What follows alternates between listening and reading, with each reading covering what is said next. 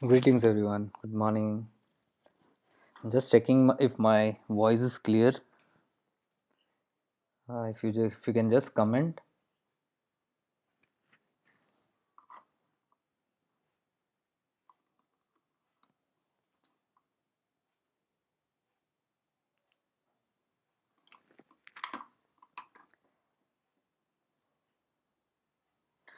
Greetings, Evans. Am I audible to you? Okay. Thank you.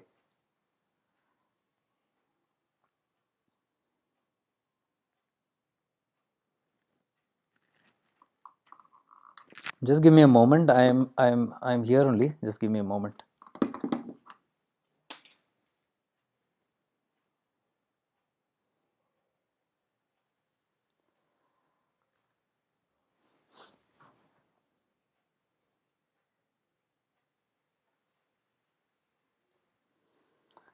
So greetings and good morning.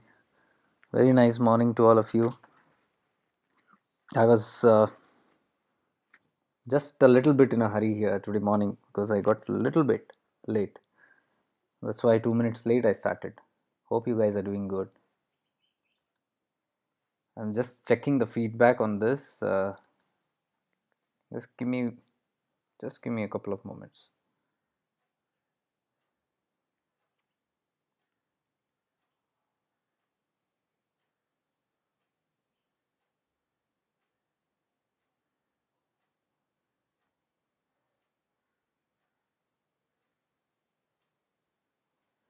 So I'm live, right? Audio also is clear. That's good enough. So greetings to all of you from the bottom of my heart.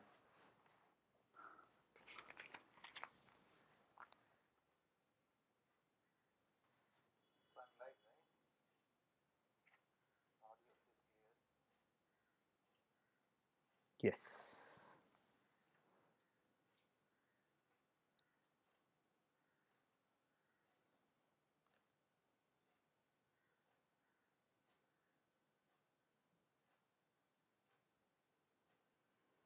I would suggest that you always check your emails because I only send on emails. I do not send the link anywhere else on messengers or anywhere. You have to just stick to the email.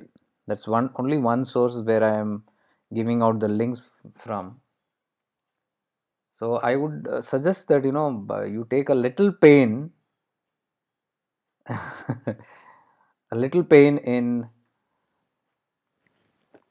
making this effort of going to your email and checking it out.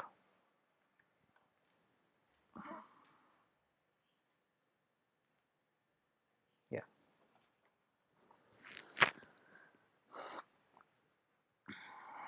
Anyways, as I have always mentioned, I am not very keen on increasing people here or increasing the count here, nor publicizing this event, nor bringing the crowd here. I am not very much bothered of all those things. So why I have made the system and why I have made it private and why I keep it with certain protocols is that to receive and understand this beautiful message, humility is much needed. Humility in the sense, I don't mean anything else other than uh, receptivity. Receptivity can come if we only have the earnest desire to receive something. I'm not saying I'm giving great things here and all that. I'm not claiming anything. But even the smallest thing that you want to make benefit in your life, there must be an kind of earnestness, a desire to get that or understand that. It cannot come with attitudes. I often have this kind of issues where people do not want. I tell them just go and put an email there. I or somebody else might be sending the links there. I might not send it personally, somebody else might send it. So I do not know. If you just send an email, they will send an email. No, you give it to me here on Messenger. I mean, if that kind of an attitude is there, nothing is going to happen in these sessions. Dear ones, humility is the prime most importance in this path.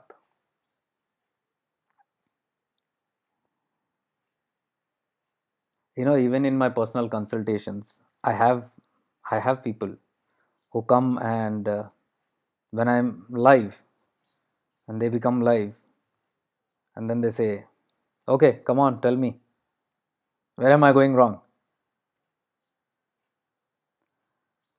Where am I going wrong? Tell me. And when I begin the session just talking and conversing about, tell me where I'm wrong, no? Do you think somebody who's questioning in this manner will ever even accept they are wrong? Even if God comes and tells them. The attitudes are very, very important, because arrogance and pride and ego demolishes our path. Very, very important it is. I'm not talking just in terms of me. Anywhere we go, there must be a kind of humbleness. You walk into any temple, you have to be receptive. You walk into any ashram, you have to be receptive. You go to any place of high vibrations or jiva samadhis or anywhere, you have to be receptive. You cannot go with your head up. Demanding grace or demanding energy or demanding justice or demanding healing.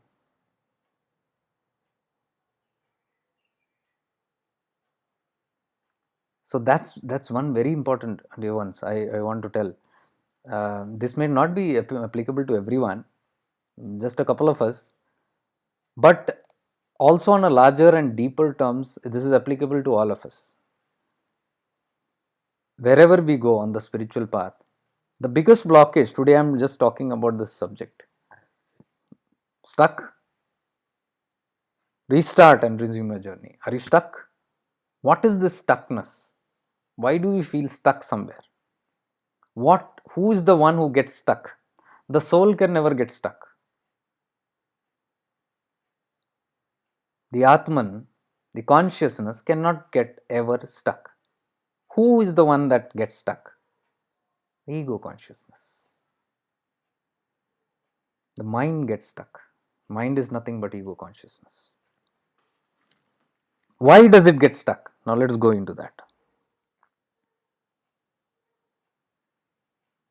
Some blockage. What is blockage? Who creates the blockage? Is it coming from outside? What happens? You will see it's the response state of your mind itself. How your mind responds to it, that is what is called as blockage. How your mind perceives things, how your mind relates to things and reacts to things, that is what creates the blockages. There is no other blockages actually. Yesterday I was doing a consultation. I was trying to convince the person. There is no blockage in you. Your mind is claiming to be blocked.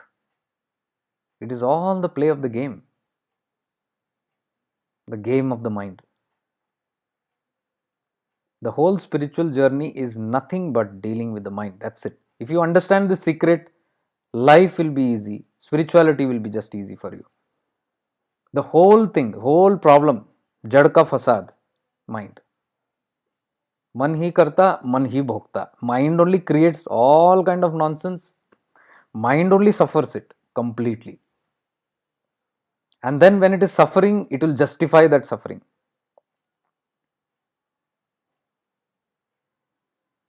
It will find ways of excuses. It will find ways of distraction. It will find ways of dodging. It will find ways of victimizing.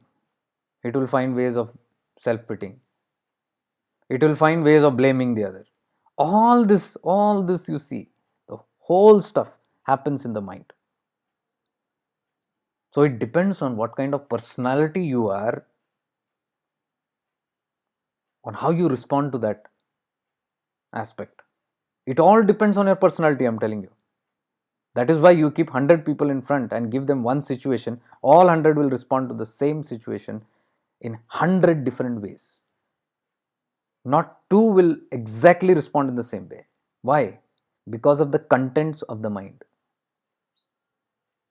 You call that karma, you call it anything. Calling it karma is justifying. Oh, this is my karma, what to do? Justifying, excuse. Finding an excuse not to do anything, blaming it on karma. My fate, my destiny, this is what I brought in. Easiest way to escape. Easiest way to self pity. Easiest way to feel victimized. Karma. Blame it on karma.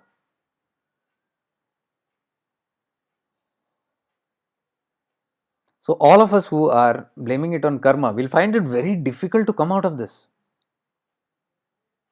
because we have already laid the whole responsibility on karma, not on me.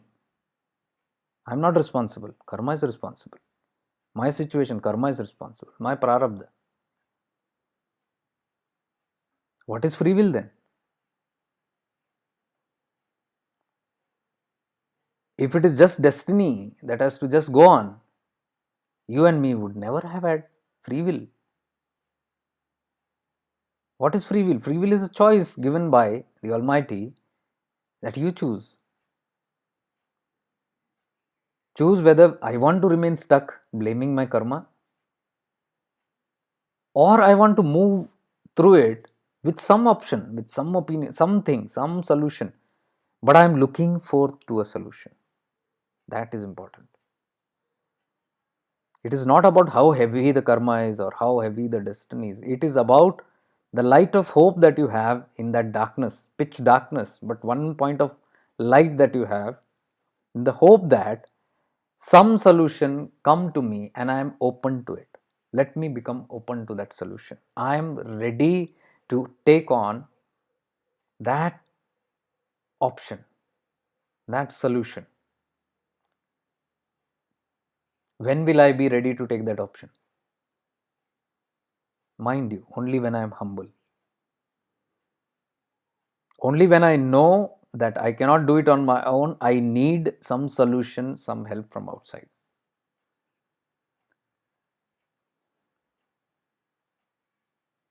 Because that is the door to the solution. That is your openness and willingness. That is the proof of your willingness to change, to transform. I would like to use this word, change. I must be ready to change. If we have the notion, I am not ready to change, you look for thousands of solutions. Even if God comes and stands in front of you, nothing is going to change. Because change is inevitable, and it is for the change only that problems come. What is prarabdha? Prarabdha is a lesson given back to us so that we change our ways. Because our ways earlier caused problem to someone or to myself. Now that behavior or that way is not right, due to which I am getting things in this manner. Or my ways were not right in the past, which is not bringing me right results. So today when I become aware, only when I become aware, it is because of my ways or my ways of thinking or my life or my opinions, my options that I executed in my life, that this is coming back to me. Until I come to that frame of mind, no solutions will work on me. Why? Because that problem has come only to give you the indication that this particular thing has to be changed. What happens with that change? Because when you change, you get back on the path. So what does it mean? If I am not changing, I am not on the path. Something is there from which I diverted from my path, due to which these things have happened or are happening to me. I have lost a bit of track. Maybe I don't know where I lost my track, but that's okay. I don't know. Mistakes happen. We are all bound to make mistakes, but we are not bound to repeat mistakes. You make a mistake, it's a mistake. You repeat a mistake, it's a mistake. You repeat and repeat the same mistakes, it's a blunder, it's a sin. Not going to work. So awareness is very important, because it is only awareness that will make you aware of what I am telling you right now. That something needs a change. Where? Not in the world, not in the other person. Something needs a change here. But because I don't want to change, my blame is on the other. That person, that thing, that circumstance, that environment, exterior, external, has to change, because when that external changes, I can adapt and become happy in that situation, because that situation or that person or that thing is now favorable to my unchanged behavior. It keeps me comfortable in the wrong behavior, it keeps me comfortable on the wrong track. So it is like you are moving on a wrong track. Now you want the whole path to come in front of you. You do not want to go towards the path wants to come towards you. You want that. But understand, for that you have to have a great consciousness. Today morning I put a post. When you vibrate lower, you look for paths, you search for paths. But when you vibrate very high, the paths search for you. What does that mean? It means that if you are in very high vibes, and even diversion that you have, any diversion that you have, knowingly, unknowingly also, but if you are walking on very high conscious levels, any wrong path also, paths will be made for you to reach that destination. The same path, even on the wrong track, if you are going, the paths will be cleared up in front. That's the power of that consciousness. What is consciousness? High consciousness is high intention, high purity, high divinity. There, this kind of consciousness does not happen. I don't want to change. I don't want to look into those things, will not happen itself. It is much more than beyond all this. I don't want to change, or I want to. It is beyond all these things also. It is just the ultimatum. That person is not bothered about this or that, or this path or that path, or which is right and which is wrong, good and bad, all that, nothing. It's just that one focus. You're leading on that. That's a very high focus, because when you are on focused on that, even the negative becomes positive, even the wrong becomes right.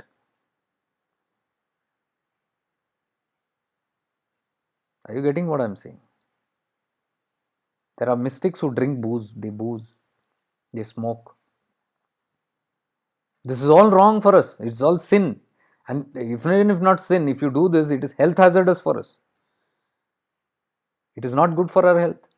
But look at some mystics who smoke and booze 24 by 7, and nothing happens to them, health wise also, emotionally also, mentally also, physically also, spiritually also, nothing happens. But the doors of divinity have opened for them. Why? Because that is a different state, what I'm talking about. That's the state where that person has transcended gunas itself. The right and wrong, duality, they have transcended duality. And when they transcend duality, the duality does not affect them. So I'm not talking about those people that you do whatever and everything will no. Till you are living in duality, till you see that duality is affecting you, till you see that you have gunas and the gunas are affecting you, you got to keep changing. That's what I'm trying to say. Change has to happen. Adaptation has to happen. Because that adaptation only will lead you to the path of shedding of these dualities and all the gunas. Not willing to change is being in the gunas, stuck in the gunas. It's a major challenge I've seen in my path. Even in my own life, My arrogance, my pride, my ego, I've seen how damaging it is. And I also see my fellow mates who are getting stuck in this. I began talking on this subject because all that I said is these lives are there. Put an email if you want it. And I am not here to force people. I have got close to 200 emails that I've signed up, but I know they are all not regular ones. And I have hardly sent only to 80 emails. So some are here, some are all in different time zones. 60% of them are in different time zone. They see it at a different time. That's fine. They want to see it, they will see it. But there is a willingness. What is that willingness? That willingness is to find out, okay, there is something coming from there. How can this thing help me? How can I bring the change in me? That attitude has to be there. What is it that I can catch from this? It's not the other way around. In around 2 or 3 consultations, I have had this. They on the camera and they sit like this. So I begin with a very positive, okay, so what are we going to do today and what are we going to conclude in today's session? Let us have a clear picture. I talk to them. You tell.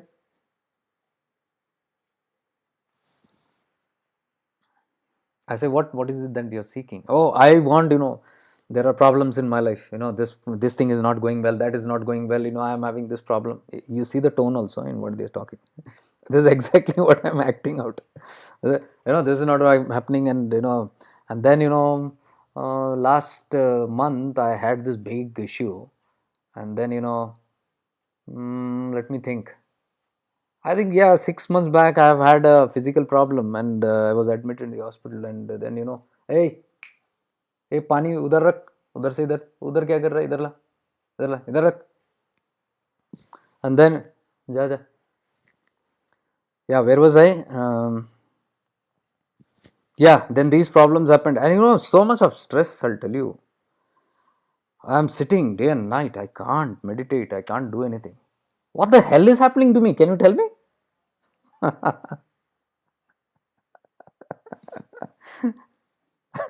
ऐसे भी consultations होते हैं.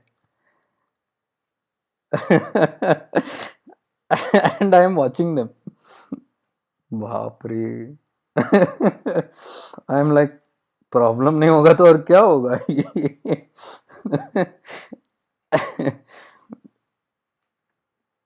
Then you tell me.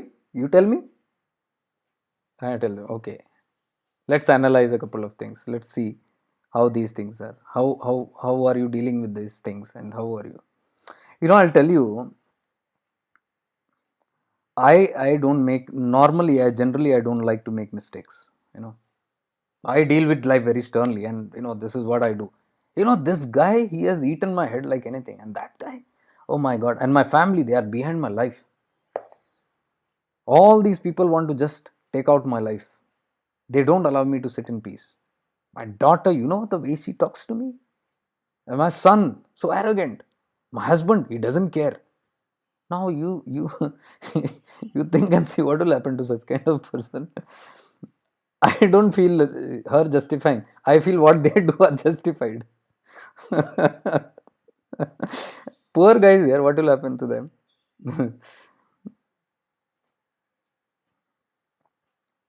And then there is self-pity. I am in this mode always, all bad things happen to me. Nobody understands me. Now, when I'm talking to such person, I start feeling self-pity now. I feel victimized.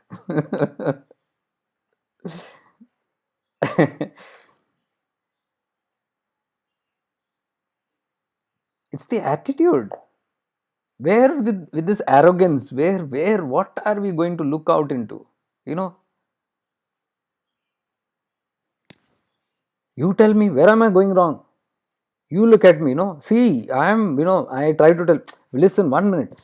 I can't.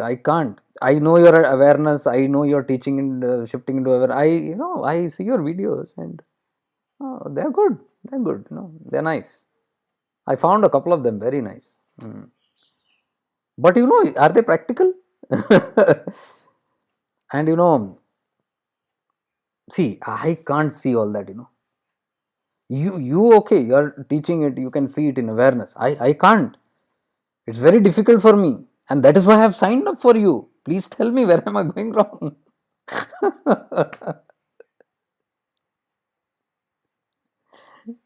I say, oh, ma'am, can I hit the refund button, please?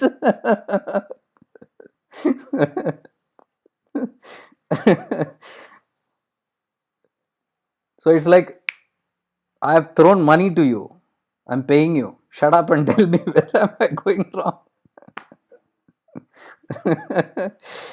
My God.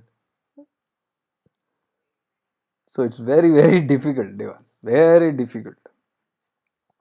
But somehow, even such tough situations, by the end of the session, they are like, I'm not feeling like talking. Yes, my dear, don't talk because the more you talk, problems are going to come. But how have I become so silent? Practice awareness. You will become silent. You will know when to shut up, because this is the biggest problem. In the consultations, I have blah blah blah blah. I have kept that name also, consultation speak. Because I know so much is bottled up, and they have actually, when you, until you speak, you cannot throw out the muck. And my work is to sit in that mug because people puke on me literally. So I sit in a raincoat and an umbrella and I say, speak. And the moment the button is on, they start all like they are coming, and I'm sitting with an umbrella and this. I know, okay, fine. And then I catch the pearls in that vomit. the, the gems that comes out in that puke, from where I can get hints on what is going wrong in that person's life, because that's my work. And I am not interested in the puke. I'm interested the gems that falls, because that gives me the dotted lines that connects the dot to where I am supposed to head. They are unable to see those pearls because the puke is so much. And this is how it normally happens. So when the puking things also happen, it's mostly this kind of a pride. So it's not very easy. It's not very easy to get aligned, with that, because if they were aligned, they wouldn't have needed it. They can't see it. So once the puking happens, the emptying happens, then they are little relaxed, and then I can catch on. And then what happens is, normally, why I'm telling you this is because this is everybody's life story, and this is where we get stuck. That's what I'm trying to tell you. Today's topic only this is why we get stuck. So if it is a 1 hour session, what they will do is they will hope now 1 hour they are going to speak. No, it's not for 1 hour. They are only given time to speak for 15-20 minutes in the start, and I keep mum. They speak and speak and speak. Once I get the dotted lines, then I'm not bothered in their puke. I say, stop puking now. That's it. Enough. And then let's get on to work. Then we get on connecting these lines and going deeper into that. Then they again go and puke somewhere. No, no puking anymore. No, catch on what I'm saying. The problem is here. Catch on this. No, no, no, no, they'll puke again. You don't know. That person has done. No, we are not talking about. So, what I'm trying to say is, in this whole uh, process of shifting into awareness, what we are trying to do is, we are trying to see where am I going wrong. My sessions are never to tell where is the world going wrong or where is somebody else going wrong. What somebody does is their karma. What I do is my karma. We are focused on our karma. We are dealing with our life, our prarabdha. How to get through the prarabdha. Because there is prarabdha which is unwinding. This is our own past only which is unwinding. Sanchit karma, okay, you do whatever and you can keep burning it. But right now there is a lot of things coming to us. That is our prarabdha, active karma. How do we go through this? Because if you cannot deal with your active karma, you can never come out. You can even cannot sit and burn your Sanchit karmas properly. If your prarabdha, current situations are overwhelming you, most of the time they are overwhelming. Too hard to catch on to.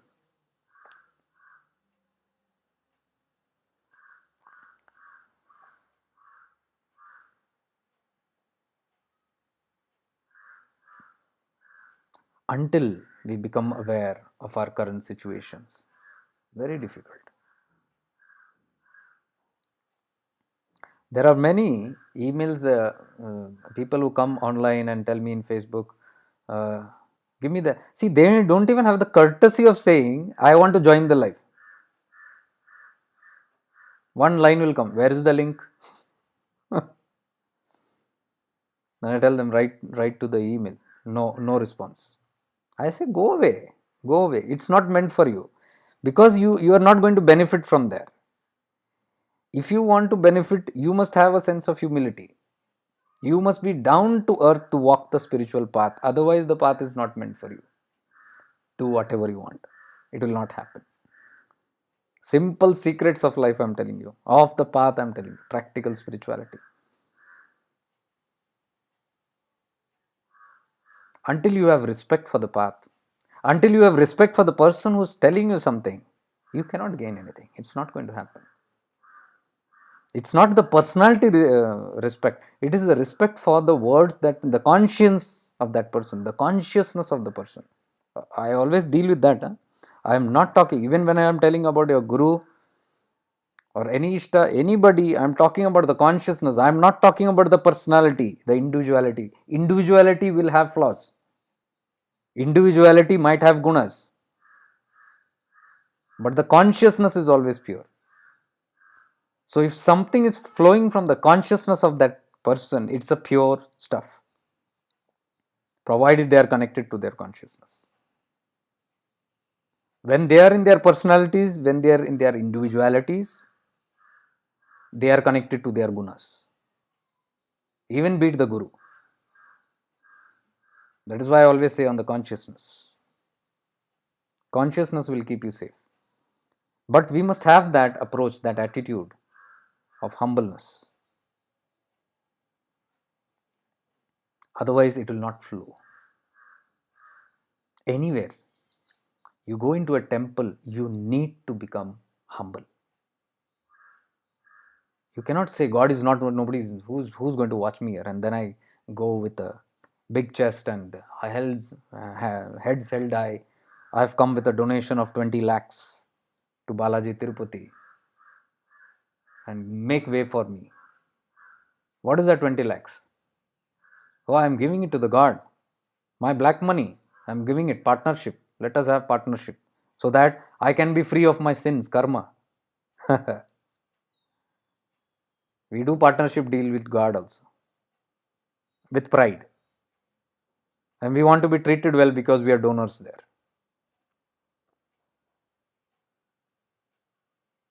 I have seen some places, organizations, where I travel, I go, I stay in those places.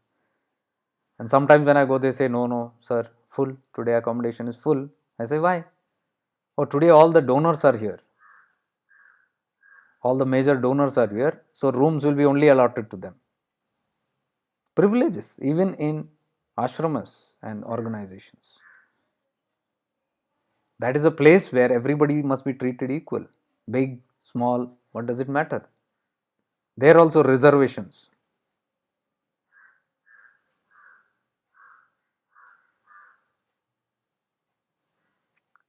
Until this change, nothing is going to happen, because there also, if we go with the flaunt of I am big, I am wealthy, I am healthy, I have everything, and I go on throwing money everywhere, nothing, it's not going to work. That's petty business actually in spirituality. That attitude, that arrogance of that, I can buy you. People go out in that. I've seen people, they try to buy. They try to buy even organizations, buy even gurus, masters. I've seen all this. How they come with big glories and how power and everything on the name of power, everything. They want to even buy the guru, buy a mystic, a yogi.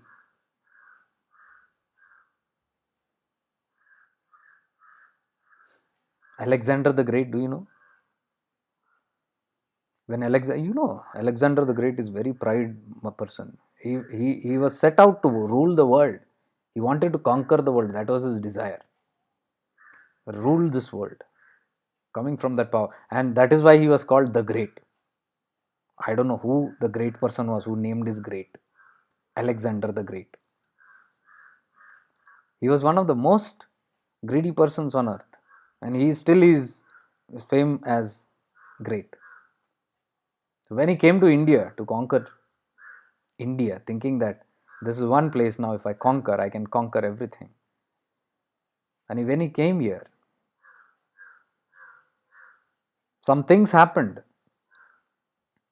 He saw one yogi healing a person from sickness, almost dying person. He transformed him, saved his life. And he was so impressed. He said, "Oh my God, how can you do that?" And the yogi said, "This is all very easy for us here. Immortality is not very big deal." And that is what Alexander wanted, immortality, so that he could rule forever. Now the greedy person became more greedy. Now when he heard of that great yogi sitting in a jungle, he sent his assistant, "Go and get that yogi to me." And when that person went to that yogi calmly opened his eyes. "What do you want?" "Oh, our king, the great, wants to meet you. Come." The yogi said, "I am not going anywhere. He may be your king, not mine." That offended him. "You know whom are you talking about? You can be killed at this, on the right away here, for denying." The person goes and tells him, and Alexander says, "How dare he? But I want to meet that person who has had this courage to say this." And he comes and meets, and he sees this yogi sitting in absolute peace, which he has never got after even ruling all this entire world. Absolute peace, and that stillness that he has. And he says, "Hey yogi, come with me. I'll shower you with all the glories and everything. Come to my kingdom." He denies. He says, "No, this is my kingdom. Everything is here." So Alexander says, "Do you know the consequence of denying me?" He says, "You will kill this body, but you cannot kill the me." That shakes up Alexander. It shakes him up literally. The audacity with which he said, the strength with which he said, the power, the divinity with which he said. He falls at his feet and now begs him, "Please come to my place. I want you." And this yogi is touched by his humility, and he walks with him, goes with him.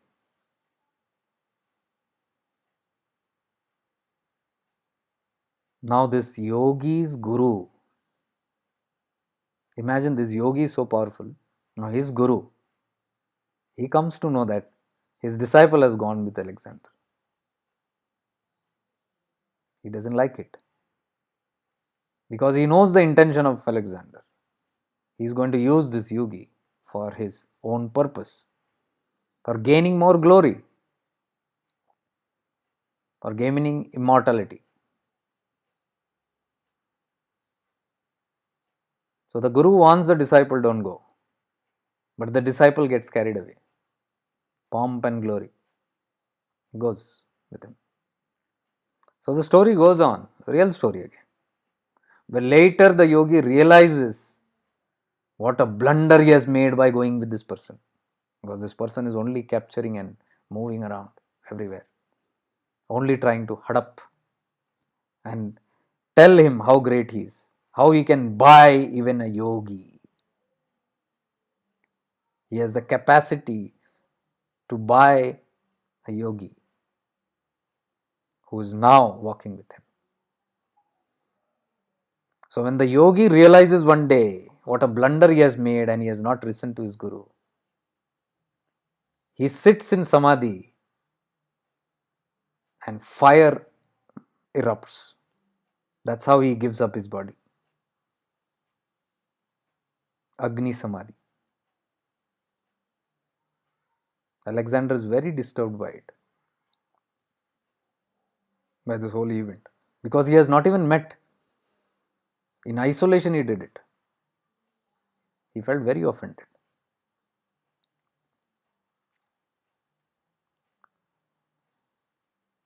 So these are the realities.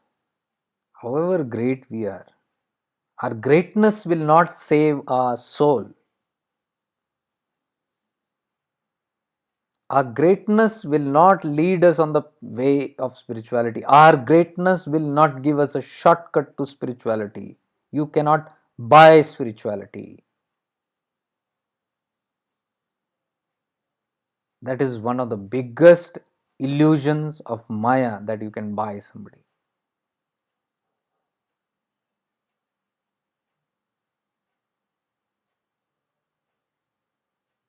There are sessions where I've just refunded money even before we got ahead.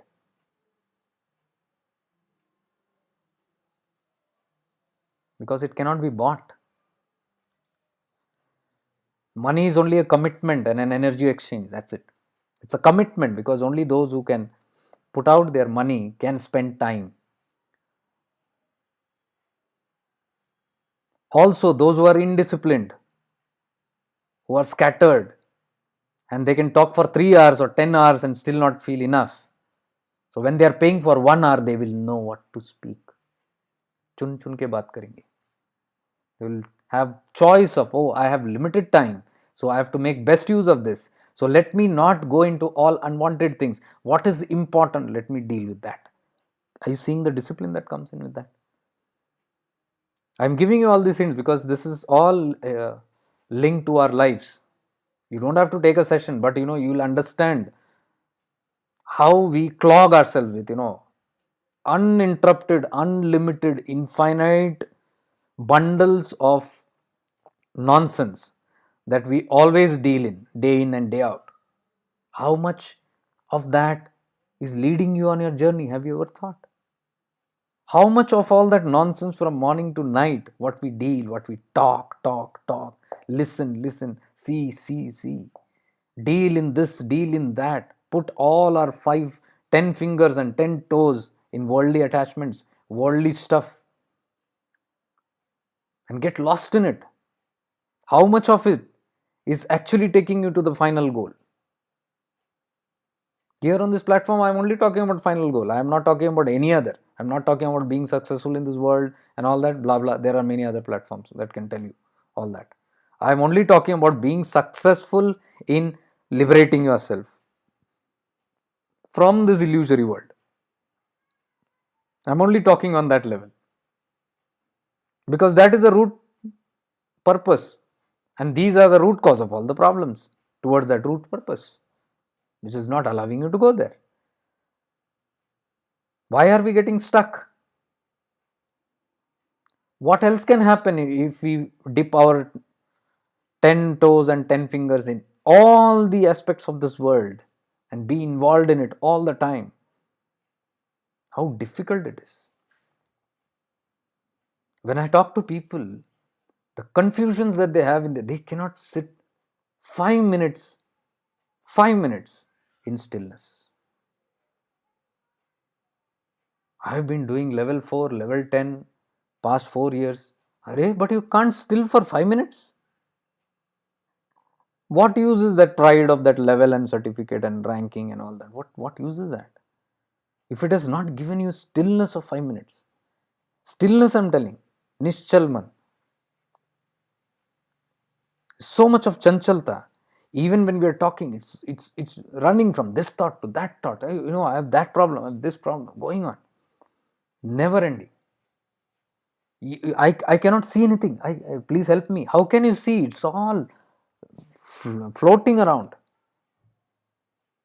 All the samskaras, vrittis, unknown kind of vrittis are coming up all the time. What is vrittis? The vibration, mental vibration from where thoughts come up. Vrittis means tarange. Mind is not supposed to have that. How can the mind become nischal? Mind will always be chanchal. Chanchal means vrittis. One after the other they are floating. One after the other. If you look at the aquarium, you can see the bubbles coming up from down, something all the time. They are like that. That is the clean water, and then bubbles are always coming. This is vrittis. This is what happens in our mind. And then we say, we cannot meditate, we cannot go deep. How can you go vrittis all the time? Meditation means absence of vritti. Chitta vritti nirodha. Patanjali Yoga Sutras says. Chitta vritti nirodha. Vritti, the vrittis. Chitta, your mind, your consciousness. Nirodha, halt. When only that chitta vritti nirodha happens, you can enter into samadhi. That is stillness. Alexander is always having lot of vrittis. And he is looking at the yogi who is sitting just with one piece of cloth, with no belongings in the forest, no house, no property, nothing, sitting there. Eternal peace, eternal stillness. He has got everything. He says, this is my kingdom. Alexander says, this is my kingdom. The kingdom that never gives him sleep. The achievements that never can make him relax at all. He has never sensed even an ounce of what that yogi is sensing. But that is so tempting. He is looking at that yogi and he says, what a stillness is that? What an aura is that? What a peace is that? Silence. And I am talking, I am doing so much of doing all the time, invading. And here is a person non-doing, just sitting there in peace, in silence, effortless silence, non-activity. And here I am the most active person, Rajasic. And what is my activity giving? It is not leading me anywhere. But the mind is hallucinating that if I do this, I do that, I get that. If I grab this piece of land, if I grab that country and dominate and control that piece of land, I can get happiness, I can get power. That's what the ego does. It's the ego consciousness that wants to control, that wants to dominate, that wants to rule over, that wants to take over. And according to me, it should happen. Alexander. The cause, the same cause of his unrest. Now, can Alexander meditate? Can't. What is the difference between the Alexander and yogi? Alexander has everything and that yogi has nothing. Nothing, no vrittis. Everything, innumerable vrittis. Because that everything has got vibrations, everything has got a certain wavelength, everything has got a certain flaw, problem, stress. So the more he owns, he doesn't know, the more he is accumulating garbage in his mind. Yogi has discarded everything. Yogi only deals with what he has to deal with. Rest is not bothered about the world. He is not bothered about what's happening, who's doing what, where they are doing. No business in anybody else's work. Centered in their Atman. Yogi knows what he wants. Alexander doesn't know what he wants, but he thinks he knows what he wants. All that he wants is extended life. Alexander. Immortality. He came to India for immortality. Do you know that? He knew there are immortals living here in India, in the East. And he thought with his power, he'll capture them and he also will become immortal. And he had almost bought a yogi, lured him, but he didn't succeed. His Guru Shakti protected him. The Guru Shakti is very powerful. It protects the disciple from going into fire. That is called Guru Leela. Cannot be seen.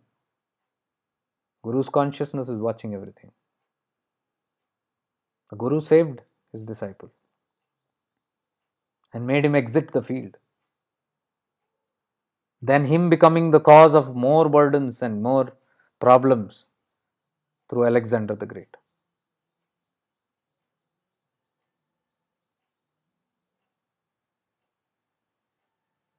There is one more aspect which I didn't tell you about the greed of immortality.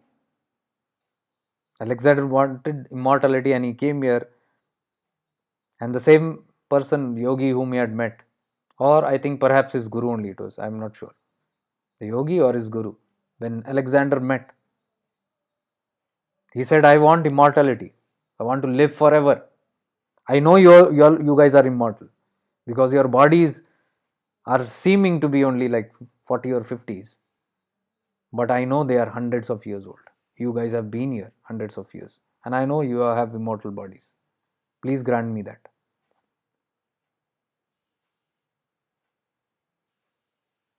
So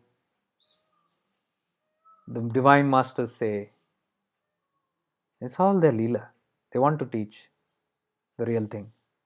They say, yes, immortality is true, but there is a stream, a pool of immortality where the waters of immortality flows in a certain area in this direction. You go there so many kilometers and you will find that waters. Eternal waters. You drink it once, you become immortal. We have drunk that water. He says, where? Go in this direction. He gives him the direction. And Alexander the Great leaves his army behind and takes only his close companion and says, let's go. Only two of them go towards that direction. Army should not come. Why? Army should not become immortal. Nobody should know the secret, only me. So he goes with his companion. And then when he is close to reach to that place, he stops his companion and says, you stay here, I'll go. And he has to obey. Even if he is greedy for immortality also, he has to obey.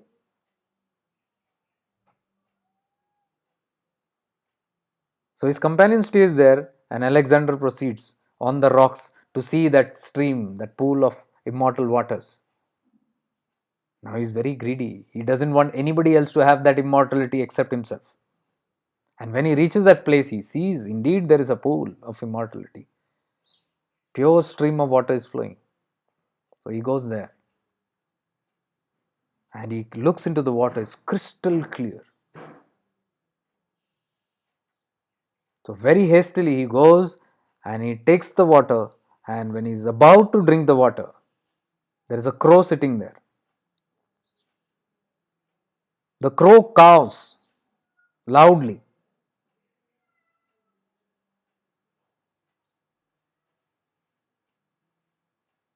And that alerts Alexander. What has happened? And the crow begins talking. He says, don't drink, don't drink. The crow says. Alexander says, a speaking crow? Then he said, oh, it's a mystical land always. And there could be possibilities. He says, why are you saying this? And how are you talking? The crow says, trust me, trust me. Don't drink this water. You will suffer. Says, no, this is immortal water. It gives you immortality, doesn't it? The crow says, yes, it gives you immortality, but don't drink it. That's crazy. The master who sent me has drunk it. He's immortal. Hasn't he drunk it? Crow says, yes, he has drunk it. Then what's wrong in me? You don't drink it. He says, why? The crow says, look at me. I am an immortal. Alexander says, hey, an immortal? Yes.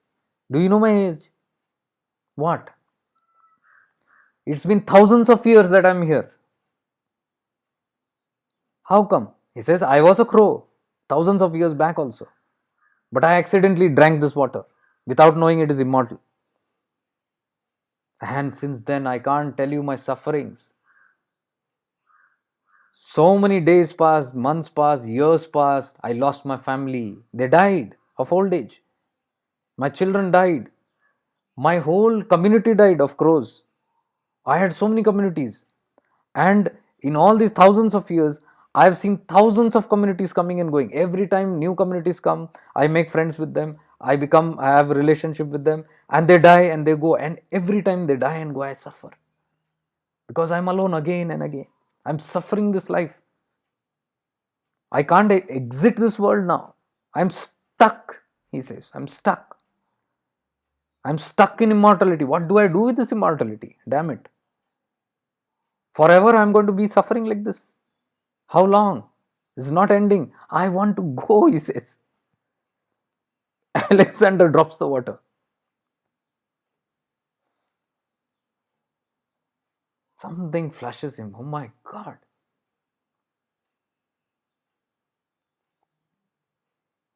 He learns a lesson.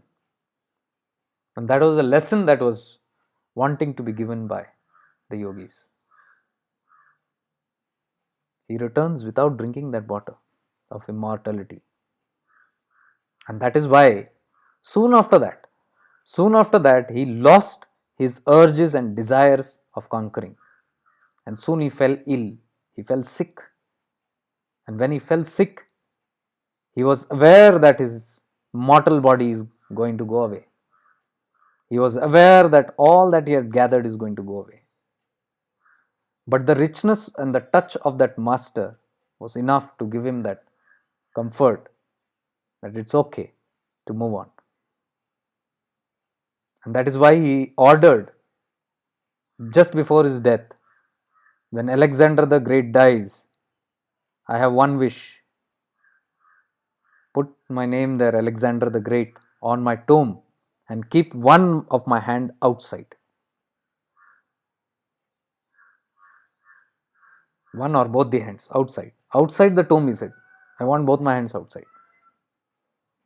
Why? Because Alexander the Great came, conquered, and is going back empty. What happened? Ego was humbled. That ego consciousness was very powerful. It will not lead anyway. And that was the mystical experience that came in that form of a guru and blessed him in a different way. Guru will not directly give you that experience. Guru will send experiences and make you learn through the experiences. I've always seen that. That's called Guru Leela. Why? Because if the Guru tells the person directly, they are not going to listen. Alexander never listened. The yogi had given him many advices. Don't do this, don't do that. He never listened. So there were other ways to teach him. And it was all through the stories. And this is not a made up story. These are real stories. So what do we get to learn from this? Humility. And the knowing that whatever we gather, whatever we have, how much ever we have, we cannot buy happiness, we cannot buy health, we cannot buy immortality. What is this immortality that all are crazy behind? It is giving a knife in the hand of a monkey. Monkey, when people do not know what is immortality, any tool you give them, it's like a knife, a gun in the hand of a monkey. They will misuse it. Not even misuse it. They will not even know how to use it properly. And for what purpose they will not know. Why did Alexander want immortality? So that he can go on conquering the world and satisfy his unending desires. He wanted to prolong life just for bhog.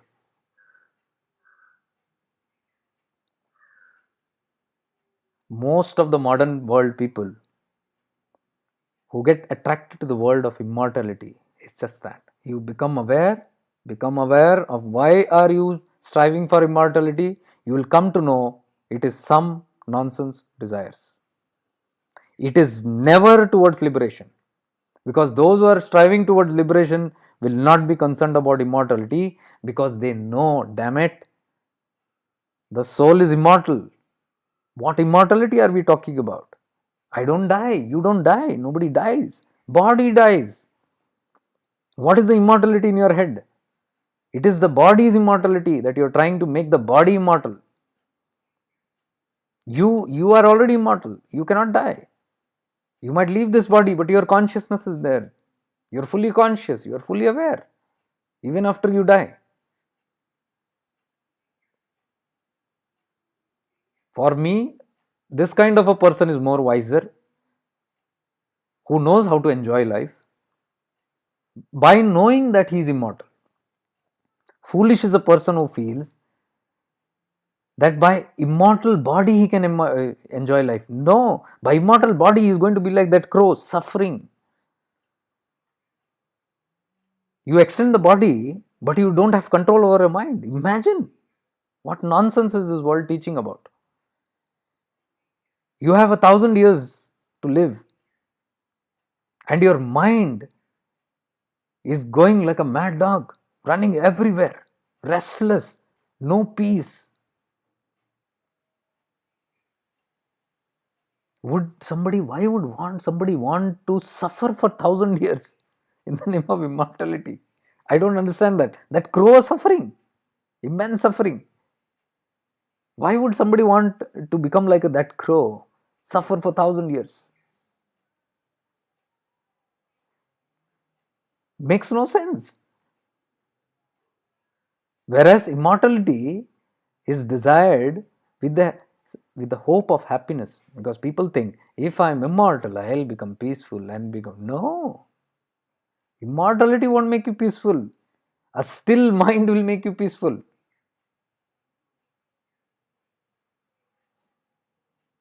If your chitta is calm, you will be able to even enjoy that 1,000 years.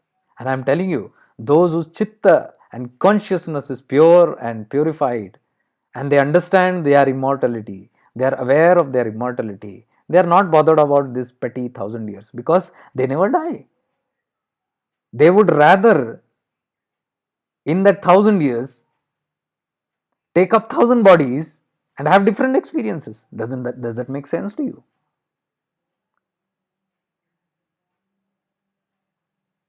Instead of having 1,000-year body with full of mental suffering, unrest all the time, turmoil and pain and suffering, is that better? Or is a pure chitta which is all the time free and happy and blissful, and then it changes 1,000 different bodies and experiences itself in 1,000 different bliss bodies? Does that make more sense? It's a crazy world out there. Definitions are not clear. People are not clear what is being taught and what are we learning. What are we learning it for? What is the purpose of it? Is it going to serve our final purpose towards liberation? I believe, if anything, immortality or mortality, whatever it is, if that doesn't lead you to your ultimate goal, you are stuck. And if you are stuck, means you are going to be suffering. It's only suffering. Suffering of ignorance. I would rather prefer people teaching liberation and immortality than vice versa. I would even say liberation through mortality is much more qualified, much more purer. Liberate while you are a mortal.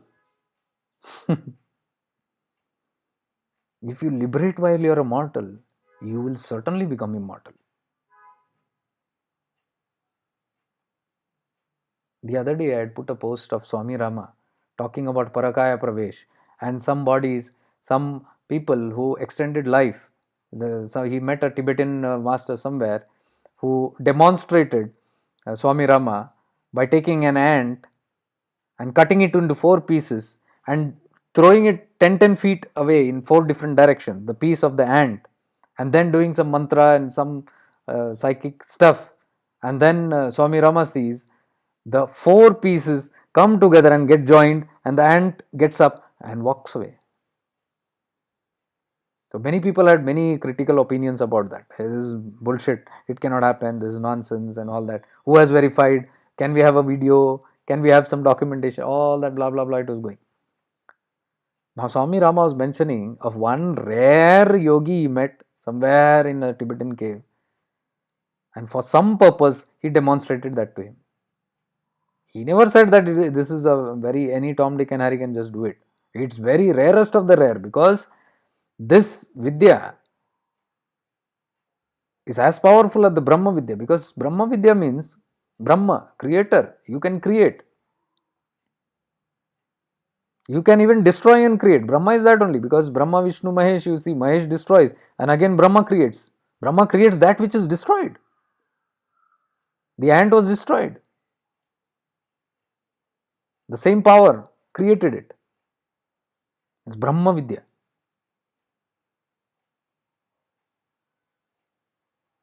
Everybody said, where is that document? Can I get some document? Can I get a book? Can I get yogis? Where can I go? Now all these people who are asking, where can I go? Where can I read? All these are those foolish guys only who are seeking a impure desire to extend their bodies, lives. It's not a pure seeking. The moment you want to meet such a yogi who is wanting to show that you can cut into pieces and do that, Bhagwan Nityananda did it.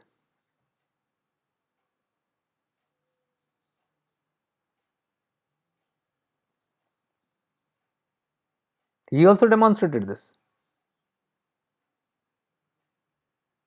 He told, never take the life of anything. Never take the life of anything, because you don't have the power to give life. He said, until you have the power to give life, do not take any life. That's what he had taught. Now all the mystics teach that.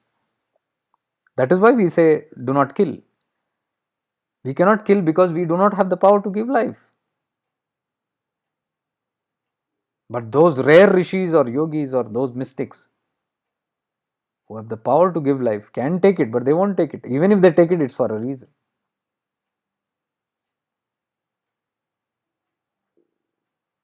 When I was talking to Indu Tai in Ganeshpuri, we call her Sindhu Tai.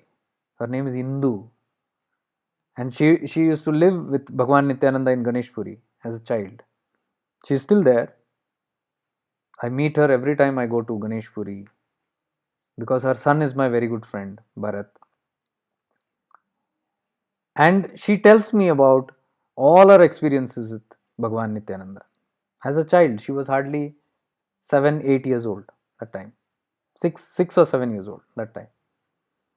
And all the children used to sleep around with Bhagwan, where Bhagwan is sleeping, lying down, and all the children would be lying down on the floor around.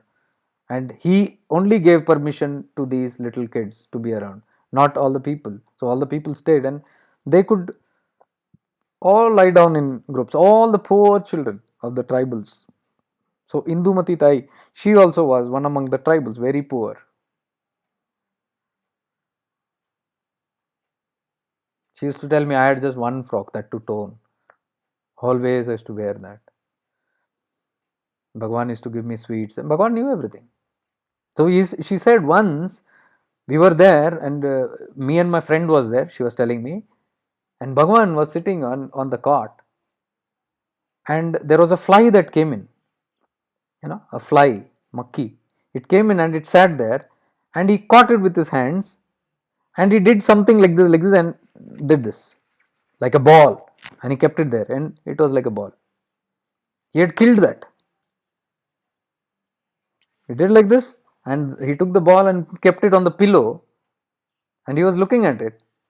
And she says, from that crushed, it was a crushed fly, things just opened up like this, and the fly became alive and flew away. Why he did it in front of them, God knows. Excuse me, I'll just give my cat some food.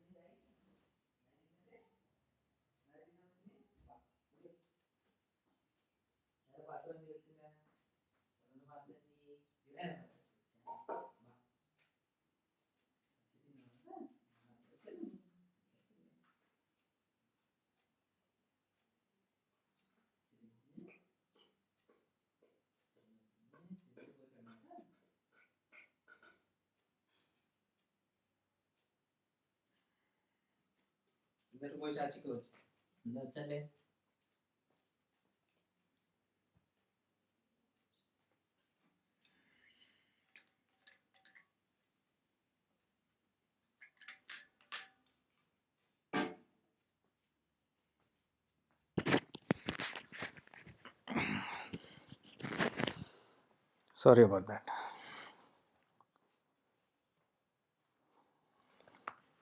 So Bhagwan Nityananda demonstrated that, and these were the eyewitness.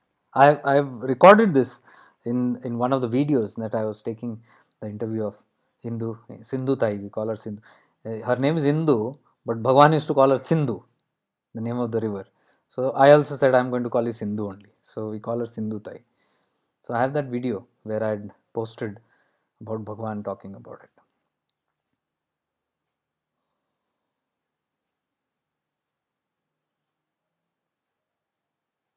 So yeah, she added in that. Bhagwan said, you cannot take the life until you have the power to give life. So it was something on that topic only he demonstrated it. I think he was talking about that topic. You should not take life until you can give life. You do not have the right to do that. And then he demonstrated something like that. I don't remember. Anyways, the message is about the intent of doing all these things.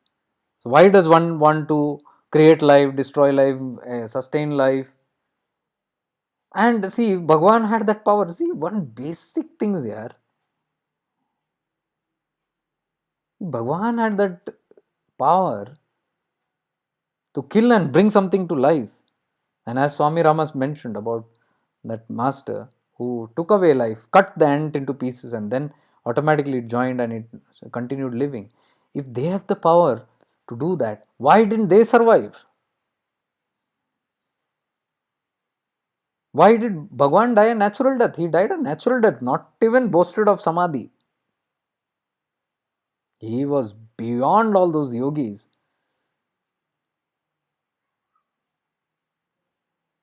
who could leave their bodies.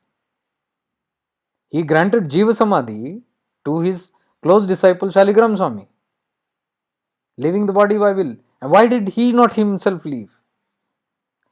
Ultimate simplicity of life. Utmost humility of the most pettiness, so much petty he made, he didn't give, in these last days, you can see his photograph with a goggle. He had cataract. Imagine Bhagwan having cataract, who saved lives, who healed so many people, who created all these miracles, wonderful, beyond the science, what science, all those miracles he created, and he could not cure his cataract. Ramakrishna Paramahamsa, so powerful, could not cure his cancer. Ramana Maharishi, so powerful, could not cure their cancer. Albert Einstein, when he was almost about to go, he only made one statement to the medical fraternity. He said, anything happens to this body, don't mend it. Don't do all that modifications. Whatever it is, let the body go that way. Do not alter, he said. Who? Albert Einstein. Do not alter this body. Whatever is meant to happen. He knew of his prarabdha and he knew of his simplicity. See, these are all great mystics. Not greedy mystics. Not greedy to prolong their life. Do this and that. And do what? People do all sort of things on the bodies. Why? To sustain life. To prolong life. Life of suffering. I cannot get that equation. I've seen people kept on ventilators and life expanded and extended in intense suffering. They will be suffering. They don't want to leave the body.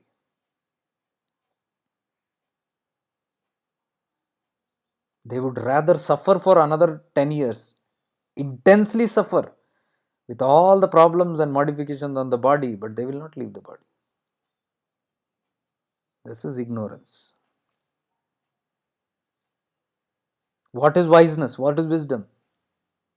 If your time has come, you just exit your body and then be conscious, be in state of awareness, and consciously create another body if that desire is there, and continue. Why? What is this about 20 years, 10 years, suffering through it, and just for the sake of being alive? What is that being alive? Even a vegetable is alive. It comes from ignorance. It comes from that not knowing about life. The fundas of life are not known. What is consciousness is not known. We have not invested time in understanding and realizing what the self is about, what this life is about. Where have we come from? Where are we heading? Where are we right now? These three questions remain unanswered. That is why we get stuck. This getting stuck is because of lack of awareness of these three questions. Who am I? Where have I come from and where am I going? If you know where have you come from, you know that you have come from that source sometime. And where are you going? Oh, from here I'm going somewhere. Before that, who are you? Then only you will know where you are going. That's a beautiful question, but Bhagavan Ramana said, because until you know who you are, these other two questions is very difficult to understand. First, realize and understand who are you? You are that soul. When you come to know, how will you come to know? When you are seated in your soul awareness. When you are spending most of your time in your soul awareness, you become aware of yourself, the true self that you are. You are not the other things. You will come to know. So when you come to know you are not the other things, you will get least attached to all those things, least connected and least suffering from all those things. So you move into that centeredness of who you are, and once you know who you are, you will know where you are come from. Because now you know you are the soul. So where is the soul coming from? You will know the source. And now since you know who you are, you will also know where this soul is now going. Is it going back home, or is it going to take more tours outside and having more sufferings? There is a choice. Nobody stops that, because the God Almighty has also given this power. You love life, you are what you call madly in love with life and its entertainments. Be entertained. You can have thousands of lives, no problem at all. Have it. It's your choice.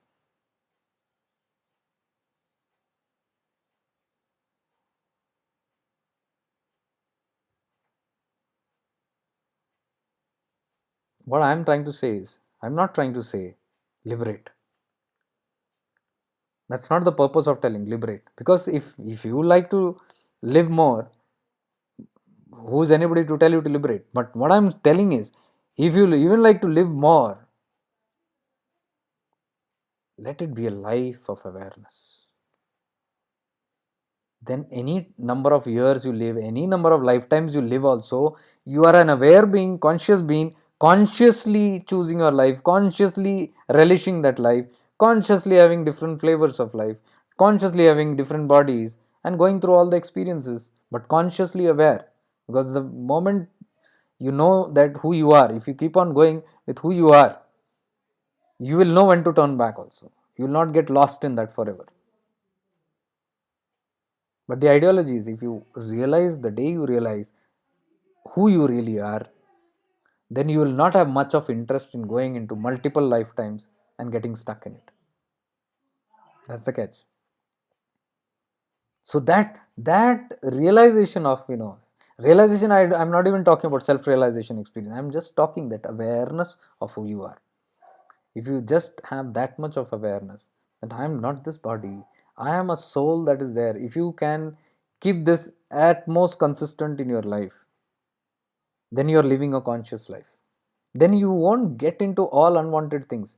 You will not get into gossips, what people are gossiping about, what I am gossiping about, what the world is doing, how the world lives, how the society live, how people live, people's life. There will be no comparison also. The people are living this, I need to be that, or we need to. It is none of my business what the world, how they live, what is happening in the world. I don't know. I'm not bothered. I am in my present moment. This is my life experience, and I find this good enough. If this moment I'm finding it good enough, next second I'm finding it good enough, next minute, because next minute, if I say after 1 hour, if it is 11:30 now. If I say at 12:30 what I want to be, I don't know. 12:30 how I'm going to be. But what now I know how I'm going to be.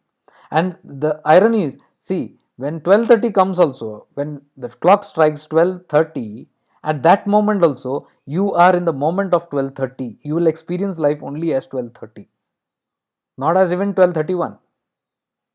You cannot think of 31. You can only live fully in that 30.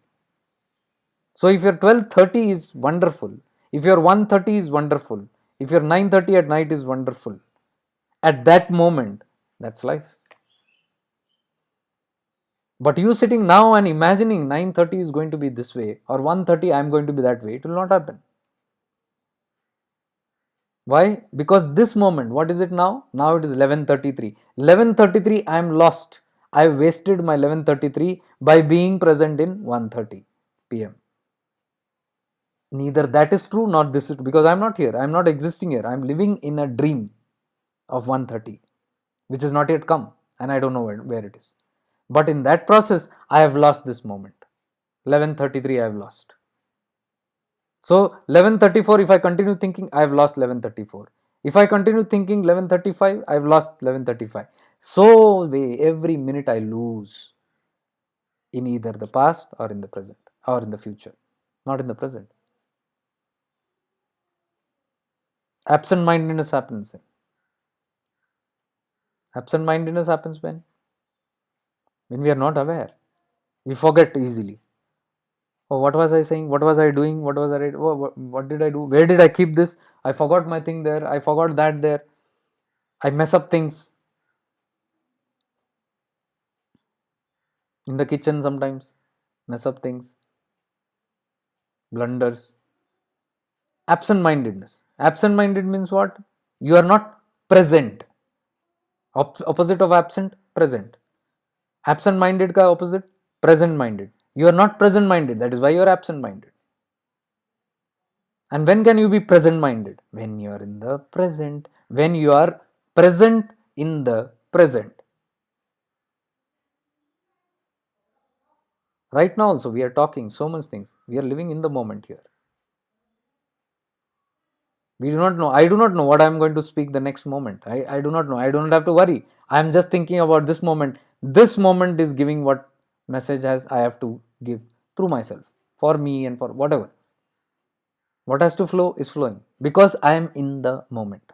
The moment I move from here in my mind, I start thinking about my past or future, I get disconnected from this. There will be no continuity of words, I'm telling you.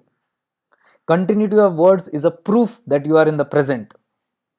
Every second that word is getting joined. This is how life should be. Every moment should join us. That dots should be keep us joined. So if we live in that moment, we are relishing completeness in that moment. So there is no do's and don'ts in that. What is right, I express here at that time. The stuckness comes. I'm stuck. You cannot be stuck in the present. Mark my words. You try it if you want. You cannot be stuck if you are in the present. You can only get stuck in life if you are somewhere in the past or in the future. Try it out.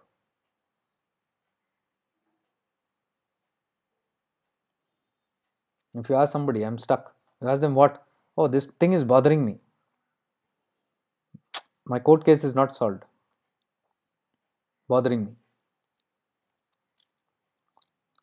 Or somebody said something to me that's bothering me. Somebody is going to do something to me, bothering me. See all these tenses. What are the tenses? Somebody did something to me, past. Somebody is going to do something to present, future. What is happening? I'm either using my present in my past and my future, and I'm feeling stuck.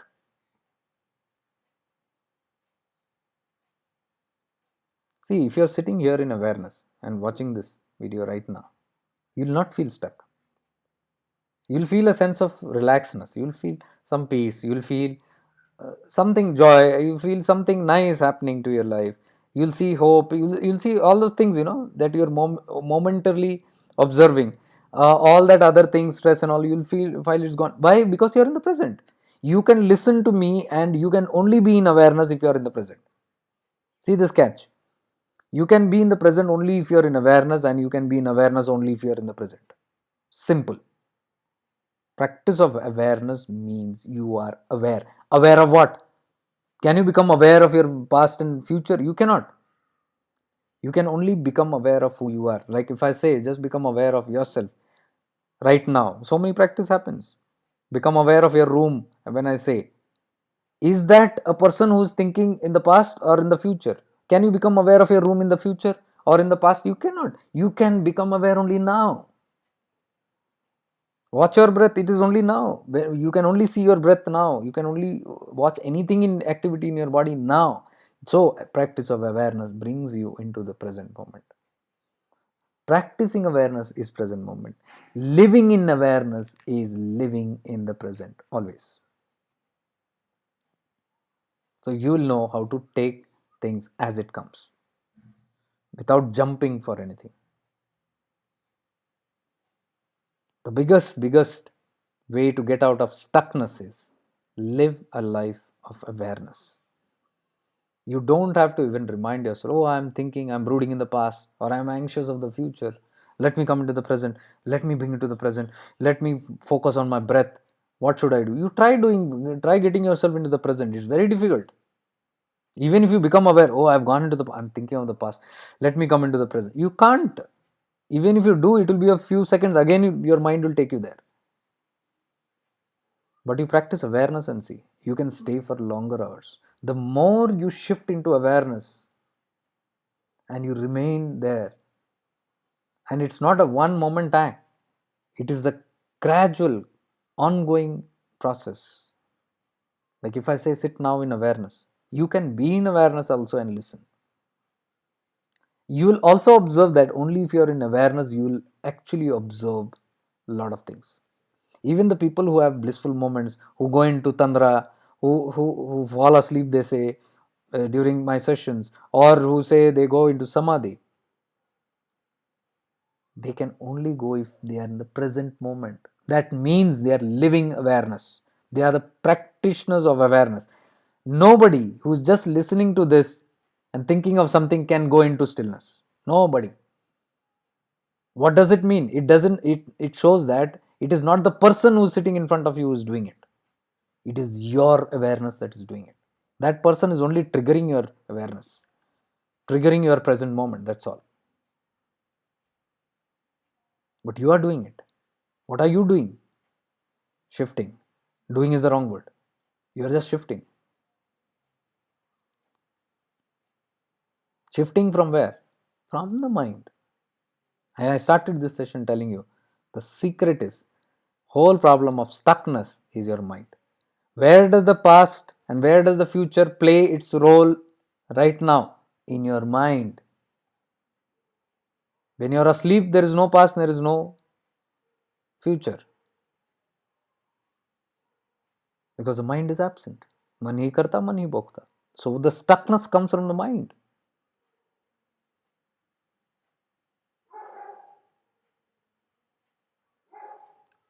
So sometimes when all these kind of challenges come in, there are many challenges of life. See, that's what I'm trying to tell you. The prarabdha is not easy. We all have challenging prarabdhas. Nobody's prarabdha is easy. It's a maze through which you're traveling.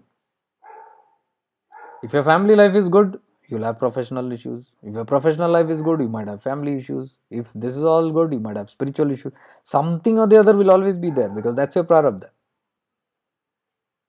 Because if things were very smooth and nice, you would have attained moksha by now. Because there is nothing else to be worried about. The challenges are coming because of the prarabdha, and the challenges are not exactly proportional to your prarabdha. Prarabdha is there. It is how you deal with those challenges.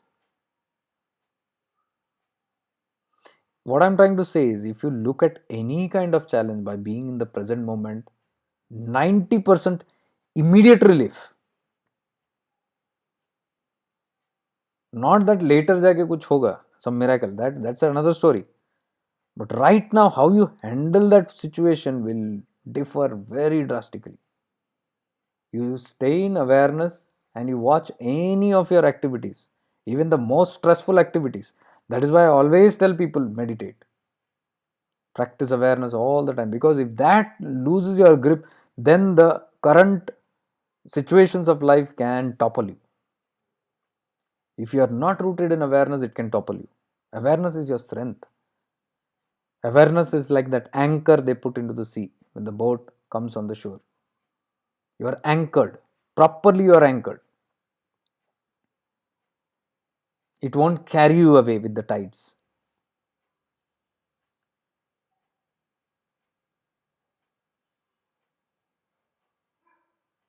So, living a life of awareness will not erase your prarabdha, but it can have a smooth sailing through that prarabdha. Instead of getting toppled and tossed, you may smoothly pass through it. And if you're smoothly passing through turmoils, then it is not stuck. Stuck means you are unable to pass only. जकड़ के रखा है, everything has stopped you. You feel everything has stopped now. Life is not moving. Nothing is happening. Everything has come to a standstill. Many people come to me on that. I'll share those reviews with you. I'm going to put that. Because the kind of reviews that people are writing after practicing awareness, stuck for years, and they feel things will happen, things will happen, things will, and then they feel that nothing is going to happen, and then they have this kind of consultation, and then things just break through, and then they write to me, oh my God, miracles happened. That thing did not work, and now it's working. Now it's all moving. Nothing is moving outside. What simple happened? I'll tell you the funda. What happened? I said, before we had this session, it was all stuck. I said, no way out. There is no door to open. I feel I had nothing. I'm a dead end. So we came to you for, they come like, somebody might assure you, oh, everything will be well. We are not here for assuring. Because how much ever talking we do, it's not going to change somebody's experience. It's not going to change somebody's life. Pravachan will not do that. They need to experience how am I not stuck first. If somebody is feeling stuck and if I keep on telling, no, you are not stuck, don't worry, be positive, think positive, be enthusiastic, be courageous. Do you think anybody will have courage just by telling them? But if you make them experience, see, you are not stuck really. Look at the situation in awareness. And when you are experiencing and you are suddenly that person unclutches from everything. Why? Because till now they got stuck because they were operating in the mind. Catch the secret if you can. It will save your life. Till now they were operating in their mind. The same mind in which they created all these problems and got stuck in. They are trying to resolve everything from the same mind. The same mind. They are using the same tool which made them stuck first. And they feel desperate and very helpless. Because it's a hodgepodge, it's a confusion. The mind is a bundle of confusion. And if it is already confused and in a depressed state or in a lower state, you are using that lower state of mind to elevate into upper state. Will that happen? That is why many people say, let me go and meditate now. I have a lot of problems. Let me go and sit. I'll do sadhana. Do and see. Can you do? Let me see. Write to me if you can do that. When you're very upset and life is going very bad, go and sit in a room and do whatever sadhana you can. And tell me, oh, I did this sadhana and I came out of it. Firstly, it's not that sadhana is not good. Sadhana is very powerful, but you have to align with that sadhana first. You have to deeply get into the sadhana. You have to make use of that tool to get out of it. Now, what you are doing is with that same cluttered mind, you sit for sadhana. And when you are sitting in sadhana, your desperate mind, how does it operate? I'll tell you. You're stuck now. You close your eyes and you're sitting. First thing that will happen is, please save me. Oh Gurudev, Oh Lord, wherever you are, help me, I'm in this kind of situation. You go into a victim mode, self pity mode, and you go into a desperate mode. Please save me, I'm sinking. This is not happening, that is not. And the mind is now already troubled in that this troubling prayers that you're sending, you'll feel more restless now. Because now when you're praying, you're just hoping, oh, and then that same mind, that nonsense mind only will tell you, do you think this prayer will be heard? Do you think this is going to really happen? Do you think somebody is there? And then the doubt will come in. One moment you are praying, oh please help, I am stuck in this situation, and then the mind is telling doubtful, Arey, itne saal to nobody heard you. All your prayers have not been. What do you think this? Gone. Everything is, oh my God, I am stuck now. What to do? Nothing is working in my life. Gone. Why? The same tool you are using, which is already giving you frustration. That is why I say, shift into awareness. Leave that mind alone. Don't try to work things out with your mind. Don't think and do things. This is a secret, guys. I'm telling you. If you can catch this, you'll save your life from a lot of sufferings. Don't think and solve the problem. You cannot use your tool of mind to solve a problem. मन ही करता है, मन ही भोगता है. You can only use your mind if it is your good friend. If it has not been your good friend, if your mind has been enemy all the time, suddenly you try to become friendly with it, it is not going to become friendly. Because the content, the vrittis in the mind are negative. Until you get rid of that, you cannot do anything. And the irony is that to get rid of that, we want to do sadhana. And now we cannot enter into sadhana because we are using the same mind. So the catch is, you can do sadhana, do it through awareness. What I say is, first shift into awareness. Leave the mind alone. And when you are floating in that consciousness, then jump into that sadhana and see what happens. Because that is the right time for you to approach that sadhana, that meditation. Unclutch from the mind first. By becoming aware, float away, become aware of your body, become aware of things around, become aware of the space around, all the practices that I tell you. Because the moment you become aware, the chetana, the consciousness, you are lifting from the mind and investing it outside, on that space or in the body or in the organ. The chetana has come from there to here. So the mind has become empty. Now the moment mind has become empty, with the same consciousness, you enter into sadhana mode. Suddenly you'll see the things working out in the sadhana. There will be qualitative sadhana there.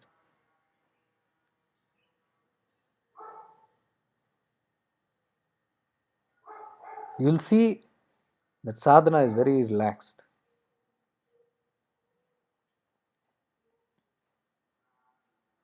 Or sometimes, even if you get into sadhana, and if you're doing your tapas or whatever, the moment you come out, you are again in the mess. That means again, you have lost that awareness. So in sadhana, if you have a certain awareness and you're conscious, and when you finish off the meditation, you don't wipe your face and get up and go and jump into the pool of Maya again. You quietly, graciously get up, remain centered on that awareness, that consciousness, and live through the world in that consciousness. That is what I mean by moving through your prarabdha. Then you will see you are moving, you will not get stuck.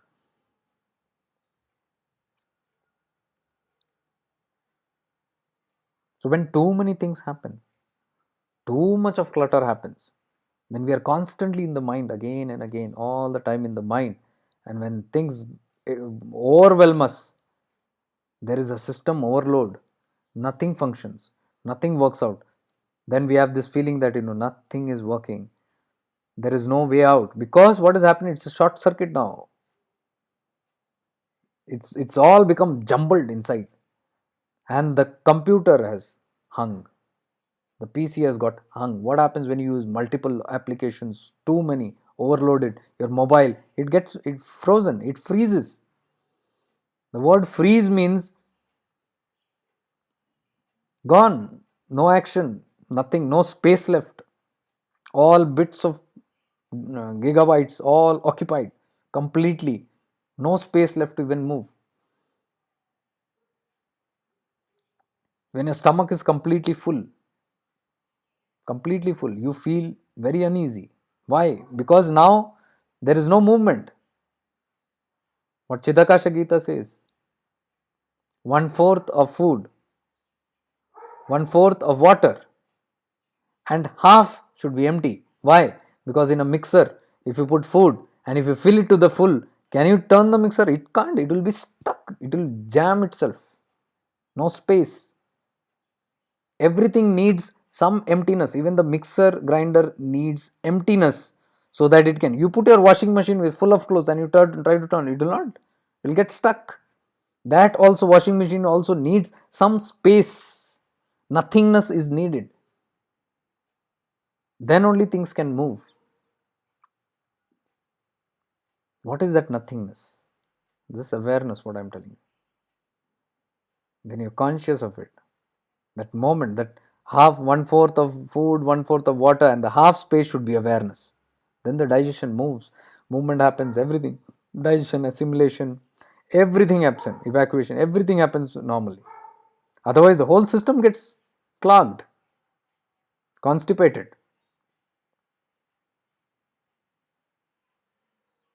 And then we use chemicals, more toxicity to move the muck out by taking in more pills for constipation. Those are chemicals again, laxatives, so called. We are complicating the system actually. We are polluting the system more. Why? Because we are using the same tool that causes. We have already poisoned our bodies and digestive systems through toxics and poisons. And now, when it is poisoned, we go for a solution and we buy chemicals and pop it, the pills inside, more chemicals, more poisons only to clean the poisons. Are you getting it? That's why the whole humanity is stuck in this health business. No way out, proper health. They are dealing with the same thing which caused the problems. Toxicity is there even in the pills, it is there in the food also. So they are using another toxicity to cleanse up this toxicity. What I am trying to say, you are using the same mind which created the problem now to have solution. It won't give you. Only way to get out of that stuckness is move into awareness. Practice awareness as much as possible, because when you practice awareness, you will see suddenly you are unclutching. Yesterday I was talking to somebody. No. Talking. So much of talking. I said, become aware first of what you're talking. You can only go on talking if you're an unconscious being. You're not conscious of what you're talking. How much is needed to be talked about? It will cost you. If you do not know how to use your panchendriyas, it will cost you.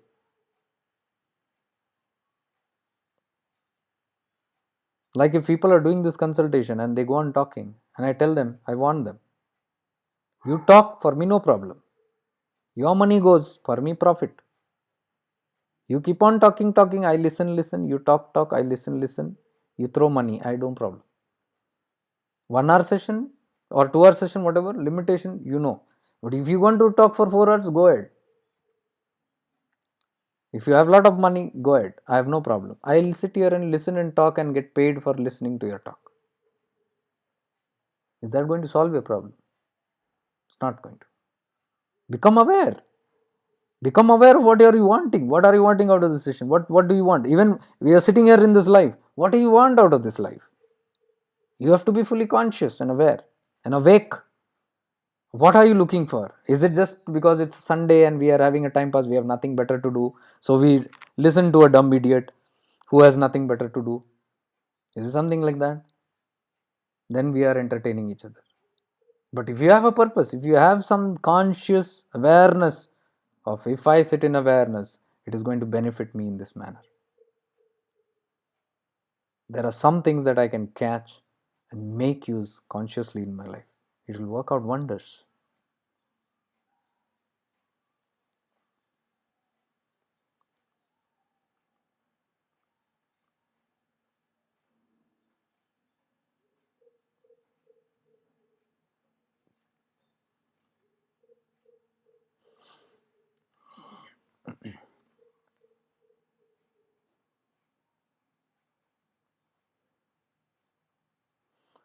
So, when we use these panchendriyas, very dangerous. The more you are a seeker of awareness, the more you are a seeker of the self, no, your biggest enemy is the panchendriyas. Seeing, hearing, touching, smelling, taste, out of these three, which are most active, the two less active,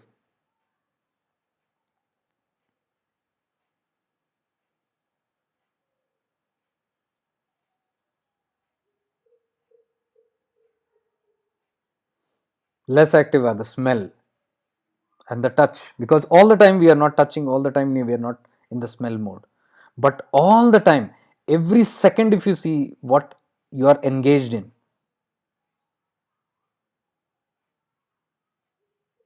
eyes,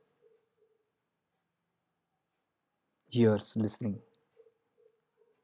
and the biggest challenge, jiva. Jiva is in two ways: eating for pleasure, speaking for pleasure. The most dangerous, bahemukhi panchendriyas. The most that can trap you in the outwardliness, the jiva. You can be thronging for new tastes, or you can be thronging for talk, too much of talk, excessive talk. This can get you in trouble, even by eating unwanted stuff and by talking unwanted stuff. If you do not talk without, if you talk without awareness, you'll be in trouble. You can invite a lot of trouble. You have seen how our speeches end up in problems, in misunderstandings, in lack of communications. So many problems are caused due to this. Arrests have happened, tortures and murders have happened, wars have happened over this. Just a speech is enough to trigger even countries to fight against each other and to bring destruction, mass destructions. Power of speech. If you are not aware of this, very dangerous. You must be fully consciously aware of what you talk. You can only understand that if you are a practitioner of awareness. If you are listening to the sessions and not practicing awareness, it's not going to do any help to you. You will have gyan, you will not have experience. This awareness should always be, because if you are living 24/7 in a certain kind of awareness, you are an aware being. Aware being cannot be distracted, for they are always rooted in awareness. Anything that they see in awareness. Anything that they hear in awareness. Anything that they speak in awareness. When you add consciousness to the indriyas, it becomes very powerful. When you see something in full consciousness, it becomes very powerful. If you are a person who's observing things in awareness, when you are looking, when your eyes is looking and you are only a being of awareness, you are seeing something more than what can be seen. You develop that, the subtle quality of that awareness. What is the subtle quality of all the panchendriyas, all the five senses? When you transcend the five senses, you enter into something called sixth sense. All these senses are connected to the sixth. Every sense is connected to the sixth sense. Gross is hearing. Subtle quality also will be there. The sixth sense of that hearing. Clairaudience. You can hear non-physical things. Things which are not in the from coming from the physical world. You can hear that. That is what you call the Guru's Vani, or the God's voice, the voice of the self, what they call.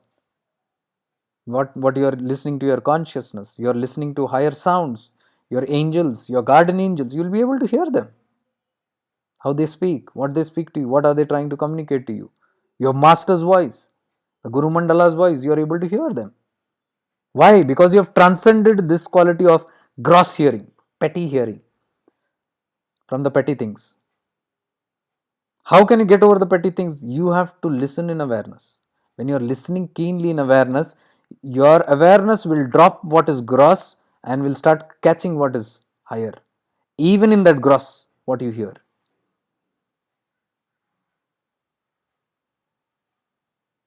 This is what I do when I do sessions. I don't listen to their gross talks. I listen to what is the subtle thing in their talks. You can actually hear that. People don't understand when I tell them, they will not, no, it's not that, you don't understand. I understand, you are not seeing it. What you are talking is something else. It is gross talk, but that gross talk is coming from some subtle areas which you are not aware of. Probably it's coming from your subconscious. Many people talk, but they reveal lot of truths in their speech itself. If you can hear that, how can you hear that? Awareness. If you are practitioner of awareness and you are listening very carefully, most of the time, if you are an active conscious listener, you will only listen to what is important. Rest all, automatically the awareness will filter out. There are such times where I have had discussions or conversations with people where I am present with them but my mind is absent. If the topic is not of highest good for me or anybody, my ears drop listening to it. I don't know that phenomena, how that happens, but it happens. Because I don't do it, it happens. So only wherever important things are coming, it will be catching. Rest all, it will be just dropping. You don't even aware. So most of the time, I don't remember what people say. I told you this. We had told this. We had discussed this. Did you say that? Oh, I don't know.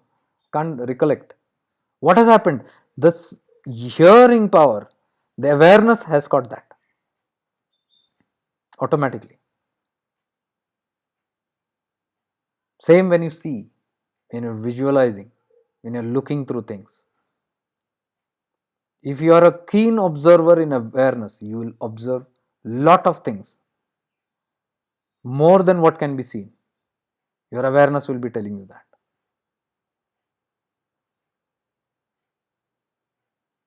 And that seeing is the physical thing, that is a gross thing. That is also connected to a higher, heightened senses, the subtle one. What is the subtle? Those who are very much subtle can see. They can see which is non-physical. They will start seeing what is non-physical. What is not seen by the naked eyes, that can be seen. That is the subtle quality of this Panchindriya. What did I say? Sixth sense. All connected to the sixth sense. What is sixth sense? A psychic center. Through the life of awareness, through living in awareness, seeing in awareness. So when you see, you know what to see, you know what not to see. You will see that even if your eyes are open, your eyes will only catch that what you are supposed to see and will drop all that you are not supposed to see, depending on your gunas and chetana, whatever it is. It all depends on that.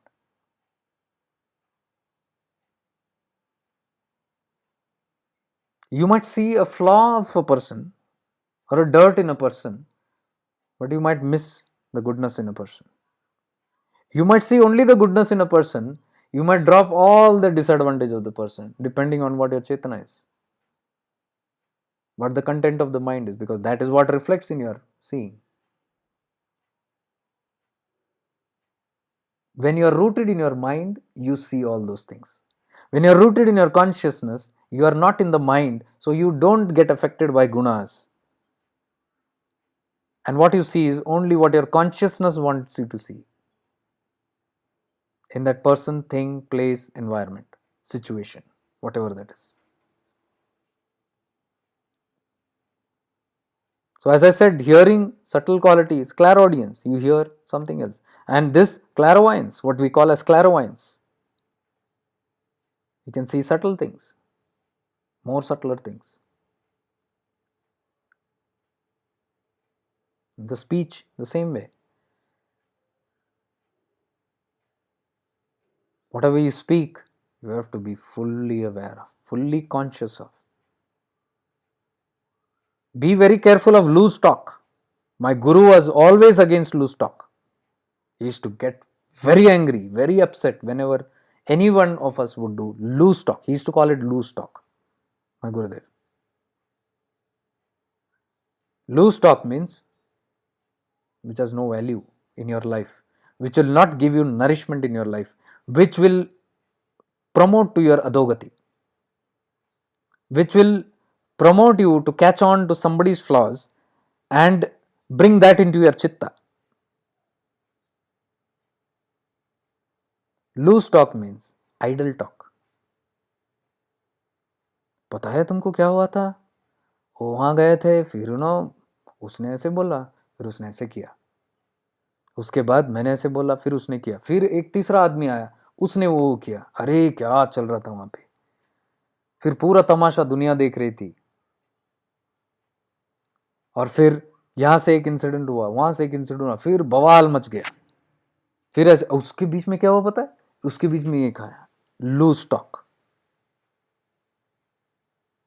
My master would get very upset whenever we used to have loose talk. Or casual talk about something, someone, own's life, somebody's life. Casual, just meaningless talk. That's called loose talk.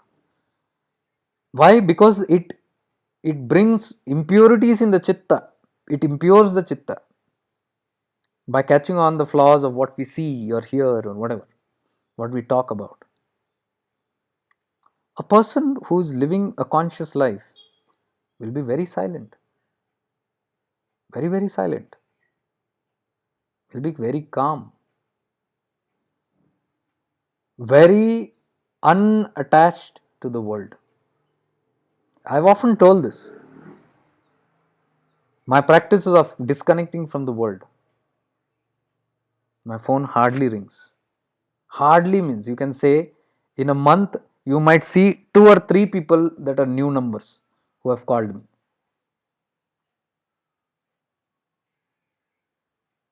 You look into my dialing, there will be no dialing. Unless it's a veterinary doctor, some very important bill, or some very close member of my family. Nothing else will be there. I have done this for years. It's a practice of becoming aware of what I want to speak, whom I want to speak, what I want to listen, whom I want to listen. I'm not here to listen to the dramas of the world. Even if I'm here to help, I mean business if I want to even help. I'm not a dustbin. I'm not a garbage bin that anybody 24/7 has my access and calls me and starts loose talks. Because I'm a conscious being. I don't want to get affected by people's life dramas. Why should I get affected by people's life dramas when there is so much of life drama in myself, in my life, which I have to give attention to first? First, I clear my muck and then I help others. If my chitta is not in peace, how can I give peace to anybody?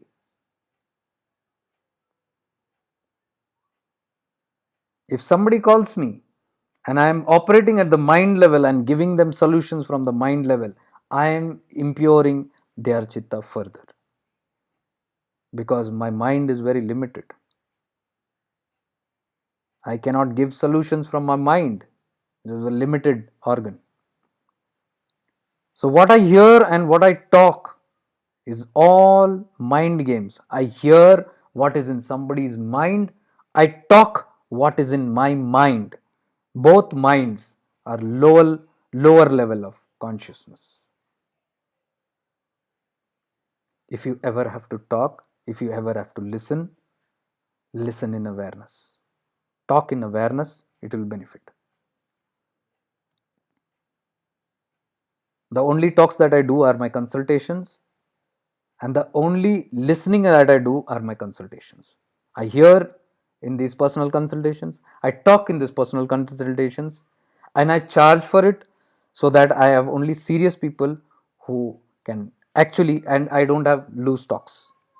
Somebody calls and directly, oh, somebody's sitting there, and then I start my. No, if you're serious to change yourself, your life, and bring transformation, then you pay a price for it. You be disciplined about it, because I am sitting here in discipline, listening to you in awareness, talking to you in awareness. It's not a loose talk where we converse and chat and try to bring solutions. It won't happen. There's a difference. I'm talking about the panch indriyas, out of which the three powerful, most powerful indriyas, which make us get stuck not just in our life, but stuck in karmic consequences. Anything that we speak to, anything that we listen, anything that we see, and we are connected with deeply, creates karmic bondages. I was talking to one person who was saying, I don't want anything now. I am fed up. I am finished with my life things. I have done the best I could. Now I want to settle down with my consciousness and move further in my spiritual life. My life is almost done with. I have reached an age of maturity. My physical body also will start losing its grip now. So I need to get more inward. I need your help. I said, very glad. That's the ultimatum thing that you're supposed to do.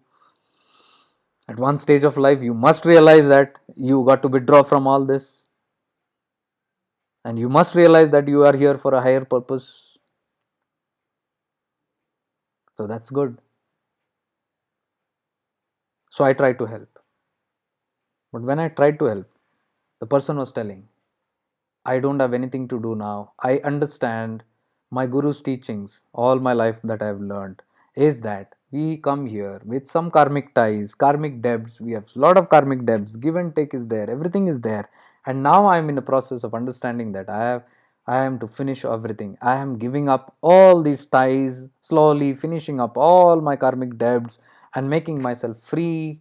And now I am ready to sit and meditate. I want to go to this place and meditate. I want to be in this kind of. So teach me how to do that. I said, let's start. And when we started, she said, I'm done with this relation in my life. I've finished off with this relation. And then she started talking about how that relation is disturbing me. Because I asked, what is now? Since you have already cut off with everything, now you are able to sit and concentrate on your life. Then why are you not? A lot of disturbances. I said, are there a lot of sounds in your house? No. What is it? People. But you just said you are done with the current. No, I am done with. But they are not done with. I stop affecting them, but they are not stopping affecting them. Then I said, then you are not done with the karmic ties. Karmic ties means your reaction should end. There should be no reaction at all. Whether somebody is good or bad, if you are neutral and if it doesn't affect you, not just in mind, if it really happens, if that person comes and stands in front of you and starts, and if you can't take it, You're not done with that person yet. Karmic ties cutting is not a wishful thinking that just we think in our mind, oh, I'm done with, हो गया मेरा, चलो खत्म. नहीं होता. If there is strings attached, there will be reactions.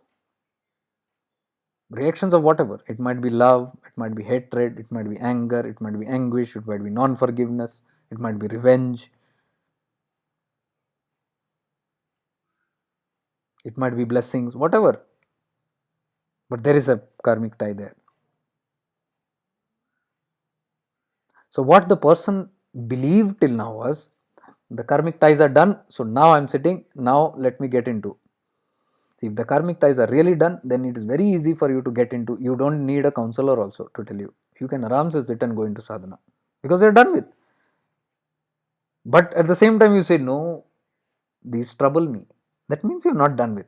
So let us come to a realization where we accept and realize and become aware we are not done with.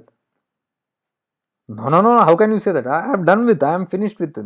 My dear, you are already in a mess. Your mind is in a mess.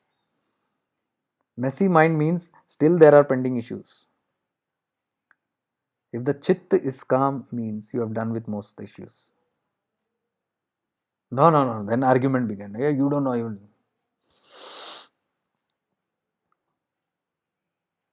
This is a normal phase where I get repeatedly. I am sharing this purposely because I know this happens to you also. Treat this as a counseling session only. This happens. Acceptance is not there. Acceptance is not there. No, this is not. No, no, you are not getting through. I told the person, my dear, please look. I don't even know who you are. You might be knowing me. I don't even know you. I'm seeing you for the first time. So if I don't know you, will I have any personal grudges with you? I have no personal grudges with you. I am completely telling you neutrally because I don't know anything about you. If you are my friend, I can tell you, okay, I know something good, bad, ugly about you, I can tell you. No, here I am talking completely awareness. Neutral, I am telling you. But you are not ready to listen. You are feeling threatened, challenged. Because you have some certain wrong beliefs in you. This is what spirituality has done to me. I have been a spiritual person. I followed my master. I have done this. I have done that. All kind of conditionings are there. And then you want help. And when help is given, you don't want to take it. See the trouble. I want to be saved, but I don't want to be saved. I don't need help. I want help, but I don't want to be saved. Conflicting. So it takes time for us to get aligned with that, aligning with what the truth is. Integrity, that's integrity. First, we have to become dead honest with ourselves. That is the first key I'm telling you. Main secret. If you are not integral, if you are not having integrity with your own self, and you can't see yourself in unbiased attachment and saying, no, I'm going wrong here. I'm going, oh my God, I need. Until that attitude comes, you will always say, that guy did to me, this guy did to me. I did so much for that one, and that guy did this to me.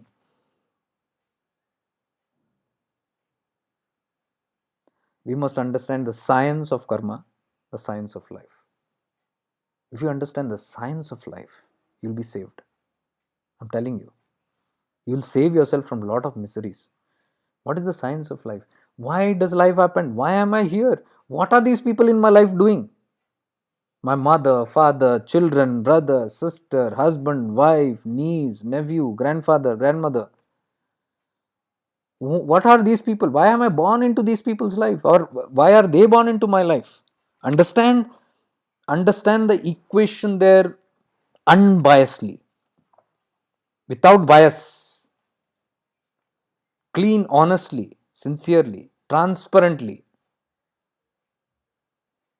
Then you can cut off the karmic ties. If you don't look at it transparently, it's very difficult to deal with those ties. And if you are not dealing with the ties,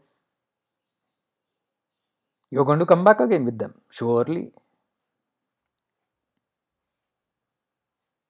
First is the sense of detachment, a detachment love, a detached love, detached attention, detached caring. Detached caring, it's very difficult. Attached caring, anybody can do. Because of my attachment, I love this person, I am doing this for that person, I am doing that for the person. That is why you can see, you can do a lot of good things for the people whom you love and whom you are attached to. You will do anything for them. Try doing it for the people who can't do anything back for you. Very difficult. Try doing it for the animals. Try doing it for the plantations, the plants and trees. Trying doing for nature. Try doing it for the less privileged. Try doing it for the orphans. Try doing it for the old age people. It's very difficult because you are not attached to them. That's unconditional love. Because there's no conditions whether you get anything back or no, you don't know, but you feel good doing that. That's true love. Can you do the same with your family members? No. You will see you're doing it because of attachment. There is some kind of a dearness, nearness, some kind of attachment with which you are doing.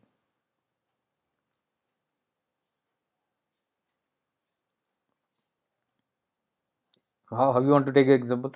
Just an example, take like, there are two houses, somebody is sick in your house and somebody is sick in the other house. Sit in awareness and see, how am I serving this person? How will I serve that person? You will have no affinity to that person who is next door suffering. Just think about it and see. You will have no affinity. But you will have more affinity. Why? You are attached. This is what I mean by transparency. What we are saying. So somebody is throwing a tantrum at home. Somebody is throwing a tantrum next door. Who will hurt you the most?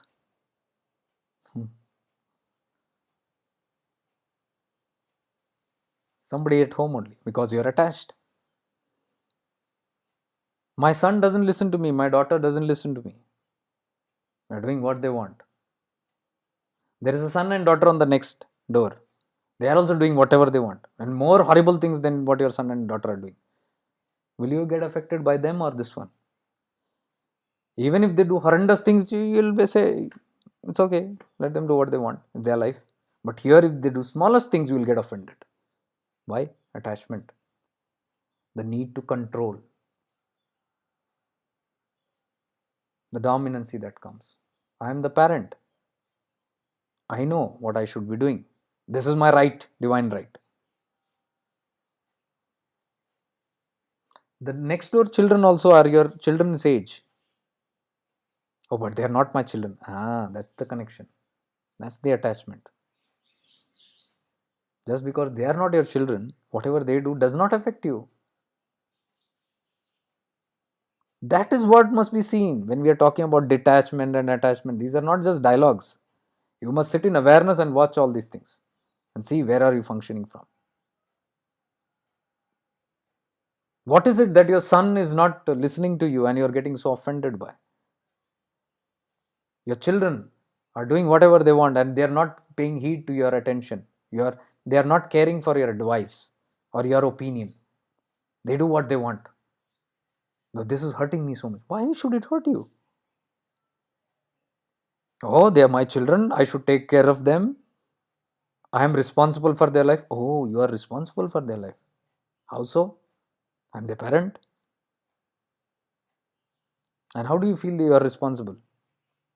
Obviously, if they do anything wrong, it is going to affect their life. Their life, no? But they are connected to me, no? So, should they not learn lessons? Should you be protecting them from learning lessons of life? No, it's my responsibility to protect them. It's not your responsibility.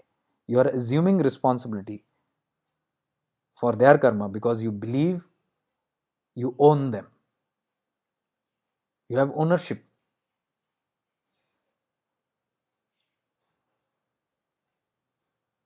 I remind always, children don't happen to you, they happen through you, my dear.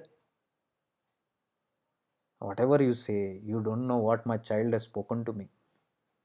What will you know? You're not even a parent to know that. If your child would have spoken to you, you would have come to know what it is. I say yes, not only child, everybody has spoken to me that way. And that is how I know and why I know what life is. I know now clearly what life is. I know very much clearly.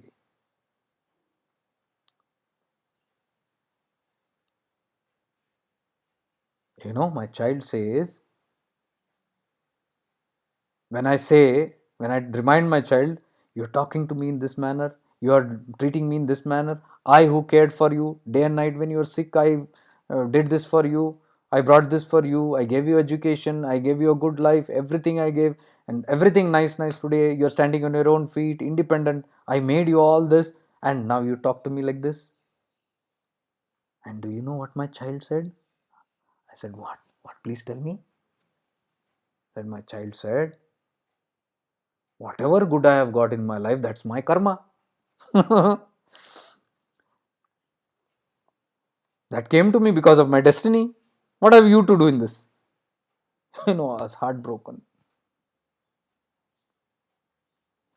I'm sure you'll also be heartbroken when you hear this. Can any child tell this? And I was laughing and telling, 101% truth that person has said.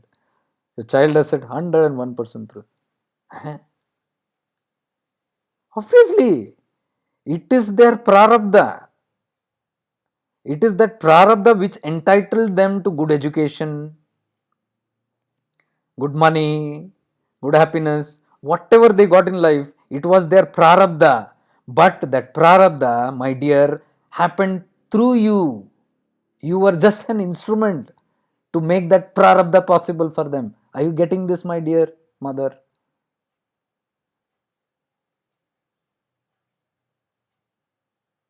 Why are you offended? Karta bhav. I was the doer.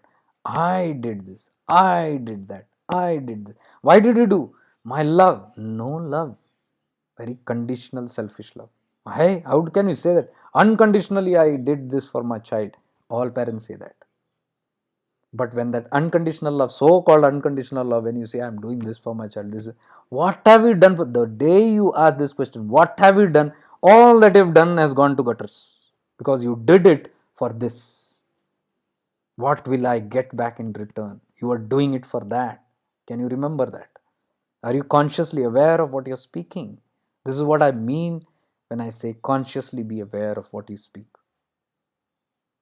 It is not just loose talk that we are doing, some storytelling, and we are getting lost in that story. People of consciousness will be aware. Okay, no problem. You're not aware of it, but you're talking to a person who's sitting in awareness and watching this to you. At least listen to him. You don't even want to listen to that. How can life help you?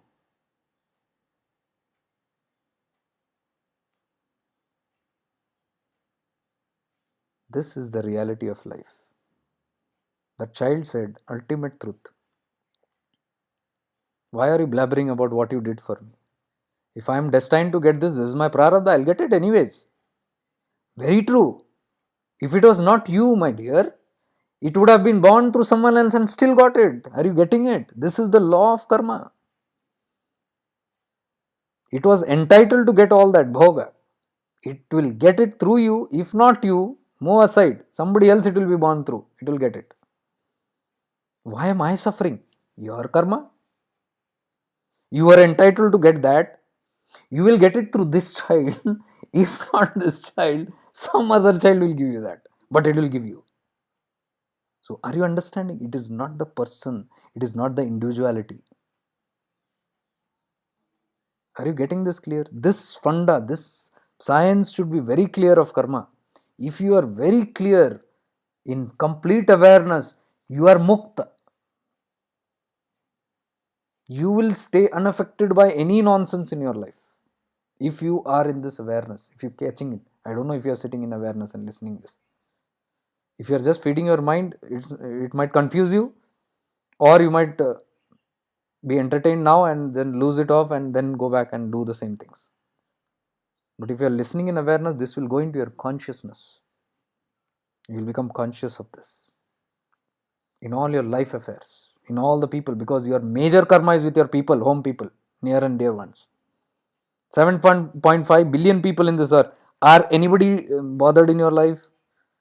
Is anybody hurt you? Is anybody troubled you any much, as much as your little circle of people that you have come and been born, incarnated in this life? 7.5 billion people. They are non-existent to you. Nothing they do to you and you done nothing to them. Only the people who are constantly affecting you are these little bunch of people. Your karma is only with them.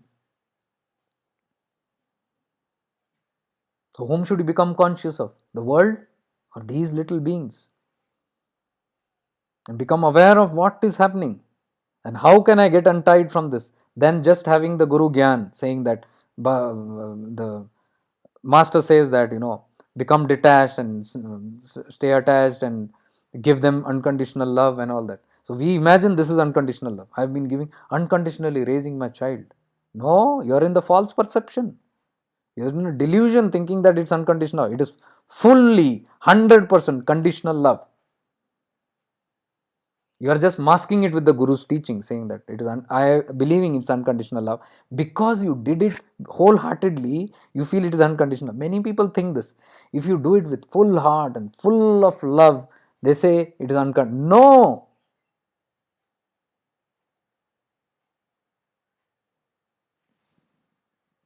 Maximum people have this. They love their partners, they love their lovers. Fully, wholeheartedly, I love that person. Unconditional love. No! You are loving that person because you should get the love back. You want to test it? Just see. You love that person with all your heart and that person doesn't care for you. What will happen? Will you continue loving with all your heart? No. If you can continue loving with all your heart, whatever that person does, that is unconditional love. If it affects you, it is conditional love. You are loving so that you be loved in return. Are you getting that? Simple equation. I'm talking again on the same subject. Why we get stuck in this, all this? Because we are not understanding these fundas. And thus we do not know how to get out of this. And like I told you, the person said, I have been getting out of this. Now is the time. I have completely mucked out of this and I am now heading toward. It is a false feeling. It is only the mind that is telling you're done with it. Or the ego that is telling done with it. Many people say, I'm fed up with you, get lost.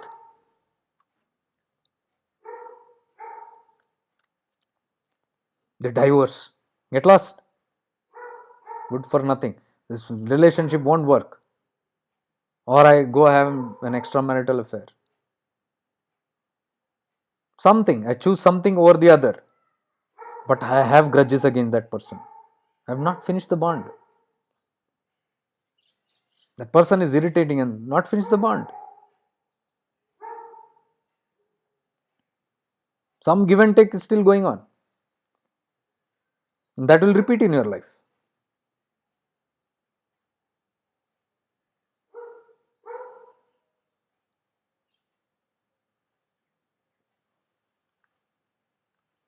Married couples, they get separated and they make a deal. Let's be good friends, No karmas. Let's be good friends. Let's separate. Headache gaya. You look for a new partner, I look for who is conducive for me. Let's appreciate each other. But let us stay good friends. And then they go. One person has a partner, one person doesn't, and whatever. But they are connected, still connected. Friends. Whatever name you give that. Friend, comrade, unconditional, or just professionals, work wise, whatever. Because when there is a connection again, with whatever work, professional, careers, personal, non personal, friends, or just a comrade, or just a companion, or just a hi bye, whatever you give that, there is still an interrelation going on there. What is that interrelation? Is it giving you peace? If it is not at peace, then you are not yet cut off. Outside, you are saying you are cut off. But still internally all the time, both sides, there are unresolved issues. For namesake, we have said that. I'm not affected, let us not be affected, let us be friends. But that tendency of completely dissolving that is not yet come, because all the karmic ties are all about dissolution. It has to dissolve completely. The attachment of any cord has to be dissolved. Otherwise, it will not. It will repeat again in the next lifetime. Whatever that grudges is, there is a connection that will come back again. Maybe in a smaller form, bigger form, whatever, but it is a continue forward.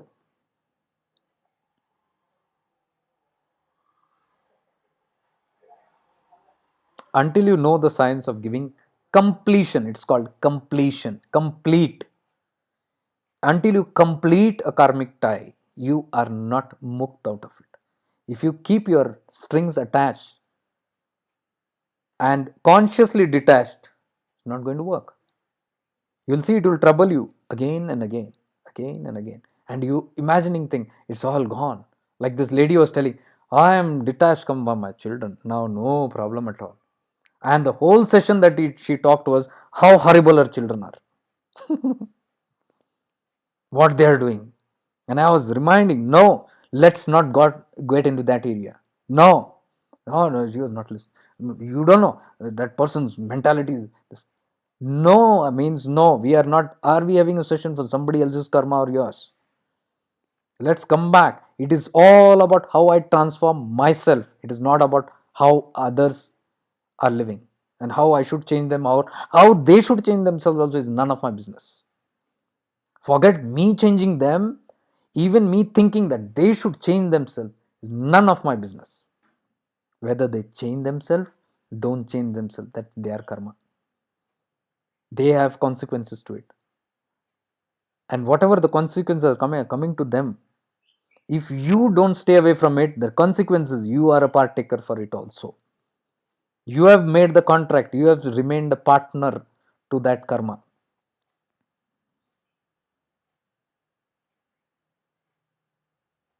There are many relations in my life also completely dissolved. There is no point of return of anything there, not out of vengeance, because if I do my awareness on that person or place or thing, whatever, you should feel peace towards that person. You should feel forgiveness. You should feel goodness for that person. Blessings for that person should come. But still, the cords are cut. No one way, no two way. Completely cut, disconnected. There is no hope of return because I know it's not going to work anyways. And if it is not going to work, it's over. It's done.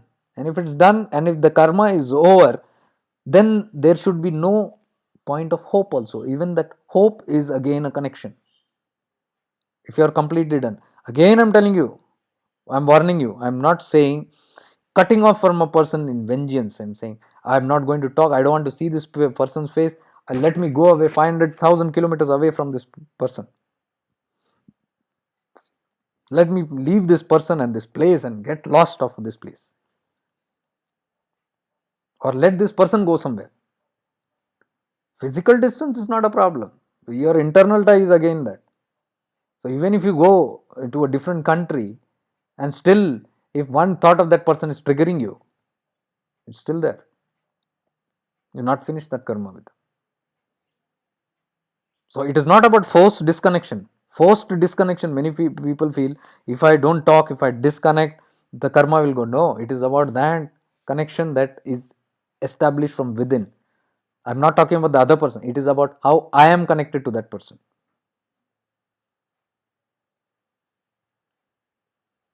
So there are many people in my life also whom I have disconnected with. It's not just about unconditional love. Unconditional love doesn't mean that you do not offend anybody. You will end up offending many people. Many people live in this papa and punya. Oh, it's wrong to do this. It's right to do that. Oh, you should not, uh, you know, discard any of your people in your life. Don't discard them, but discard the connection with them. The connection that is giving out of expectation. There are expectations. There will be expectations. Then there are connections. Even expectation that that person should treat me nicely. It's an expectation. Complete dissolution is whatever that person does, says, thinks, none of my business. My peace is not harmed. That is because I am disconnected.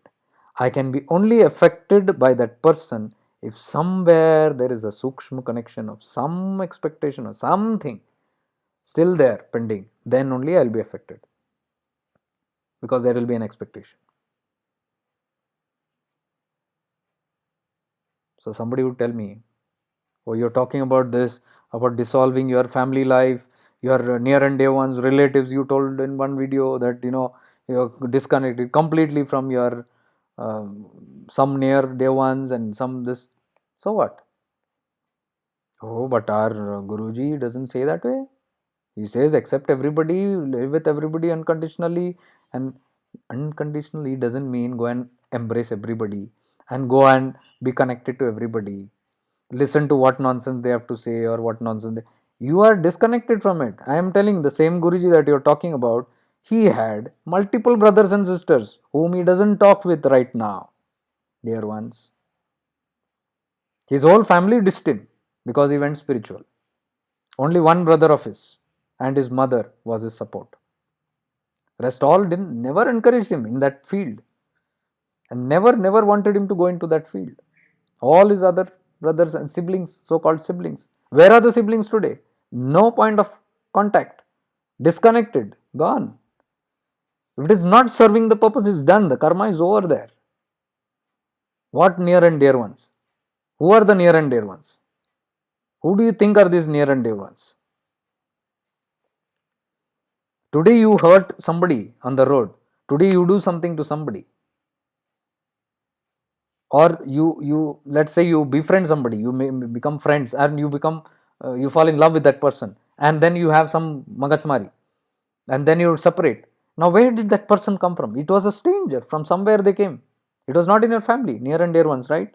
It was somewhere from a stranger who came into your life, and you fell in love with that person, and then you disconnected with that person. There was karma created, some vengeance created between you all. It's over, it's done this lifetime. Next lifetime this stranger becomes your father or your mother or your daughter or your wife or your husband. Do you know that? Who brought him into your near and dear circle? You. From where? From a stranger, from the 7.5 billion people. You connected with some stranger this lifetime. Next lifetime he became your blood relative and is now sucking your blood, because in this lifetime as a stranger you sucked his blood, and you didn't give an opportunity for him to suck it back, or him or her to suck it back in this lifetime. So you were born in the next lifetime, and they become your children, and that children or your parent or your wife or your sibling, now they harass you in different ways, and then you say from where this nonsense has come. And then somebody gives you a gyan, oh, they are your near and dear ones, you should not do that. Near and dear ones, go to the history and repeat and see. You will see they were your enemies in one lifetime. You brought them into your family circle because karma has to be finished. That is why you choose that soul group. Who are these? These are all souls. You can't see them as soul. You see as my mother, my father, my child, my husband. My dearness is there. Cuteness is there. Then wonder is there. Attachment. You are attached to something. Some stupid story of this lifetime. Because you can't see what you have done. How many lifetimes you have played with them. Different roles. You can't see that. So that attachment is coming from this one birth ignorance. You are only conscious of this one birth. And that expectations are there. And then you give it a glorifying name, my dear and my blood relationships. But you can't see what is the give and take in that. If that person is troubling you and giving you troubles, that's one way that prarabdha is getting over. Sometimes they did not even fight with you. Without fighting only, they can take a lot from your life. Strong karmas.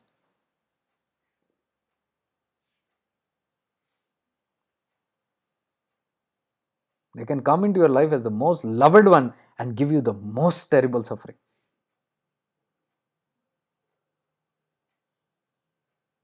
A disabled child is born to a parent. The parents love it so much. But now I have to take care of that disabled, and the whole life goes in immense suffering. They don't hate the child, they love the child. But the one they love the most only is giving them suffering. And the whole life is gone in this. So much of miserable suffering the parents undergo because of the child. But they don't curse the child because they love the child. Now the love is because it was born to them. But they don't see who that soul was in some life, which is now coming to give back, take back from you, and is taking your life from you, giving you suffering in that beautiful name called my child. You must go deep into the law of karma. If you understand the science and structure of karma, you will be shocked. You will just pull back. गुंजाइश ही नहीं attachment का. Attachment is ignorance. When you can see through some person in your family member giving you troubles in this way, that way, not letting you grow further, evolve this way or that way, not letting you be in peace this way or that way, understand some good, nice soul from some good karmic connection from the past is having a give and take. Whatever name you give it, I don't look into the names, I look into that karmic structure. What is that karmic structure taking from me? How is that karmic structure affecting my life is what I consciously become aware. When I sit in awareness, I see what is this person doing to me? Is this person giving me adogati or urdogati? That will define what give and take is happening from that person. And see, it might not be worldly terms. You might say, this person is giving me so much of love, like I told you, the child, disabled child, giving so much of love, but taking away so much from me. Spiritually also, I cannot grow, I cannot give time to it because somebody in my family is taking away my precious time and energy all the time and not allowing me to transcend up. That means it is somebody who is detrimental to my soul evolution. But Maya covers it up in the love and near and dear ones. So you can see that somebody is actually an enemy. Enemy is far better because enemy will attack you from front straight and they will tell you I am your enemy and I hate you. But your near and dear ones will tell you I love you and they will still, they can do that. Or they might not say anything, just in the name of near and dear and loved and blood and all that, relations and all that, lot of taking will happen there. Enemy in disguise.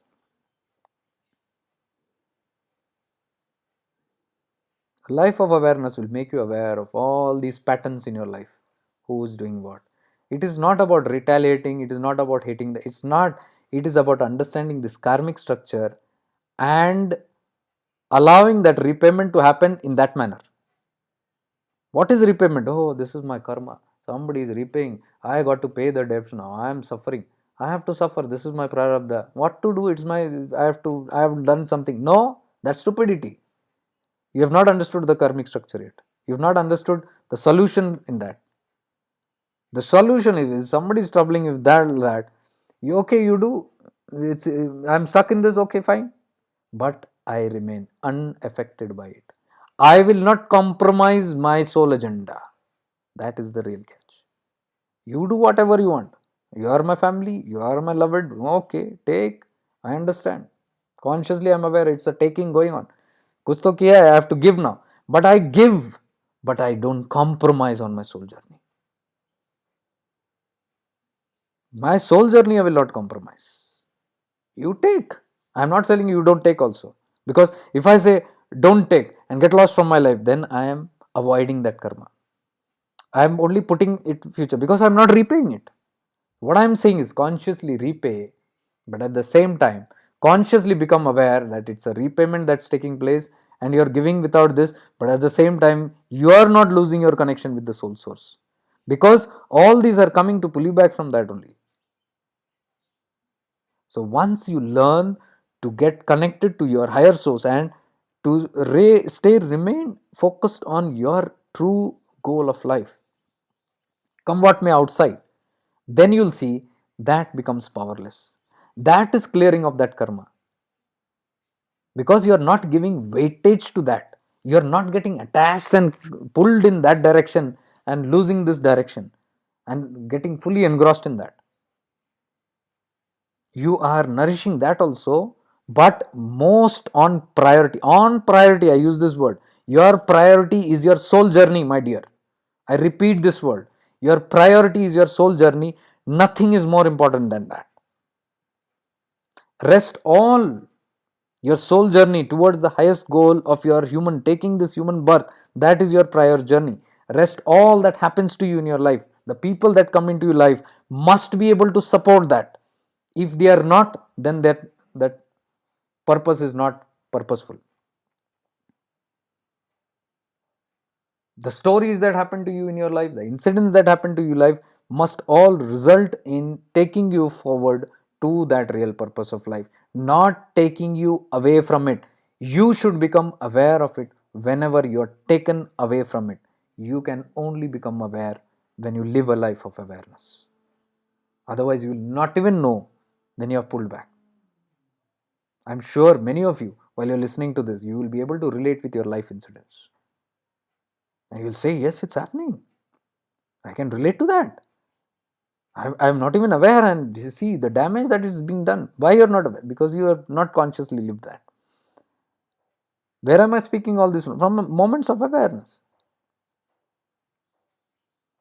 So in my life also it happens. If somebody is playing a tantrum, if somebody is throwing a tantrum, somebody is trying to get even with me, somebody is trying to emotionally blackmail me, I'm aware. I don't fall into that tricks. Whoever it is, father, mother, son, daughter, whoever, I have not given a special relation status to anyone in my life more priority than the soul evolution. That is first. Then you serve, once you hold on to that foundation and then you look into the worldly activities, you will know what you have to catch and what you have to leave. Who is beneficial for your soul journey, who is not. I'm not saying who's not beneficial, you dump them. No. But you will not expect anything more from them, but you will just be very unconditionally giving off, because you just are focused on finishing that, finishing the karma. But people who are conducive in your life, in your soul journey, they are going to help you in your journey. So it's okay. You move ahead with that which is conducive. And over a period of time, that also will dissolve into that eternity. That's how it goes. So that discrimination should be very powerful. Everything that is happening to your life, you should be in awareness, watching in awareness. Every move that somebody makes, every talk that somebody talks, every incident that happens to you, you should be in a life of awareness. If you are not in a life of awareness, you get lost in it. Shonu, Shonu, pada. Chachi.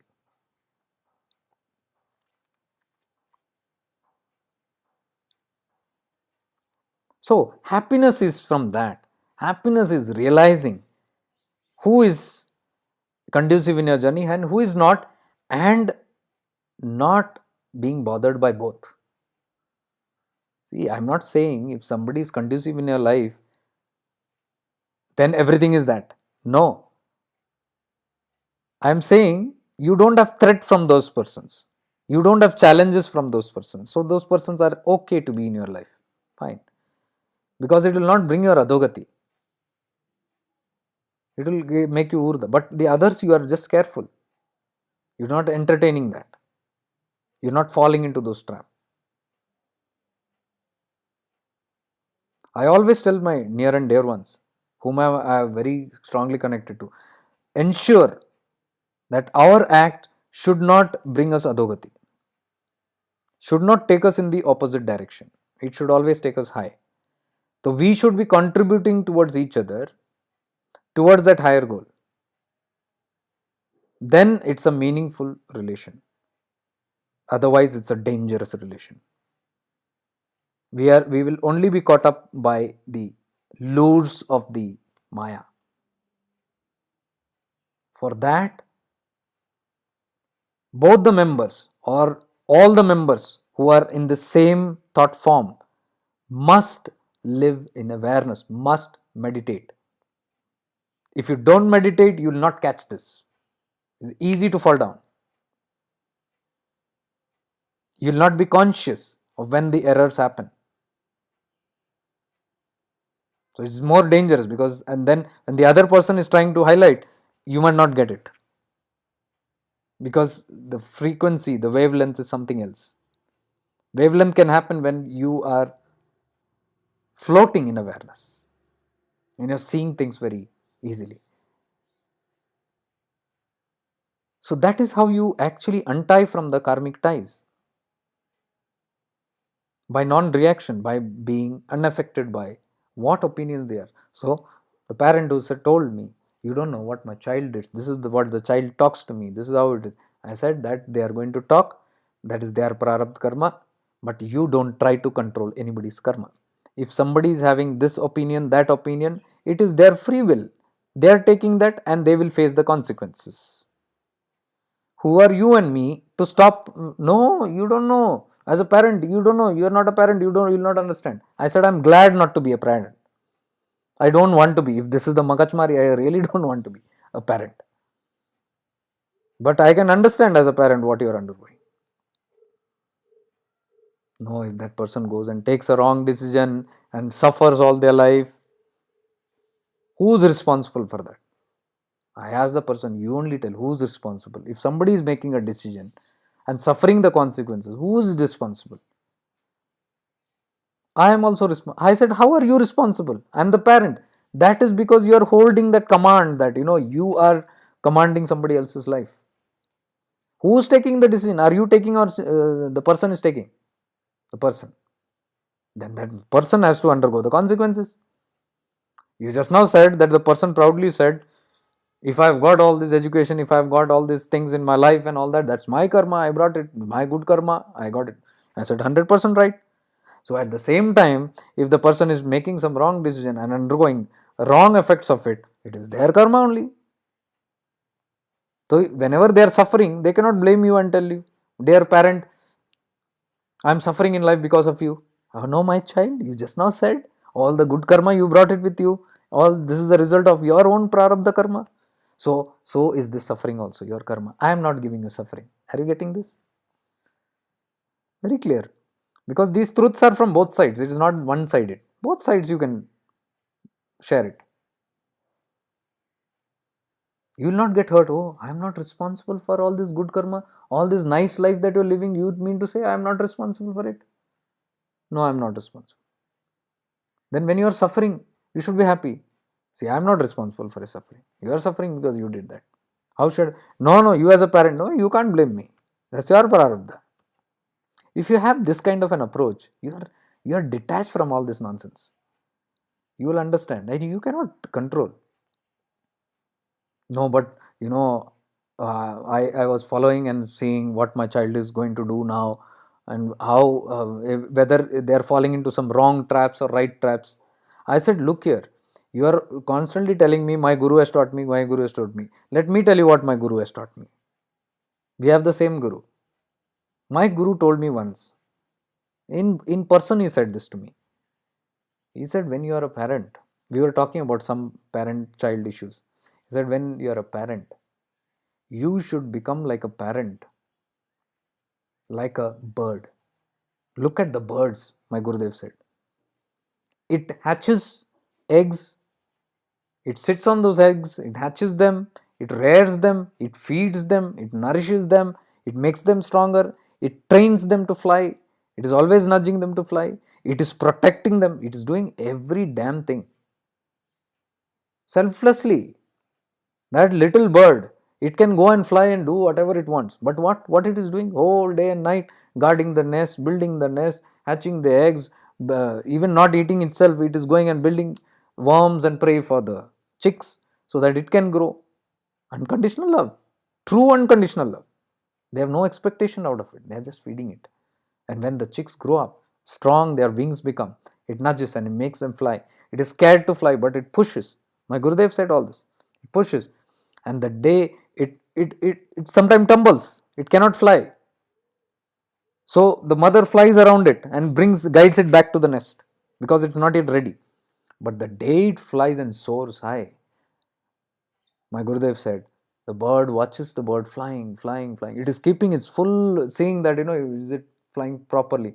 And the day it goes out of sight, this bird returns to its life, going again and flying and eating it. It will never go hunting the bird back. Where is it gone? Where it is going to crash land? Where it is going to fall? Is it going to marry? Is it going to have hatch eggs and is it going to rear somewhere? How will my child build a nest? Where will the partner of my nest come? Does the bird bother about all this? No. Unconditionally it did. And the moment it did its duty, the karmic bond ends. The tie ends. There is no grudge for this bird, nor there is attachment for this bird. It has done, the karmic tie is over. That bird has flown off. So I said, you are talking about your guru, talking about these teachings. What does this teaching tell you now? How you should be as a parent, he is telling. Be like the bird, he said.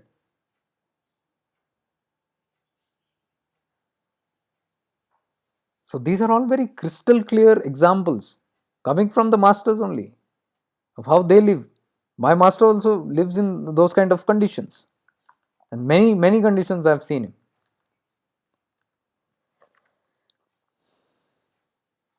It's all about completion, giving completion to the karmic ties. And when do we give completion? There is no special murat. There is no special time. There is no special anointed time for making that. Like you cannot plan, take out a diary and say, I have got 3 brothers, 1 sister, 1 auntie, 1 uncle, 1 father, 1 mother, and 1 child. And then you write down. Sister number 1, I will complete 2022. Sister number 2 by mid 2023. Brother number 3 by end of 23. Father, mother 5 months later, 5 years later. Child 15 years later. What is all this? Deadlines, completion ties. You cannot do that. When do you do it? Whenever life gives you an opportunity. Every moment there is an opportunity for all the karmic ties, always, because karmic ties are something that is operating 24/7 because the strings are attached. So every moment there will be some action and reaction happening with those karmic ties. Every moment is the moment to solve it or dissolve it. You won't have special time for it.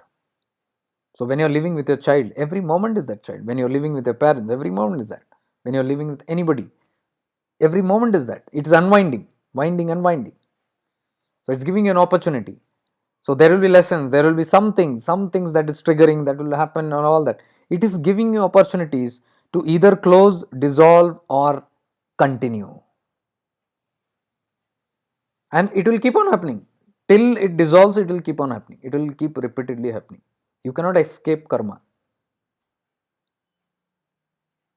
Once you understand this framework, you will be conscious and effort. You will not be ignorant. You will not just be going away with the flow. Oh, this is happening. I don't know why this damn thing is coming. Or why this damn thing is repeated in my life. I don't know. It's all a muck. This is coming, that.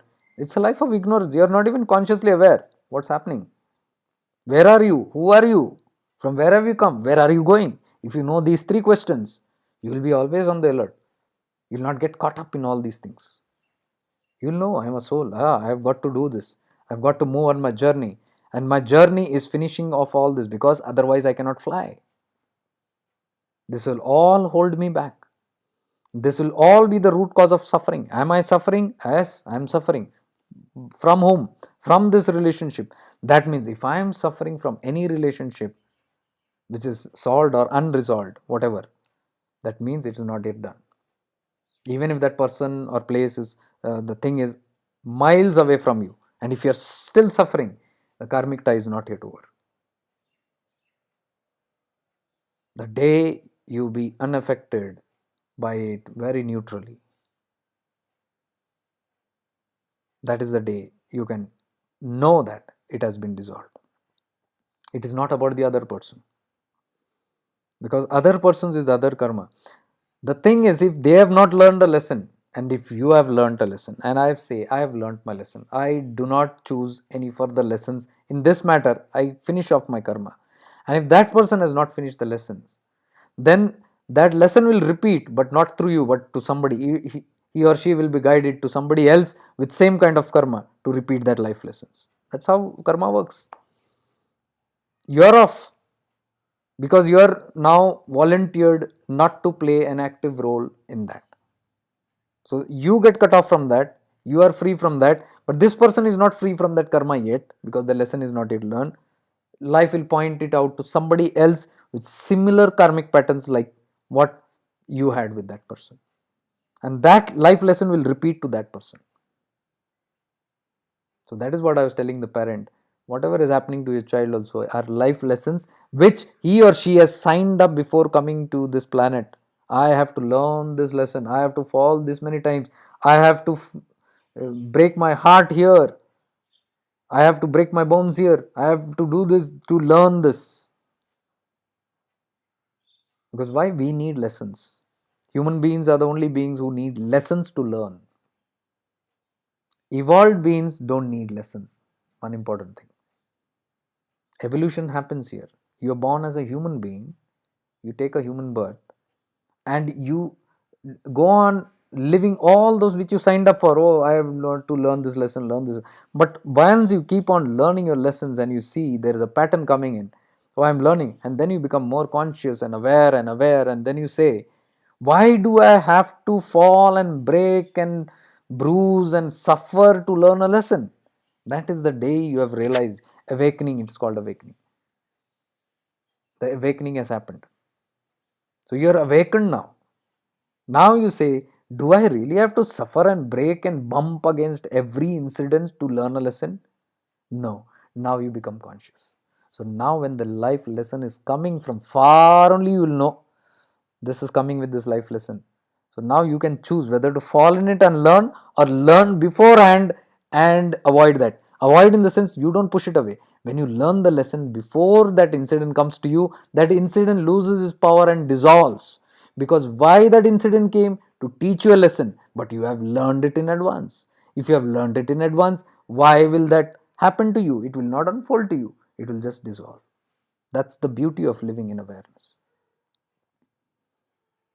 Many of these life lessons can be learned before actually learning it.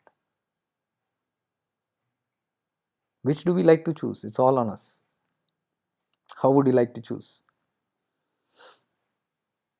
So while we go through these prarabdhas, there can be many distractions, many detours. It is called detours. I'm supposed to go in this manner to reach here 5 kilometers ahead. I have my destination. But 5 kilometers chalte chalte, one diversion comes here, and there is a road block here. Only 5 kilometers, but it's a roadblock. Now I am going to take a detour. That's called detour. And this is taking me 20 kilometers to reach the same spot. Can I sit and grumble here? Road is blocked. They're not allowing me to go from here. It's blocked. I sit and cry here. When it's going to open and sit here. Or I take a detour. I take a detour. What will happen when you take a detour? What you are supposed to reach in 10 minutes, it might take you half an hour or 45 minutes. From the other way, you are going a detour. But you are going towards your destination. That's what is important. So we will have these detours in life where we feel we are lost. You're not lost. It's just a detour.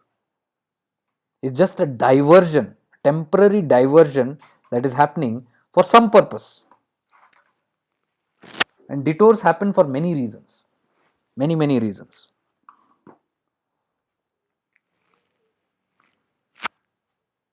Detours are because you have to learn a lesson which you are not able to learn yet, or it is some pending unresolved issue that will pull you into detours. You can see the journey is very clear. Many of us see that. You know everything. Oh my God, I can see it's happening. Many people are experiencing this bliss and they are experiencing tranquility, they are experiencing silence, but then they get agitated. I don't know, still there is something incomplete. And they write to me saying that, oh, I'm experiencing all these beautiful things. I'm feeling so nice. Now I want to go there, but then I'm not feeling like socializing. I'm not feeling like coming back in the family. The family is giving me a problem, or these people are irritating me. I can't stand it. And when that happens, and some new things happen in life, new incident comes in. Oh, ye kahan se aa gaya ab naya incident. You get caught up in some new incident. A new relationship, for example. The journey is very close. You're going there. And suddenly something comes up, a new relationship. What is that? Prarabdha. Everything will just pop up in the right times. But it depends on how focused are you on your journey. So what will happen? There is a roadblock. You can't go now. They say only one person can pass through this passage. Now you have a relationship. There are two people. Two people not allowed. Only one person can go. And this road? Oh, this road even 10 people can go. Then go this way. Go this way, but go towards that direction. Your GPS should be set there. That's what I'm trying to tell you. This detours are temporary realignment of your journey in prarabdha. Many people feel it is stuck. I'm dead end. Or I'm lost. This happens to most of us. We feel that everything has come to a still. Or something happened, some financial crisis happened, one new case came. Or some new incident happened, untoward incident, something. Or somebody in our family got affected in some way. Or a disease happened. Or a health issue, health condition of myself or somebody in my family happened. Detours. Life was going smooth, suddenly there's a detour. So the road is changed. But what I'm trying to tell you is, even if it is changed, what you do when you're on the GPS tracking, when you're traveling somewhere, you see there is a roadblock somewhere and you want to take another road. It will give you another road, but the destination is still there. So it might tell you half an hour to reach your destination, but suddenly there is a new roadblock coming. Now you see the next alternative route is 1.5 hours, 3 times more. Would you stop there? No, you will take the diversion because you can't help it. You have to keep moving towards your direction. So that detour that you take is when you feel, oh, I've gone far from my destination. Yes, it's tangible. Because here you are seeing it's very close. Now you see you are going somewhere else and some other incidents are happening in your life. Are you lost? No. You're not lost. You're still on the tracking, GPS tracking. You are delayed. A little delay. Why the delay? It's worth it? Yes, it's worth it. Because you are unwinding your prarabdha. You're finishing your prarabdha. You're not escaping anything and going. You can't escape. You have to do that. So when you live in this practicality, knowing that it's just a minor delay, it's a little deviation from the thing. It's not the regular thing that's happening to me. It's just a small deviation. And eventually I'll be back there. But my focus should be there. So all my attention should be there. Whatever detours I'm taking. Anita ji, the attachments fall spontaneously without any effort. Yeah, that's what I'm trying to say. Attachments will not fall where there is karta, where there's a doer, that I am responsible, I am, all this feeling of I am responsible, somebody is responsible for me, are all these connections that we are establishing as attachments. Expectation of any kind is attachment. Expectation that they should be nice to me or they should not be nice to me. They are so good to me. or they're so bad to me. These are all attachments. With this attachment comes suffering. And these attachments are the karmic ties. So, as you said, they fall off spontaneously without effort is when you don't give attention to it. When you don't give attention on that completely. See, when you're not watering the weeds, why will the weeds grow? Why the weeds grow only when you are watering and manuring it. When you give attention to it, when you are with it, trying to do something there, then that's a problem. If you disconnect completely, completely I mean completely, there are no strings attached, there are no invisible cords attached, there are no excuses, no but if this and that, then that's your mind drama keeping you still stuck in that. If it is a no, it should be a straight no. Disconnect completely. That is if you want to get out of it. Or you be pulled. You will see that the drama will go on. The drama continues. There is no end to it. So the people in my life also, this attachment which fall off without any effort, I have seen that I have had to put some effort in the start. Effort to give the message very clear that I am not available to your drama. It is necessary. Because sometimes, let us say you have been abused in some way, or you have been misused, or nobody has taken your value, or you have been taken for granted, or people are using you literally in your near and dear ones only, whatever. They're taking advantage of you. What will you do? You can't sit there in the name of near and dear ones. You disconnect. Disconnect means I don't give any opportunity for that person to play again with me. Message is clear. I don't have to tell that person. My actions will tell. My disconnection will tell. If I tell you the number of blocks that I've made in my life on WhatsApp or this social media, I don't want to sit explaining to people. This is this, this is this. If I feel it's not right, if it's not going in any good direction, I just block it off. That's the end. That's the end means end. Now, when you block somebody on Facebook, nowadays there's a good feature. Previously, it was you block a person on Facebook, that person cannot access through that ID your ID. Now, Facebook, whenever you block, it says another option. Also block this person who can create other IDs also from other IDs also. Matlab, if that person creates a new ID and tries to contact you, that ID also gets blocked. Any number of IDs they do. That is what I mean.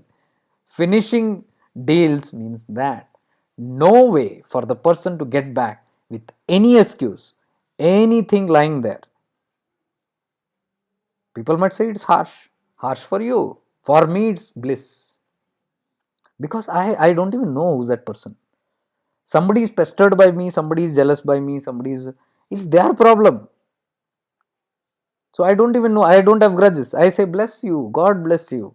May you be abundant, peaceful, and free. May you get this insight one day and may you move towards your final goal. Block with the blessing. But I'm stern there. No nonsense. I don't hate you, but I don't allow you to make you do things so that I can hate you. I don't encourage you in your acts. And I don't encourage myself even to come in contact with that act of yours. Whatever you are, whoever you are. If it is not meant to be, go away. If you are supposed to be, if I still am not clear and I'm not sure, should you be in my life or should you not be in my life? Or maybe you will transform tomorrow, maybe you will be a good person, then I don't block. Then I give you opportunities. I wait for 20 years and see, are you going to change? And if you don't change, I wait for the rest of my life and see, are you going to make a difference? Are you going to be a good human being so that I can be neutral with you? That's not how life works. Absolutely not how life works.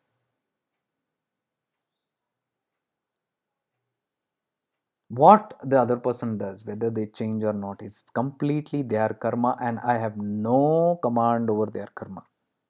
And I am not even bothered what decisions are they going to take. Whether they are going to be good to me today or good to me, bad to me tomorrow, I don't know. But for the current time, you are being a nuisance to me because you are spamming here. You are creating all kinds. So you stay away, please. You are not my cup of tea. This has nothing to do with hatred or anything. You are just gently moving aside a person and giving a clear signal, stay away. And even if they are attempting to make another idea or something, stay away. Whatever you do, no means no. Khatam. So after a period of time, how many ideas are they going to make? Finally, you get tired. They get tired. And still I'm not bothered whether they are tired or where their energy, what they do, God knows. But it is not going to affect me anymore. This is something that we called Dhrida Sankalpa. Strong Sankalpa, a strong volition of what I truly want. This will happen only when I know what I truly want. I am going to a destination where I don't need all this. Eventually, I will see and I will know that all this will only get reduced one by one. All the vicinities, all the connections that I have will keep on reducing one by one. Because I was a person, if 10 years back, if you say I had the biggest, I used to boast that, I have got 800 contacts on my phone list. And my friends and all used to do 800. Now, if you see the other profile that I've got, Jacob Shivanand, it has got 5,000 and it's overloaded. After 5,000, Facebook doesn't accept it. But there are still pending requests in that 5,000 and 1,200 or something pending requests, friend requests. Do I know anybody of them? I don't know. Now, what is there for me to take pride in that? 5,000 people know me. What big deal? How is that going to improve my life? That is my question. 5,000 people know me, 10 to 20,000 people know me. Is that going to bring me any good in my life? Or if only 20, 25 people know me, I am very happy. Jake Light profile, few people know me and I interact with them, I'm very happy. I have seen that quantity is not important, quality is important. What will you do with all the connections? Thousands of people knowing, what is the use of it? It might help me serve them, that's another question. That's fine. For that only all this goes on. Okay, the more people know they're connecting and they're benefiting, fine. But it remains still there. There's nothing more than that. I don't know all these people. Nothing more I can do with it. So my karma is not connected to them. Are you getting the point? I'm giving on a larger example so that you know, even if 10 people are connected to you, 20 people are connected to you, okay, they are connected to you for a reason, but you are not affected because you are connected to 10 people. I am not affected if I am connected to 10,000 people or 28,000 people on YouTube. If they are subscribers, so what? They are subscribers, they are viewers because they benefit something out of me. And we are having a pure conditional relationship. I give something, I receive something. They receive something, they give something. So conditional love and conditional relationships are not bad. They are very divine and very true. Because we are living in a dual world, there will be conditional love. Unconditional love, my dear ones, is only a fact of non-duality. When there is only oneness, you can serve. When you serve animals, when you serve plants, when you serve orphans, when you serve old people, there is a sense of oneness. I am that, and there is no separateness. I can see the pain and suffering of something else, and that is not a far from me.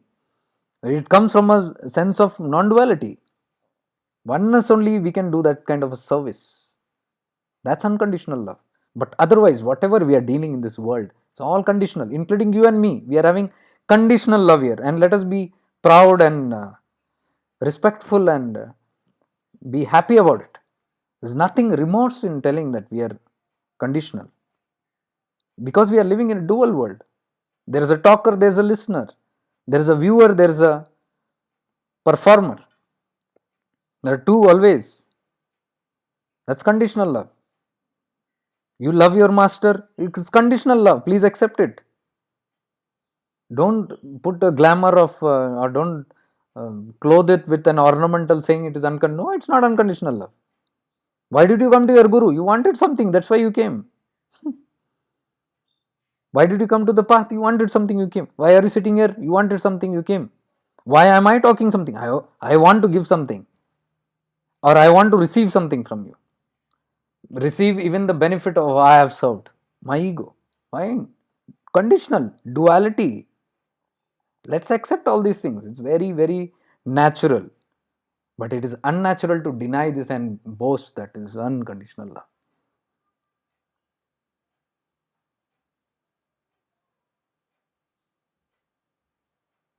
You go anywhere, you go for conditionally only. Even you give birth to a child, it is conditional.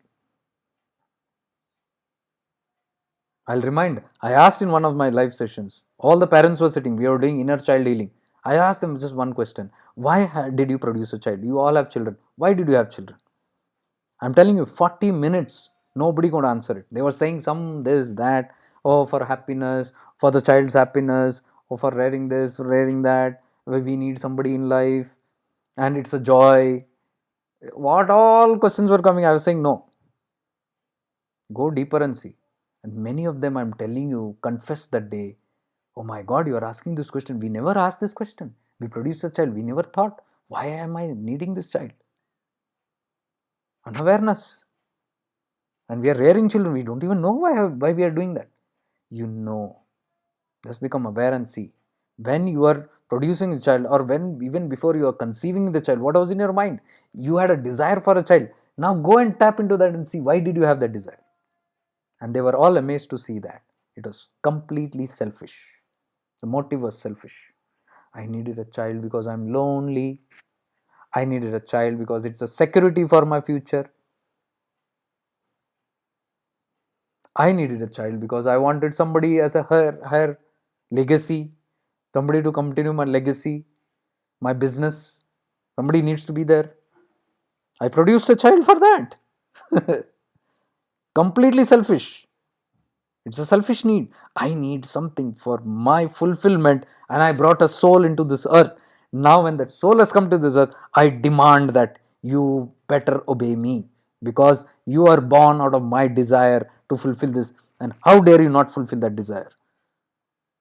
You want to take your own decisions? That means all these years, this mehnat that I did on you, this secret dream that I had on you, you're going to shatter it like that? No, I will not. That is why people get angry, mad at their children. I can't tolerate that you are doing this. And they give it what name? They say, I'm scared that that person will file this future. Or they are not yet mature enough to take decisions. I'm mature here to take decisions. See, they are taking wrong decisions. Or this is for your good only, beta. For your good only, I'm saying this. No. If you are a person of awareness, sit and see. There will be selfishness that is lurking, that kind of a demand from them. That is bringing you suffering. That is bringing you suffering, nothing else. Somebody is going against your secret desire, your deep subconscious desire. It is not working out after years of you working towards that. And there are some beings who are very conscious, who don't demand anything from the children. Okay, but you want to do this, do that. You want to do this, do this. I have no problem. I I recently had I just remembered with one gentleman who is a businessman, well to do, well established, everything good. He has two children, and he told, the first thing that he told me was, I have everything here and no disturbance. I sit and listen in my cabin your sessions and everything. So I have no disturbance. I'm almost retired and the business is going on. There are enough people taking care of my children. So I don't have to worry. Then when I asked about the children, they are settled in their own way. They want to do whatever they want. My child is not interested in my business. So He is doing something else that he wants to give, and I give him the independence. Let him do whatever he wants. Then I said, what are you going to do? Oh, I'll see till when I can move this, and then I'll shut it down. Relaxed. Khatam. Can you see what easiness is there in this? No, I don't say that person will not have anxiety on this. There might be anxiety, what might happen. But see, some things are very clear that I don't want to force my opinion on somebody. I don't want to boss on somebody's soul agenda. It's their soul agenda. And you respect that soul agenda of that soul. You save yourself from so much of suffering from that. So much of suffering you save yourself. I'm telling this all on purpose today, so that you can relook at all these things that are happening in awareness. Sit in awareness and watch all these things, and you'll understand where you are caught up. And then you'll not feel the urge to blame. Oh no, I wanted to do this but it's not happening. आपको तो क्या है, आप घूमते रहते हो, अकेले घूमते रहते हो. हमको तो बहुत है, हमारा ये है, वो है, ये काम पड़ा है पेंडिंग, वो काम पड़ा है, हमारी रिस्पॉन्सिबिलिटीज बहुत. रिस्पॉन्सिबिलिटीज कुछ नहीं, रिस्पॉन्सिबिलिटीज आपने ले लिया है. You sit in awareness and see most of the responsibilities you are forced upon yourself. Nobody is even asking you to take that responsibility. Like this parent who was forcing the responsibility on the child. Who's asking you to take responsibility? I am responsible. That's your problem. Karma doesn't say you are responsible. You are taking responsibility for somebody. You say they are responsible for their life. I had to do whatever I did. I don't have to feel guilt because I never gave, kept anything aloof from them. I have given them everything. Good education, everything, nourishment, everything, whatever they wanted, I give. So I have nothing to bicker about or worry about or feel guilty about. I have done my job. Now it's their job. The bird has reared the chicken. The chick is big and strong. Now the bird says, it's your life. I have done till what I have to do. Now when the bird flies away, this bird returns to its life. That is what I am trying to tell. When you are capable enough, when you have done your responsibilities, then you turn within. Then you let go of all control and take control only over yourself. That is when your inner journey begins. That is precisely what I said is after Grihastha Ashram. In Grihastha Ashram, you are involved in all these petty things. And then when the Vanaprasth comes, you are moving into next stage of ashram, where you need only 20% of your involvement in that grahastha, 80% you are with yourself. And this is what that gentleman was saying. I reminded the gentleman, he said, you are in the Vanaprastha now, then. Because I can see you are still sitting in your office cabin. That means 20% involvement is there. But you are not fully involved in everything that's happening there, in your children's life or whatever. So 80% you want to spend more time with yourself. That's a true way of living life. That is preparing you for the sannyasa ashram. When you move ahead another 5 to 10 years, you will be completely 100% involved in yourself. Then there will be no guilt. I have not done this, I have not done that. This is why the 4 ashrams were built. Very clearly. So, what binds us is our mind, the excuses that it gives. Somebody told me I am not able to do sadhana. You do something where I can experience myself in stillness. I have tried. I have been doing this, that, events, and so many years I have been doing this sadhana, that sadhana. But now I cannot get deeper. Give me stillness. See, look at the scene where we are having to literally come to a stage where I need to sit still. Somebody help me, please. I want to just sit for 1 hour, 2 hours in that blissed out state, in deep awareness, in deep meditation. Can that happen to me? I said, it can happen. But it's not happening. So many things I'm trying.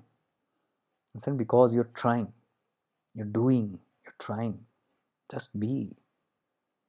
Let go and just be. Relax. Then I went into all this just to find out what's happening, and then I found stuck in all these things. Okay, the children, okay. Now I have other responsibilities. I am in some certain organization where I am serving the organization. I am doing so much of service there. I said, okay, if you're doing service, that should be your good, na? Why are we talking about here? Here I'm asking about our obstacle. No, that is my obstacle. How can that be your obstacle? Oh my God, I have been put into so many responsibilities in the organizations. It's a service organization, but I have been given a role there, and it's a head role. I have to take that responsibility now, and I have to do service. And my guru has always told me do service, so I am doing service. But I said, is that service giving you peace? Or is that taking away your stillness?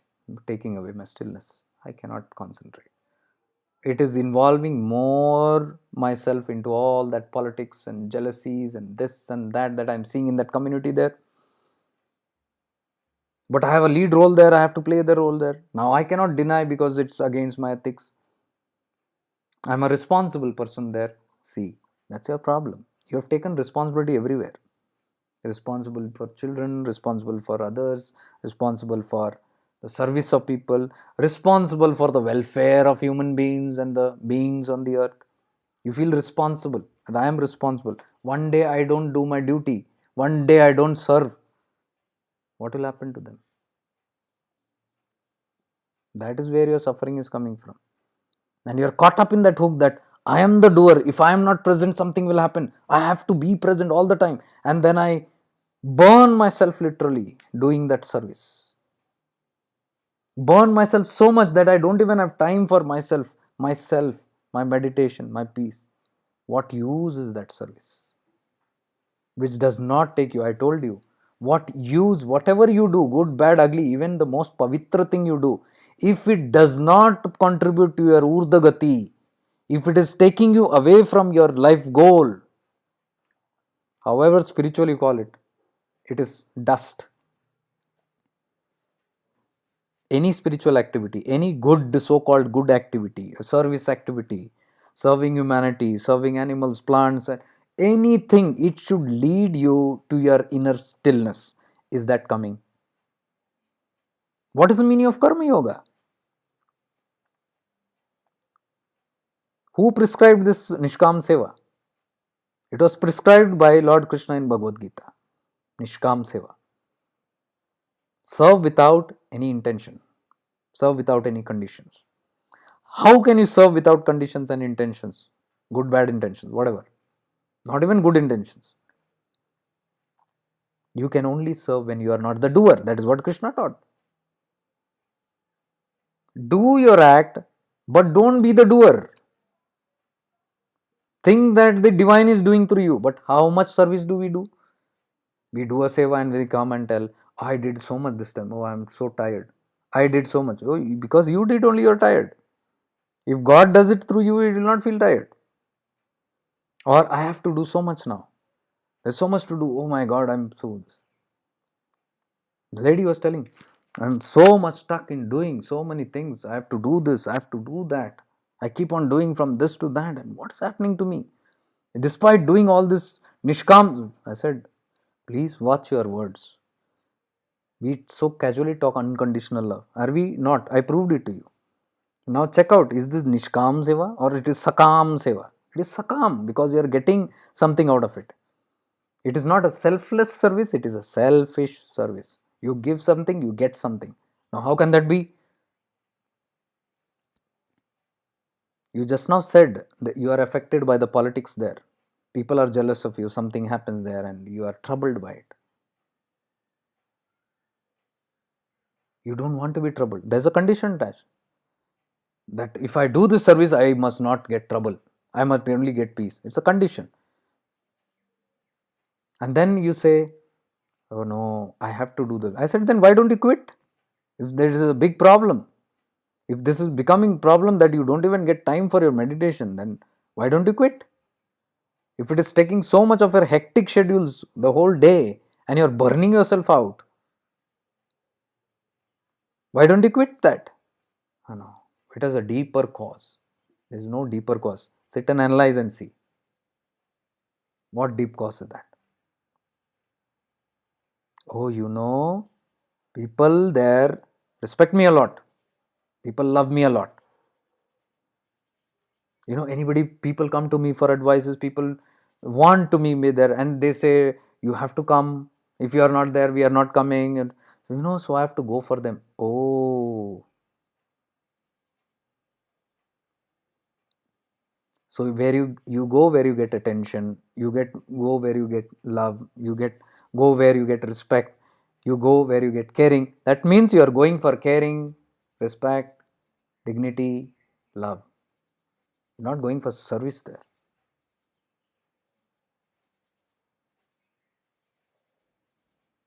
They might feel offended, but I'm telling you, I don't even know anybody. I'm telling what I see. Where is the catches? When you tell me I've been doing Nishkam Seva for so many years and it has not given me peace of mind, I'm telling you where it is going wrong. If you want, you listen to me. Because if it was right, it would have given you peace. It would have given you tranquility. It would have given you good uh, sadhana. It could have given you evolution, which you would have experienced. Not just in talks, but you would have experienced that. You're not experienced, it means something is going wrong. And this is what I see. And I'm telling you because you came to me asking, can you see what I cannot see? And this is what I see. Now, if you do not want to see what I see, you will see that what you see is not what I see.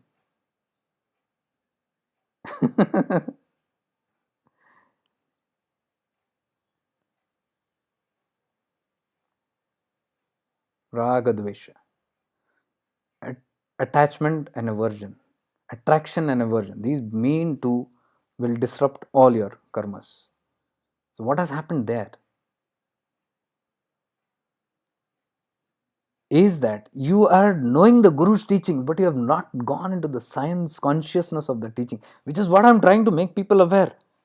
You become aware and then you look at the Guru's teachings. It is very deep. It is not what people are just believing and just blind belief and superstitions and all. They've got into all that. See, everybody believes it's Nishkam Seva. You sit for a while and become conscious and see it's not Nishkam. Everybody feels unconditional love. It is not unconditional. Sit down and watch in awareness and see. Then you will be able to do the correction. If you are not finding the error only, where are you going to correct yourself? You will keep doing the same error and getting the same results. And then you will say, I am stuck. So today's session is what I'm telling. Restart and resume your journey. These are all the tips for restarting and resuming, re-looking at all these things. What I have not looked in the correct way. Let me re-look at things in a deeper. How can you re-look at things? Without awareness, it's not possible. You must get into awareness and look into this very consciously, very deeply, sincerely, honestly, with integrity, with authenticity. Then only you will be able to see it. Oh, I've been doing all the part. I've been doing Durga Shapsati. Been doing Khadgmala. I've been doing this and that sadhana and this yoga and that. Okay, you have been doing Durga Shapsati. What is Durga Shapsati telling about? Oh, it's a part. We have to read it. Oh, but there is a story also behind it. What is the story? Yeah. It's about Durga, Ma Durga, and the Mahishasur Mardini, the Mahishasur Vad, the killing of that, and the whole process of how Durga attacks all. What is that? Where are they? Where are all the Asurs? Oh, they were in the battlefield once upon a time. Now Ma Durga has killed it. These are all the Asurs which are there even in us in present tense right now. That is why you are reading the Durga Shapsati in present tense, because the Asurs are there within us. So when we read the Durga Shapsati, the Uchchatan that we do, Ucharan that we do, the Ucharan, the pronunciation that you do creates that kind of energy of Ma Durga that kills the Asur within us. That is Durga Shapsati part. You are not doing the part to flatter Ma Durga. She is not going to be flattered by your sadhana. You do, it's not going to matter to the cosmic mother. How can one reading, my sincerity in reading, flatter the divine mother who has created this whole Srishti? We think we can impress the divine mother by doing a part. or 10 times apart or daily apart. These are the wrong beliefs, ideologies that we have towards all this. The pata is done as a sadhana. It is done so that when I'm consciously reading, when I'm doing it in awareness, I'm reading and I'm being with the mantra that I recite. Every single mantra that I'm reciting, full of life, consciousness. And when I'm doing that, it destroys the negative consciousness, negativity in my consciousness. That is the purpose of Durga Shapsati. But if it has become a ritual because everybody is reading, oh, it's a rule, we got to read it, it's a rule now. And then the guilt, fear comes, oh, if I don't do it, I'm doing a papa. What papa?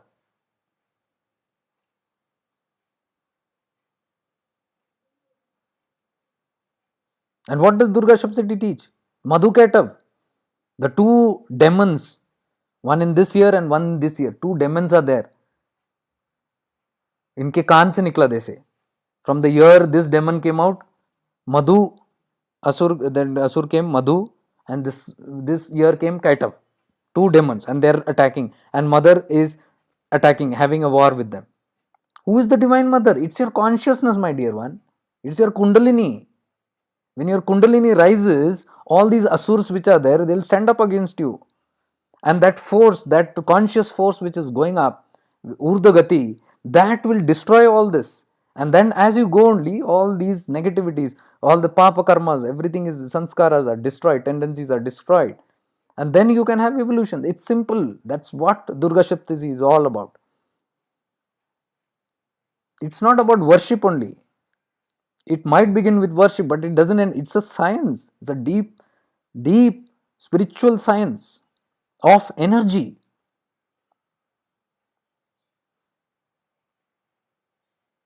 So you read the Pata and you don't know what is Madhuketav. And you are going to the same spiritual organization and being affected by Madhuketav. And you are not even aware of it. How can that be? Isn't that foolish? We are doing the same sadhana, but we are not even aware of it. Ketav, there is jealousy people. Somebody is always taunting me, sarcastically talking to me. That person is jealous of me because, so many people are nice to me. And I am favorite in so many people. So that person is very this to me. So, Ketav, that is the Ketav Asur. Hearing. What did I say? Today's topic is sense, organ, Indriya, Sunna. See, I talked about two. The speech, dangerous. The other one that I talked was seeing, dangerous. Now this is the third I am talking about, hearing. Madhuketav. Jealous person talks this sarcastically, constantly bickering about me, talking against me behind my back and taunting me in front, trying to मुझे नीचा दिखाने की कोशिश, हमेशा put me down. That means this asura is successful, working. Where is your Durga Shapsati?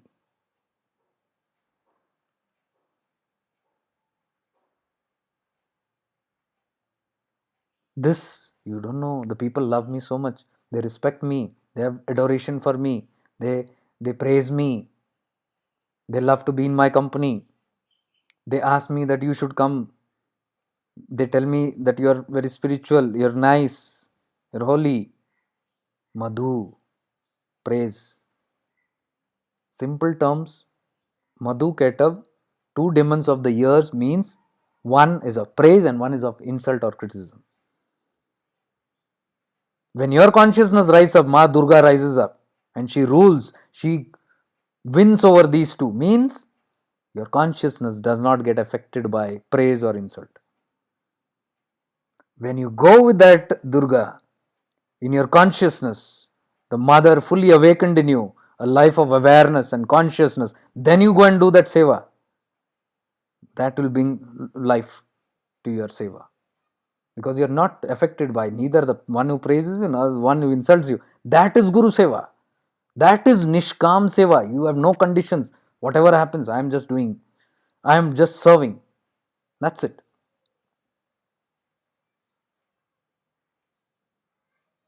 So that is why that service is not affecting you. And still, if you are too bothered, Get off from there. If you can't handle it, if it's so overwhelming, then why be stuck in that place and complain about that place? Move away from there. Why be in a relationship and always keep cribbing about the partner? You are this, you are that, you don't have this, you don't have that, you are mean, you're this and that. If you feel it's not working, move away.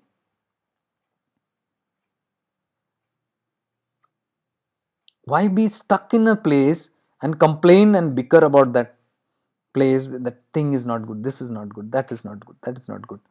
So I just said, you move away from that space if you can't. No, you don't know. It is my sense of responsibility that I feel towards. That's your problem. This is what I call मन ही करता मन ही भोगता.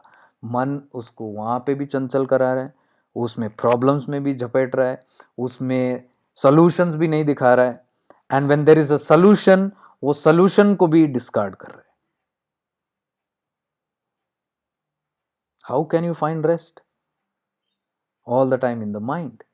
So I said, come out of the mind and let's practice little awareness. Next 20 minutes we did a deep session of awareness connected to the Guru consciousness. I said, you don't need third parties to go to your Guru. You need third parties when your drishti is bayamukhi. You want people and places and things to connect you to your Guru. Is your devotion to your Guru so cheap? So gross? If it is not cheap, then raise your level of consciousness. Forget all this world and go within. Your Guru is sitting within. Your Guru's consciousness is connected from within. Do it and see. Then all these other external things will drop for you.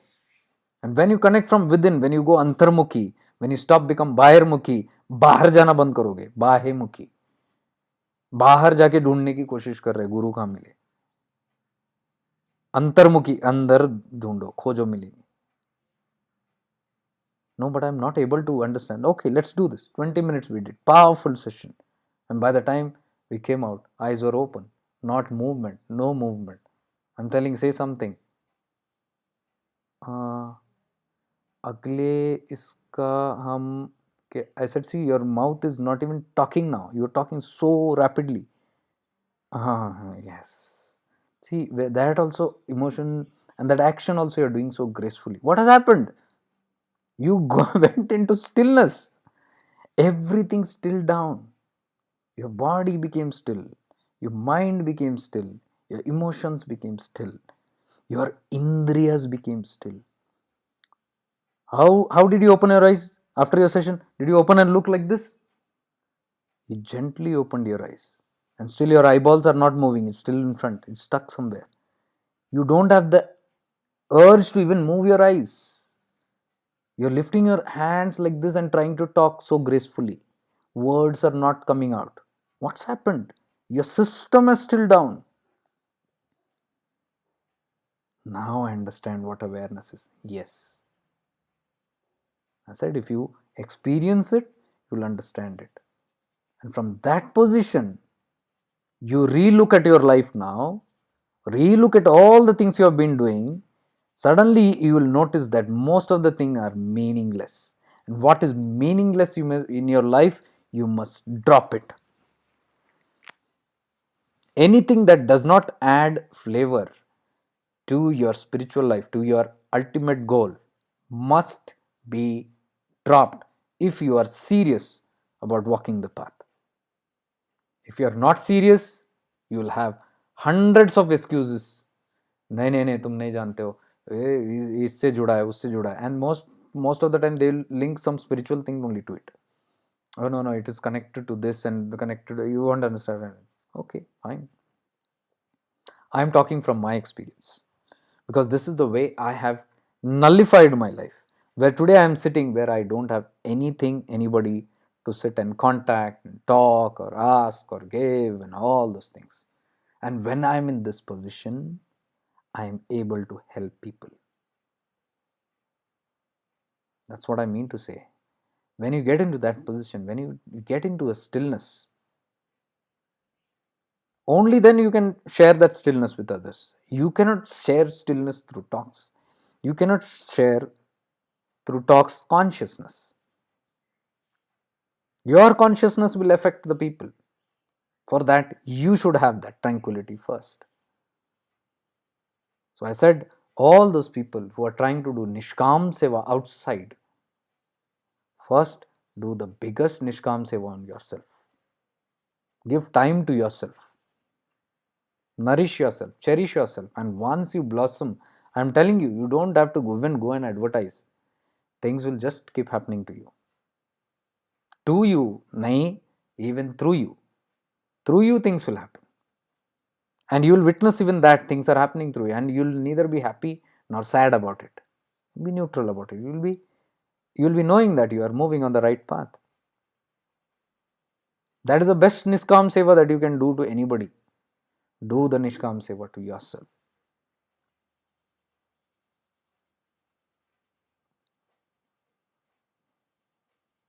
Anita ji, is it that after that, whatever we contribute to our family is out of duty towards that relationship? See, for duty, for me, if you ask me, that is a good word. Duty means dharma. This is what Devi Amma also said very clearly to me once, which I broadcasted that day. Even last video that I shared from Devi Amma also same. He said, do not take things like this is my karma, this is my karma, oh my karma, what to do. Instead say, this is my dharma. I am doing my dharma. Dharma means I am doing my duty. It's like my duty to fulfill it. So there is beauty in the duty. Because when you do it as a duty, you will have no attachment to it. Duty does not give you attachment. Understand this.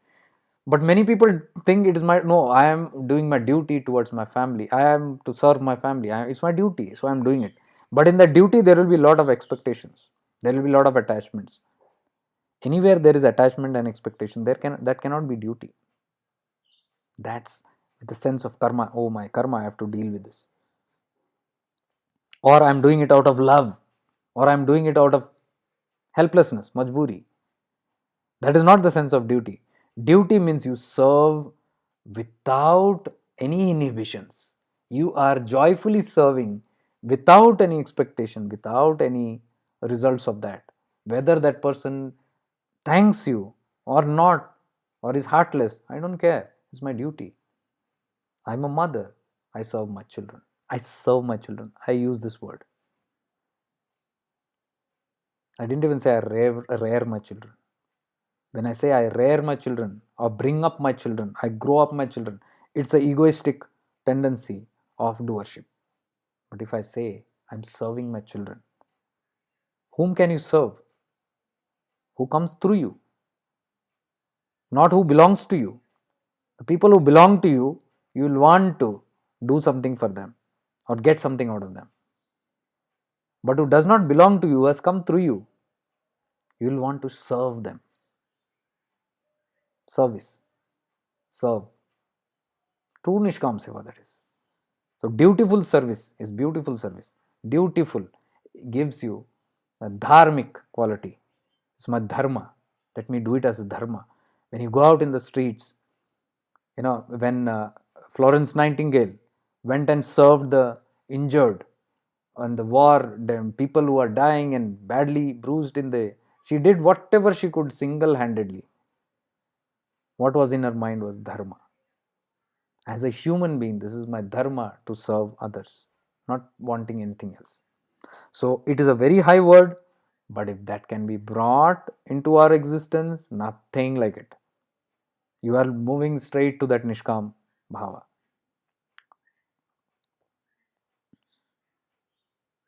So is it that okay, after that you mean, oh, okay, you are connecting it to that attachment. When after the attachment fall, anything that we contribute after that is our duty towards, yes, exactly. Because when the attachment falls, then you see that you are still there to serve because you are still living in the society. You will have to do something. You will still have people around you in your family, but you will continue to do it. But without attachment, since your attachment has dropped, now the same karma has become your dharma. That's beautiful if you put it in that way. I didn't notice that. Nitin Jadhav, 30 minutes into the video and it's already worthwhile. Oh, that means you missed from the start, Nitin. You can see it. I'm leaving this video for only those people who are attending here. You will be able to relook into this video without sending me the mail to relook it into.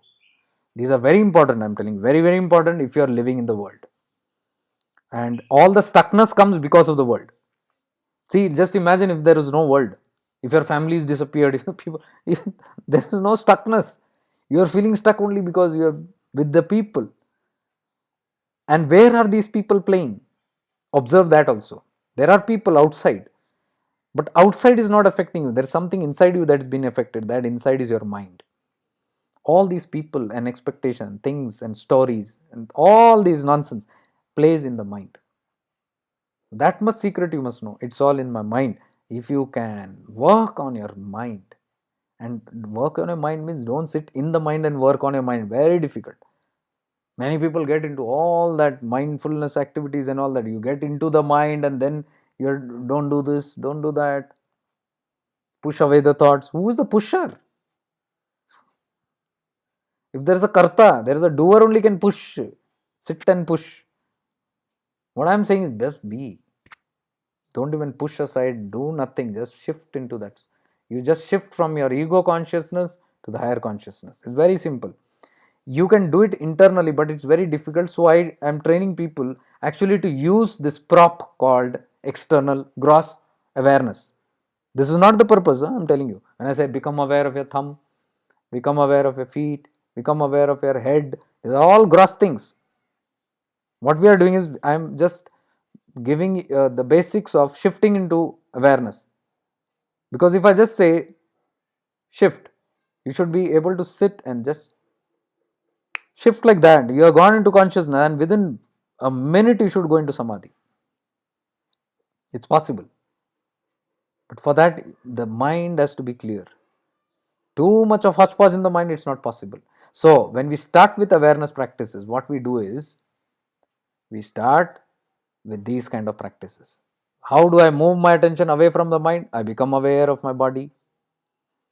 The moment I become aware of my body, you'll see the mind drops, it's dead. Thoughts drop, it's dead. Half the work is done there. Because you have stopped, arrested the mind. You have come into some other consciousness, but you are using your body as a tool now to shift. You are actually only shifting attention from there to here, but you are still in the dual world, okay? It's not gone deeper yet. Because you left the mind and you went into the body. That means there is still duality there. No problem. Then you move into the space, you move into subtle zones, either your koshas or something, and you become aware. The more heightened awareness you have, you'll see the less of your mind activity happens. Less of mind activity means less of ego. You'll see that when you are in high awareness, there is no ego. No ego, no karta, no give and take, no all these do's and don'ts, nothing. Everything just dissolves. You have nothing but some space, blank space there. This is the first step of gross awareness. Then there is something called higher awareness. When you are able to just sit like this and move through your body and come into that space quickly within seconds, then you have mastered this and you can shift now easily into that space.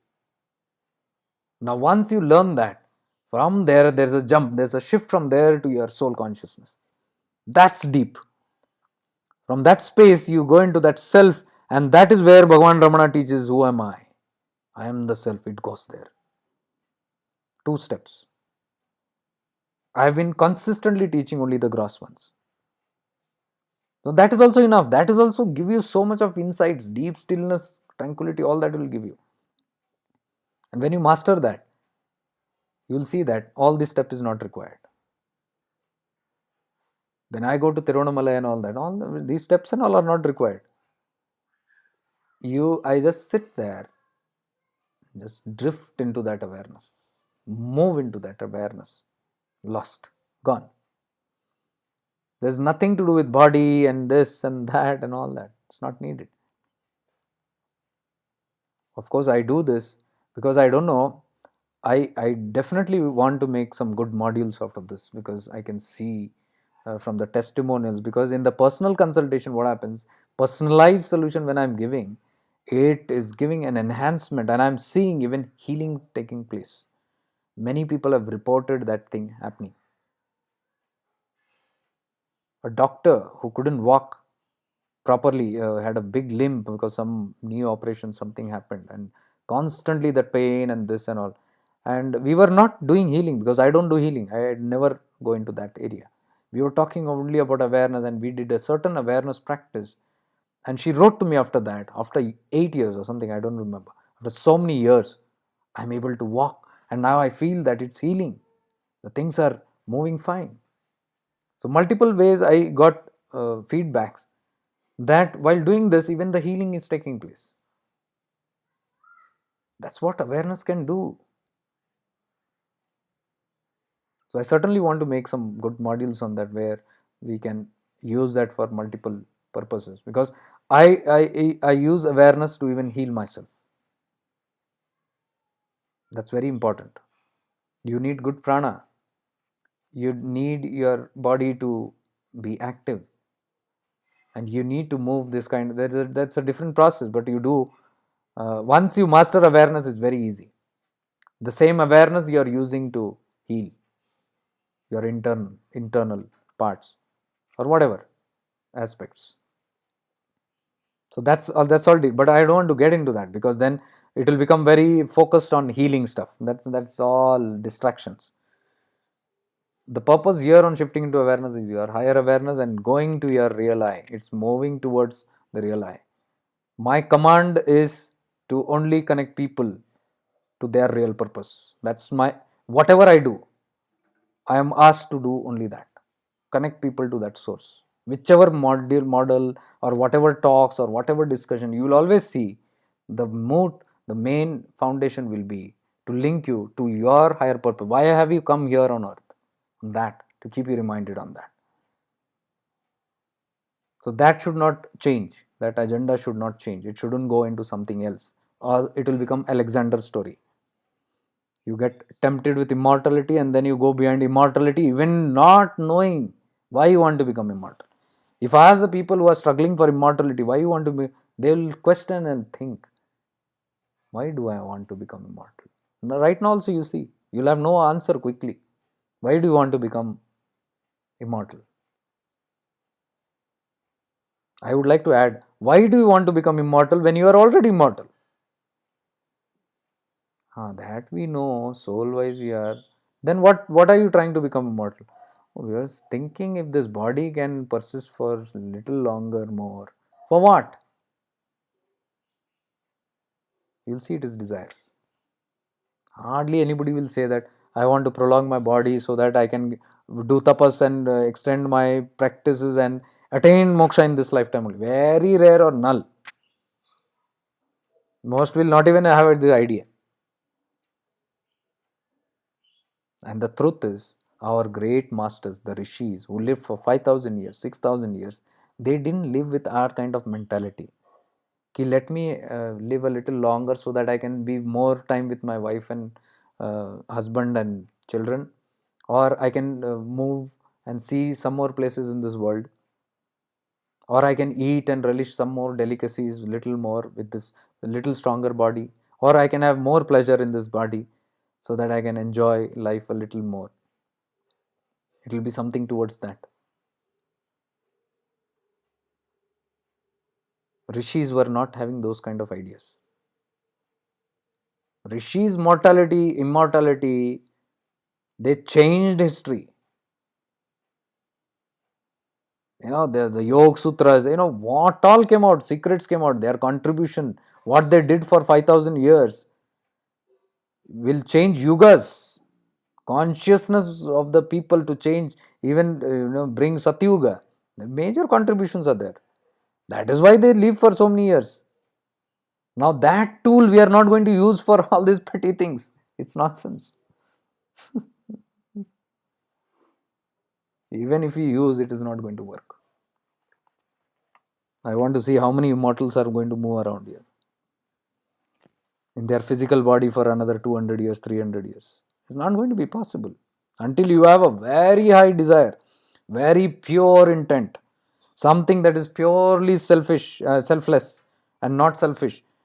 Until you have that kind, the divine won't grant you that, because the divine already has had lot of history experiences in history. What have immortals done? What has Ravana done? They know.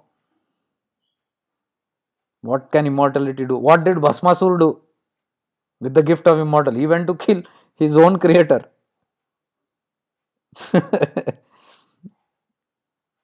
There are enough records in history. So the cosmic intelligence is very intelligent, more intelligent than a human intelligence. We try to play with that cosmic intelligence, and we try to become more intelligent by, you know, crossing over that limit. So you can't. There is a reset button in nature. Anytime it can hit the reset button. Just know this. This life is not forever. Any moment the reset button will hit. It can hit. And when you are aware of this, you will not lose time. You don't have time. You'll want to live that as though this is your last moment. This today is your last moment. You don't know about tomorrow. Who cares about tomorrow? So whatever opportunities I have, whatever best I can make out of this life today, I live in this today, present moment. A reset button can happen anytime. What is the problem with reset button? Oh, there is. Because if I don't live my life completely, if I don't give my life completion in the now, and if that remains pending, because I don't know tomorrow, and if I don't see tomorrow, here I come back again for the same. So whenever opportunity strikes, I live my life completely. This is a life of awareness. This will not match with the standards of the world. This will not match with the systems that the world has made, because systems have been made in very complicated manner, complicated spirituality. It's all based on greed and fear. It's fear. Oh, if I don't do this, what will happen? Oh, papa will happen. Oh, punya will happen if I get this. Or if I don't do this. It's all in that, stuck in that only. Shifting into awareness. The life of awareness is beyond the gunas. Please understand this. I told you, there are avdutas, there are mystics who do all the nonsense things which you feel is sin. For you it is sin. Why are they not having sin? They eat non-veg sometimes. Ramakrishna Paramahamsa ate fish. You will say, oh, how can he eat fish? He killed, contributed to the violence, murder, bad karma. How can he take somebody's life and eat? These are all your nonsense stories. What you have only learned from the world. What spirituality has boasted all this time, the papa punya, this and that. These calculations are beyond at one stage. When you reach to one stage, from where these mystics talk about, these are just forms, the changing forms. Swami Rama went to an Aghori, who was supposed, notorious to have eaten flesh and eating people. Aghoris are believed. Basically, they don't do all that. Everybody thinks they eat flesh. They can eat flesh, but they don't live on flesh. You know, it is a part of their sadhana where they go beyond all the disgust and foulness and dirtiness and goodness. For them, honey is the same. For them, shit is the same. For you to listen to this, you might feel disgust. Oh, how disgusting is that? That is because you are in duality. The gunas are very strong. For a mystic, you ask, they see only atoms and molecules in that. They see atomic configuration. The atomic configuration of shit is different. The atomic configuration of honey is different. If they know the science of atomic configuration, they change the atomic configuration and the form changes.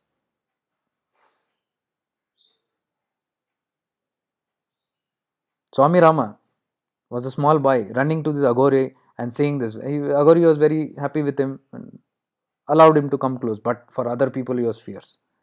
One day Swami Rama said to his Pandit, Brahman Pandit, come, let's go to the Aghori. He said, no, we are not going to go there. No, come with me. Arey, you don't know, he's a meat eating guy, he'll kill you, he'll eat you. Swami Rama says, no, I have never had a problem. I've seen most wonderful love from him. Come, you'll be happy to see him. And he pulls his hand and takes this Brahman. When he goes there, this Aghora is sitting in a fierce form, dirty, shabby, you know, sitting in just a one piece of cloth. And then the Aghora is looking at him, and this Brahman is shivering. I told you this guy is fierce. Oh, this guy is going to, and he thinks in his mind, this guy is going to kill me. Oh my God, look at, he's cooking something. Maybe it's some dead body. God knows what he has eaten. Now he's going to eat me. Where did I get stuck? And that Aghori calls him, come here. Bring that guy here. And this guy is shivering now. I told you. And Rama is telling, come, nothing. He will know nothing. Come. And that Aghori looks at him fiercely and he says, you. And that guy is a Brahman priest. He says, you're a Brahman. You do one thing. There is a dead body. I can see a dead body is floating in that sea, in that river, and coming down here. It is going to come now in shortly. Please go quickly to the river and bring that dead body to me. And this guy shivers. Oh, don't make me do all this, Papa. I am a Brahmin. I don't even touch all these things, and you're making me touch a dead body. He says, if you don't, I will make you a dead body. You don't know who I am. And this guy is now, oh my God, why the hell did I come? Why did I listen to this guy? He goes, get out from here fast. So he runs to the river, and just as he reaches the river, he sees a corpse coming, a dead body floating and coming. So he calls that. Now his life is at stake. So he pulls the dead body, he brings it, and he's full of disgust. The dead body. And the Aghora throws him a knife and says, cut it. And this guy is crying and weeping. He said, nothing, otherwise I'll cut you to pieces. And he says, what a papa is this, making a Brahman to do all that. And then he cuts the body. And he says, put him in the vessel and put him on the stove. And he cuts all those pieces and puts on the stoves, and he puts fire to it. And he says, go and sit there quietly. And this guy is completely almost dead. This thing is happening. After some time, the Guru says, go and serve that. He says, if I eat this, I'm going to die now. The Brahmin says, I'm going to die. Nothing left, brushed ho gaya. But when the lid is opened, he sees rasgullas in that. And when he eats, it's most tastiest rasgullas he ever had. And the Aghora yells at him and says, you foul-minded guy, you are thinking in your mind that, I eat humans. We don't do all that things. He told him very clearly, because he could read his mind. And you are a man of untouchability. You feel that this is good, that is bad. There is nothing. He says, everything is dust. Sab mitti hai. It comes from the same source. Only atomic configuration changes. You change the atomic configuration, the form changes. That's all.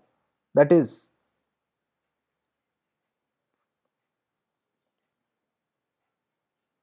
So can you see the difference of why mystics do certain things? For them, no papa punya. Now, if you see cutting a dead body is a papa for you, for him it is nothing but another delight, and he is untouched by any karma because he is operating at very high level. We get stuck in karma because we are operating at lower level, caught in all these formalities. So what we say is papa for somebody, but for somebody it is not even punya, nothing. It's a neutral stuff. Until you get involved in it and get caught up in fear or greed and all that, you get connected with the karmic stuff. Life of awareness is that when you move into a higher state of consciousness, you go beyond all these gunas, all this good, bad, ugly, this is right, that is wrong. There is no right and wrong also in that state. I don't want to emphasize on that right now, because if we are not functioning from that state of consciousness and we try to do anything, then we can justify all the wrong things and say, oh, sab kuch theek hai. You might kill somebody and say there is no papa punya. No, it will have dire consequences. But when you reach that state where Krishna revealed the secret in Bhagavad Gita, which Bhagavan Ramanan Maharshi told one guy, he had come to him from business point of view saying that I'm stuck in my business, I don't know what to do, I'm stuck. I know sometimes wrong things happen in business, I don't want to do that, but I have to do, I'm stuck. Now what should I do? Bhagavan says, why do you become the doer? When you become the doer only, you associate with that, I did a papa, I did a punya and all that. You be there, and whatever happens, you just be a medium, madhyam bano. And don't take the doership. And then Bhagavan Ramana revealed, let me reveal a secret to you from Bhagavad Gita. And he told him, Bhagavan Krishna said to Arjuna that if you are scared of killing this one, that one, my guru is there on that side, my family is there on my relatives, my blood are people are there. How can I fight this war? I throwing my bow and arrow. Bhagavan Krishna tells him, pick up the bow and arrow, but you don't be the doer. Who is the one who's feeling fear that this is my guru, or this is my mother, father, or this is my. Who's the one who's telling I cannot? It is the doer. When you become the doer, only you associate with that this is mine and this is not mine. When you're not the doer, you're doing your dharma. Your dharma is a kshatriya. You're a warrior. You're supposed to protect your land. That is your dharma. You are not protecting your land with some vengeance.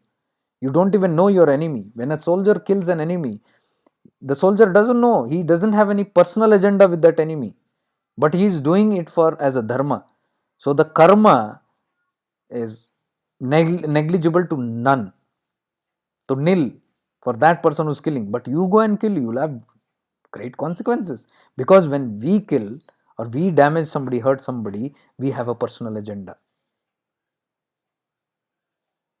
Somebody is on a war front who doesn't even know is doing their duty, dharma, will not know, and thus they are not associated with that karma. So Krishna says to Arjuna, if you do with the complete surrender of knowing that that divine is doing this work through you, and you attach no connection with this doership, then even if you kill this is told in Bhagavad Gita, even if you kill a person, that karma won't come to you. Complete non-doership, revealed by Lord Krishna himself. So what does this say? This papa punya affects whom? The doer. If you become a madhyam and do, and you don't take credit for it, and I am doing this, I am doing that, nobody is doing, it's happening through you, then you are not bound by the results. Then papa punya also doesn't affect you. You do what you are supposed to do.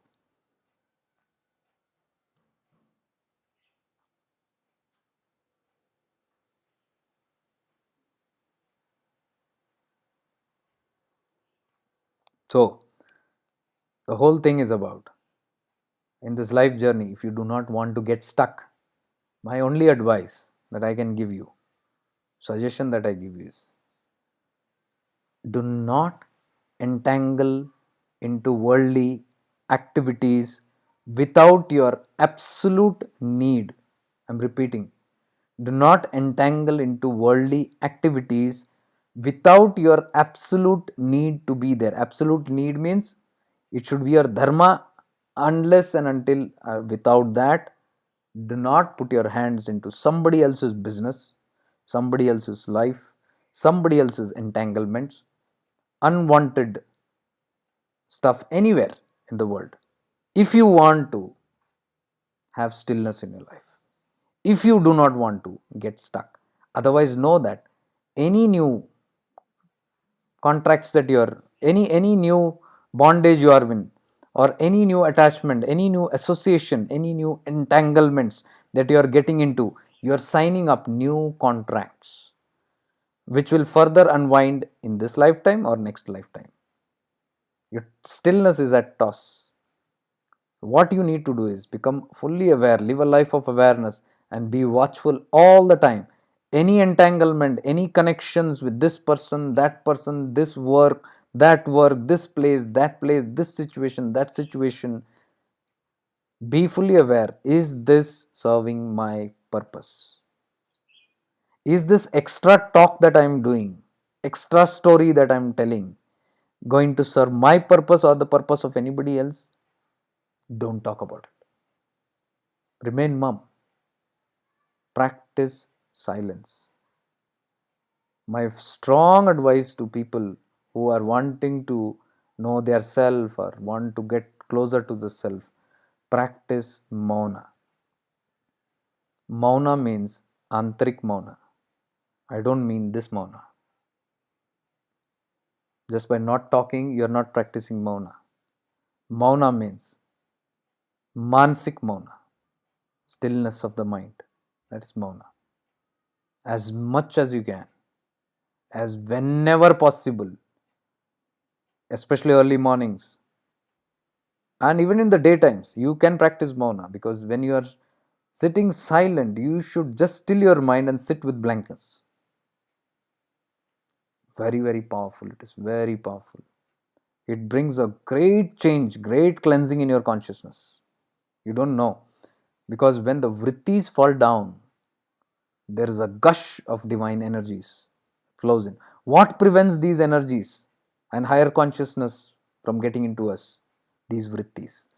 If your mind is all the time active, this consciousness will not enter you, or you can say you will not enter into this state of consciousness. Practice silence. For silence, you need to shut off all the gadgets, all the stuff that brings or disturbs your peace, your noise. And this I'm not telling out of books, this is what I've followed all my life. It's been almost close to 11 years that I've followed this practice of disconnecting completely from the world, including my cell phones and mobile. The other day I was sitting with a close friend, and there was some messages continuously coming on Messenger and this, that. So it was beeping all the time. So I could see and I was keeping. So the person said, attend to it. I said, no, it's okay.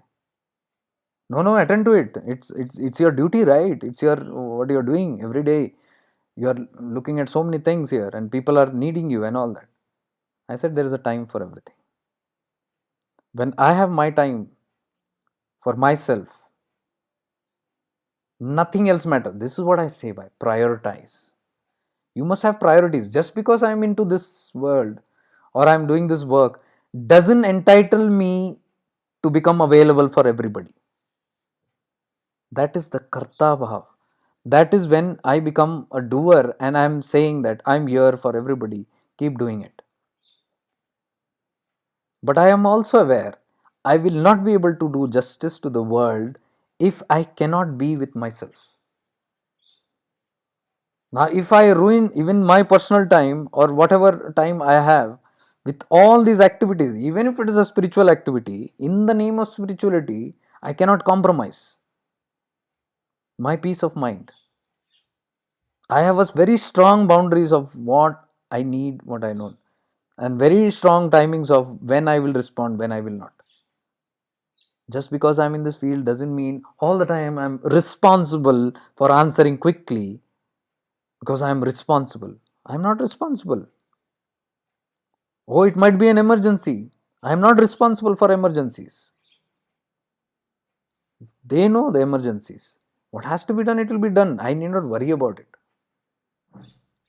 What happens in this kind of an attitude is that I'm at peace. Nothing takes my attention, however big or small it is. I can live in the moment. I can be fully present in my moment. And I can give full attention to my present moment. Whatever I'm doing, be it worldly activities or be it my meditation. Because in that case, I will not be able to even meditate. Or it might be an emergency. Beep happens and who knows what emergency. Am I responsible for that? When did I claim responsibility for it? Why am I giving this example? Don't we do this at home? We are available all the time.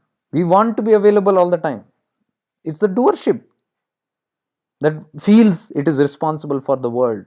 Without me, somebody might be in trouble. No. The mother who was telling me, this will happen, that will happen. I'm so concerned. My child will take a wrong step. Despite doing all this thing, I'm paying so much of attention. I want to save the child. I want to help the child. I said, today, if you just come to relax and come to a conclusion, relax for a moment, all this agitation. Just listen to me. I said, if you right now leave your body, if you conk off, if you die, let's say here, and all your worries that my child might do this, my child might do that, wrong steps and this, that, now you're gone. Now what will you do? That is there. What will you do? You cannot do anything. Now, what will your child do? You are not there. Tell me. Oh, the child will do what it had to do only. That only it had to do. That only. If it is in the prarabdha, that will happen. It is not because of you are there or you are not there that that person is taking that decision. It is because it is in their destiny. And if it is in the destiny for that not to happen, that wrong decision not to happen, that will ensure it happens through you or through someone else. And if it is through you, when it is through you, it will happen. You do not worry. Maybe you only will stop it, but you don't take charge of it. Let it happen through you. You don't become the doer. Let the divine work through you. If not to you, if that prarabdha is not supposed to happen, the wrong decision is not supposed to happen, it will happen through someone else. You might even feel disappointed. Let us say I am telling, I am warning that child not to do this, not to do that, don't take this, don't take this. And that child says, to hell with you, you and your decision, your old decisions. I have my life, I live. And then you are suffering there. And then some miracle happens from this side, somebody comes and the person whom this person loves or has trust in, that person says, no my child, this might happen, there are dangers in this, I'm warning you, what you're going to take decision, these are the dangers, and this person says, oh my god, I didn't see this. Okay, I listen to you. Okay, thank you so much. Now the mother comes to know, see, now what will happen? See, when I told, that person did not listen. Now somebody else told, you listened. What is your problem? You did not want the child to take a wrong step, right? So you should be happy it has not taken. No, but that child did not listen to me. See that person. So that is your egoistic problem. Your ego has been hurt because you are feeling responsible and that child is not listening to you. You had nothing to do with that step, whether that person takes or not. Can you catch that point? Can you see the sukshma thing in there? You are only telling, you are taking the name that, that child is not listening to me. But actual thing was, my ego is hurt. How dare somebody goes against me? See, now you are still not happy. The child has not taken the step, but you are not happy because it listened to somebody else. So these are all the catches of the mind. You got to be very much aware of this. Until you come into awareness, see, these things will appeal to you. When I am talking, it will appeal to you. You will say, yeah, what you are saying is right. But then why are we not getting aware? Because we have not spent time in awareness. We have not become conscious of all this. Silence. Practice lot of silence. That will take you towards your inner awareness. Whenever possible, whatever sadhana you do, anything, even if you can maintain 10 minutes or 11 minutes of pure silence, do it. I'm telling you, great results. You don't have to sit 1 or 2 hours. 10 to 11 minutes. 11 minutes of pure silence. Pure means no thoughts at all. You should come to that stage. Only 11 minutes. And see what happens. A massive shift will happen in your consciousness. Imagine the people who are sitting in silence, like Bhagwan, Ramana and all, Nityanand Bhagwan, 6 months not speaking, complete in silence. What happens?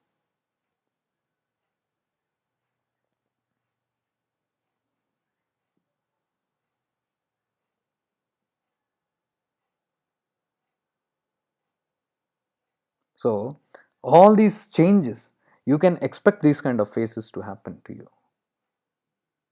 Till you come to a non-dual state of realization, you will be fluctuating within the dual realizations. Duality will affect you, and it is very normal to be affected by duality. Don't be bothered by it. Because some people say, I was in bliss, and that moment I felt it was so beautiful, hours. Sometimes I feel it for a whole day, and then next day, I'm feeling like being hit by a rock, as though a big rock fell on me. Is that kind of an experience? What nonsense is that? That's duality. Because there are times when you can be least affected by a prarabdha and highly affected by a prarabdha. Different incidents taking place in your life all the time. Every single day it's happening. So it will have different qualitative effects. But the idea is not to get carried away with the high or the low. That is why I said, when we are blissful and we are very happy and we are having wonderful, don't think that it's a destination and you have arrived. It is just a passing phase. Duality, it will happen up and down, up and down. Consistently, it will keep happening until you come to that up and down, until you come to that neutrality, where you are not affected by the ups also or downs also.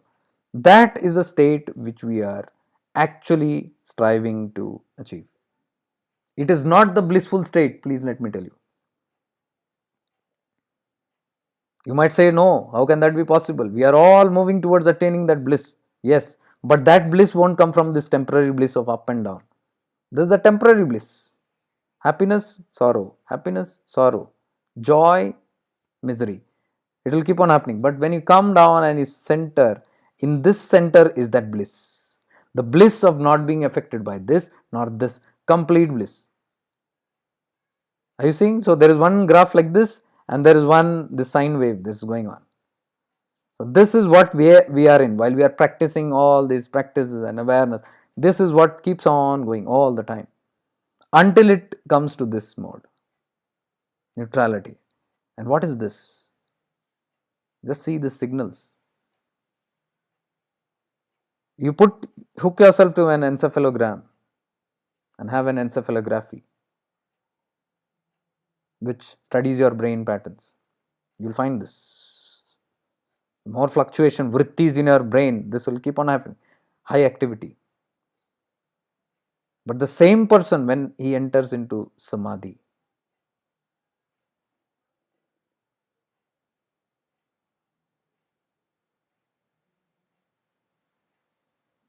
you can call that the delta state or the gamma state or alpha state, the deep states.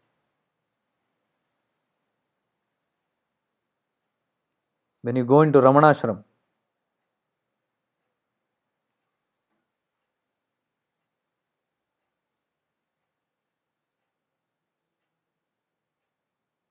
can you experience that right now?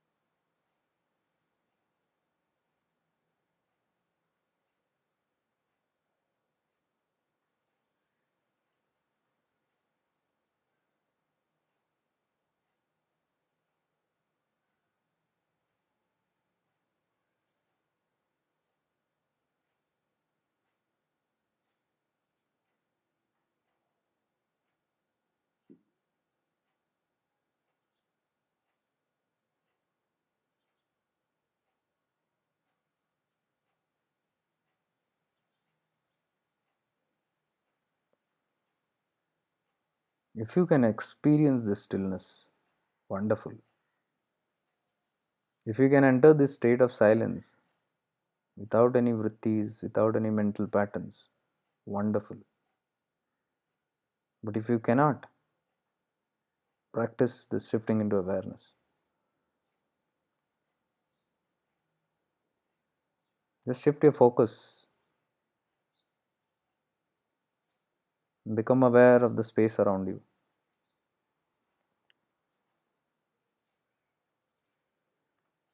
You, the being, you, the self, can experience anything through consciousness. Pure you is experiencing everything through this consciousness. You, the being, are even experiencing your body through this consciousness. Become aware of your body. Just become aware of your full body, inside and outside. What's happening?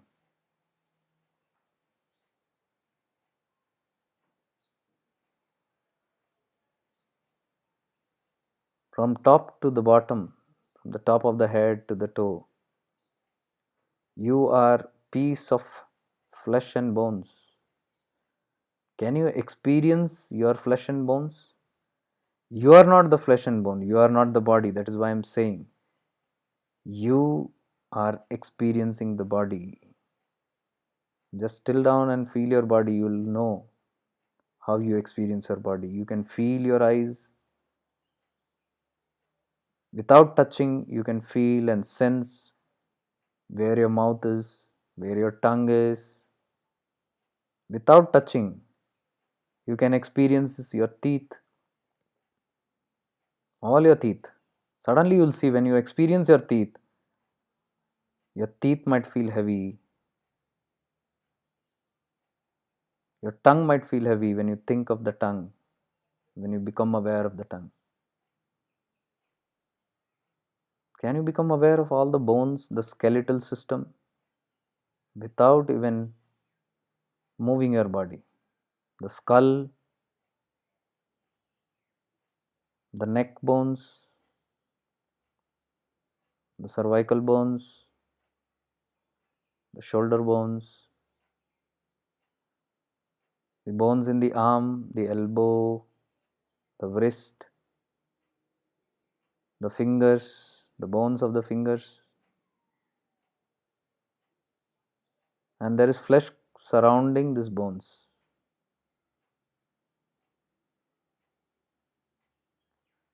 The head, the skull, linked with the spinal cord. Just become aware of the spinal cord from the top. Below the skull, it is touching. The vertebrae are moving down.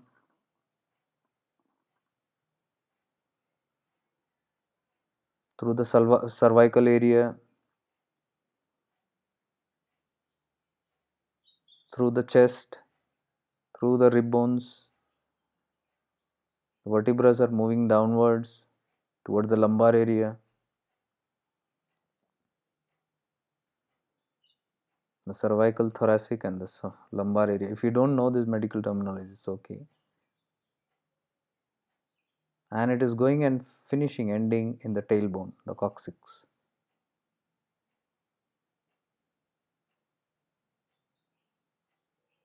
And then you have your pelvis, your hip bones, your whole hip structure, which is holding all your internal organs, your lower abdomens. Your pelvic bones are holding all vital organs, and the thigh bone, the knees, the calf bone, and the soles of the feet, the toes, the bones, the whole skeletal system, bone systems, and the whole bone system is covered by this flesh, which is not you. You are not these bones, you are not this flesh. Who are you then? Where are you in this body? Your awareness is spread out in this body. You are the being. And you are experiencing this whole body right now through by becoming aware of this bones and flesh through the consciousness. You are becoming conscious of your body. Who's that you? That is the real you, the being. This is that you which has no death and it is immortal. But since you have taken up this body as your prarabdha, you are stuck in this body. But you are not mortal, you are immortal. You are in this body only till this prarabdha works out for you. Then this you, which is experiencing this body, will leave and experience no body. The same you that is experiencing this body, one day will be there existent, but it will not have a body around it, which we call death. But you are not dead. You as existence, this being which is experiencing this body, will only drop the body, but you will exist again.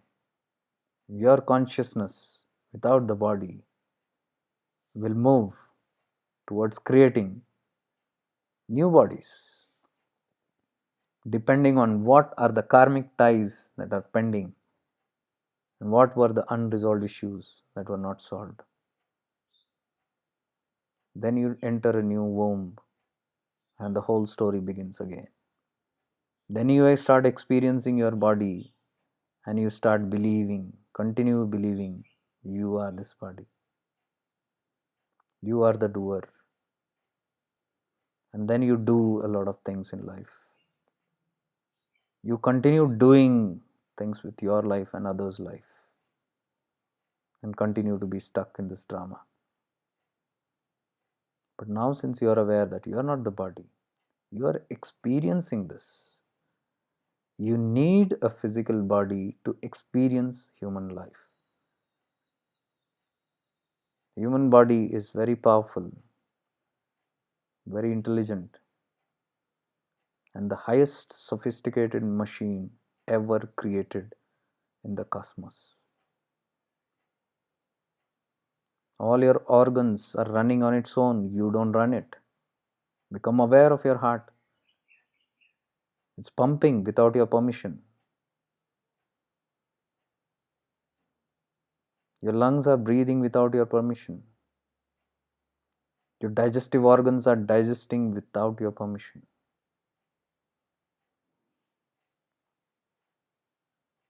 Food is being converted to fecal matter without your permission. Water is being turned to urine without your permission. Gas is being turned into oxygen that you inhale from outside.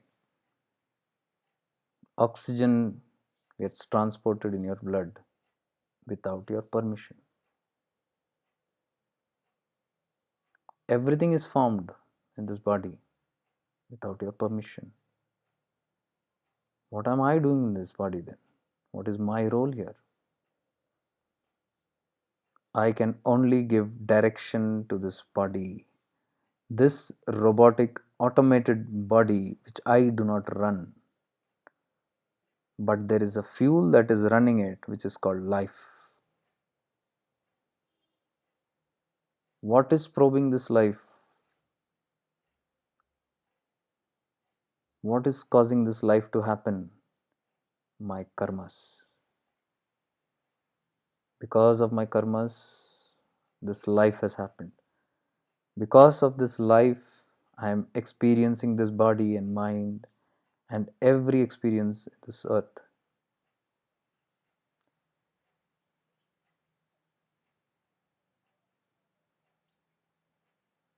This I do not own ownership. I am not the owner. This body belongs to me, but it is not mine. It's like a rented suit, borrowed, just to have this human experience and complete my life after completing all the human experience that I once created. Once I have the experience, I begin transcending that experience and moving beyond that experience so that it's all complete. I give completion to my karmas. I give completion to my karmic ties. All those whom I am connected with is the drama I created, due to which they incarnated with me. My karmas made me incarnate into their lives. This is the same bond of karmas that will take me even into the future if I don't give it a completion. In my awareness, I'm completely conscious of every karmic bond I have in this lifetime. My evolution is when I reduce these karmic ties more and more. All the pending issues and unresolved issues are finished by giving a completion from my end very consciously. I consciously choose to give completion. Let my whole day act be so conscious and be divinely guided that result only in the completion of the karmic bond. Let it always move towards completion and not towards any kind of addition of any new bondages.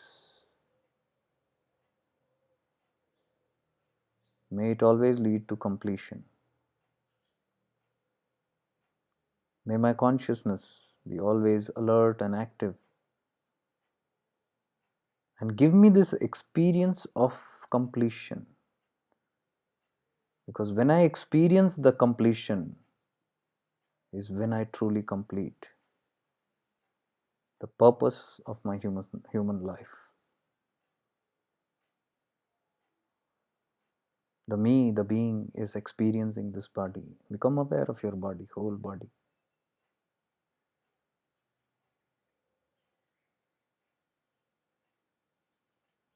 Become aware of the stillness in the whole body. Everything is relaxed. Everything is working on its own. I don't have to do anything. All I can do is observe. I can witness, I can observe my whole body, my whole being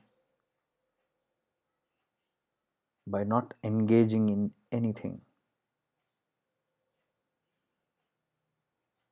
I'm not even engaged in breathing. It's happening on its own. My only engagement is observing. I'm that pure awareness that is just observing everything that is happening in this body, mind, emotions, and the space around me. I am only observing all the relations that are connected to me. My consciousness is only observing.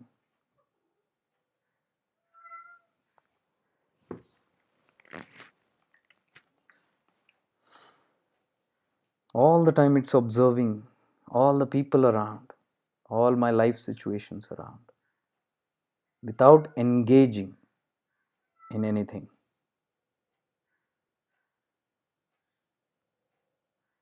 Engagement is doership.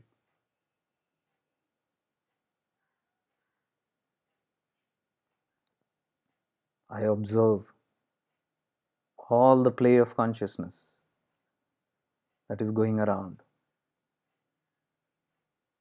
and provoking me to dance in this play of consciousness. I, as an observer, do not willingly play this game, but I become a mere observer.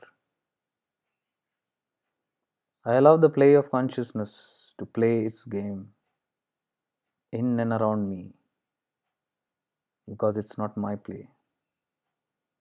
I'm just a part of it. So, like the Divine Father, the Satpurusha, the Shiva,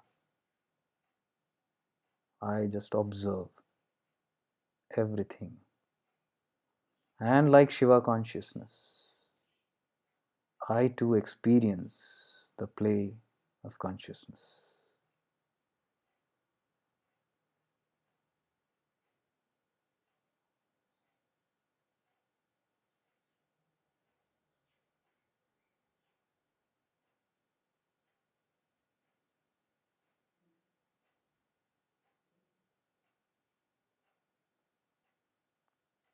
Apart from the body, become aware of the space you are living in. The whole room that you're living in, just become aware of the space which is not empty, full of atoms. It is fully alive. Become aware of all the atoms in the space. And through this space, because you are now in the space, your consciousness has expanded into the space is alive. Through this consciousness, experience the walls of your home, the walls of your room. Just feel the floor, experience and become aware of the walls as though you can feel it. Become aware of the ceiling, the roof.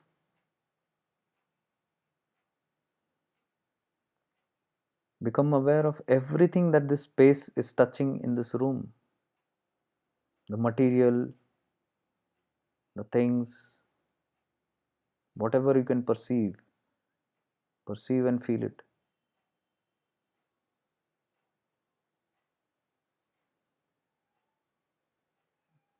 You are this consciousness in this space that is experiencing this room. So this consciousness is also experiencing the you, the body. Through the space, experience your body which is sitting in this space. Can you feel yourself, your body?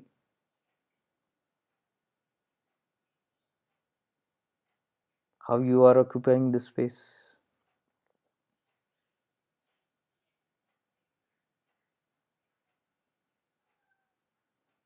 This, what you are experiencing, is consciousness. This is how the self experiences things, whether in the body or out of the body. When you have a body and when you don't have a body also, your existence will be like this. You can perceive, you can feel, you can experience, but that time without a body, this time with a body.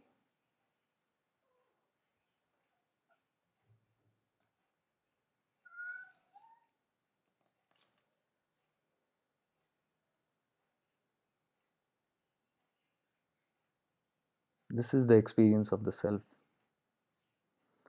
You will notice that when you are in this kind of a consciousness, there is only stillness. Where are the thoughts? You have transcended the mind.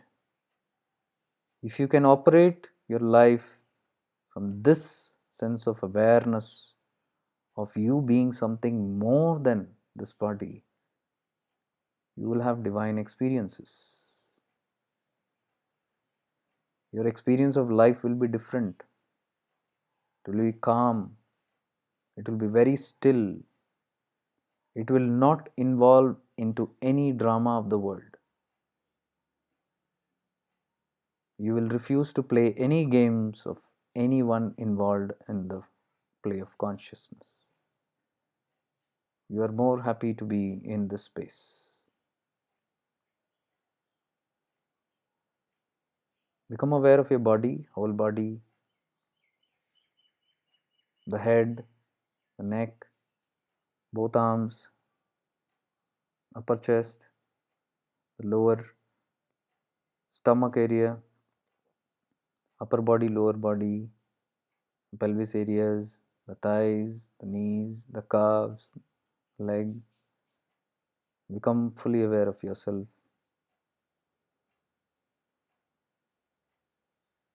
Become aware of your toes and your fingers. Move your toes or move your fingers. Just that you have body consciousness. Move it, and whenever you feel fine, just open your eyes. Nothing else to do. But when you open your eyes, do not move.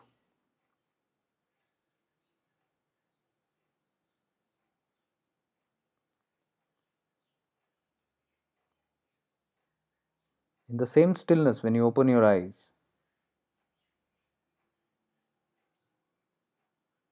Perceive all the things in the room, whatever material you can see, and feel it through your consciousness now by looking at it. You're not just seeing it, you're becoming conscious of it, you're becoming aware of it as though you can feel it. Feel it through your consciousness.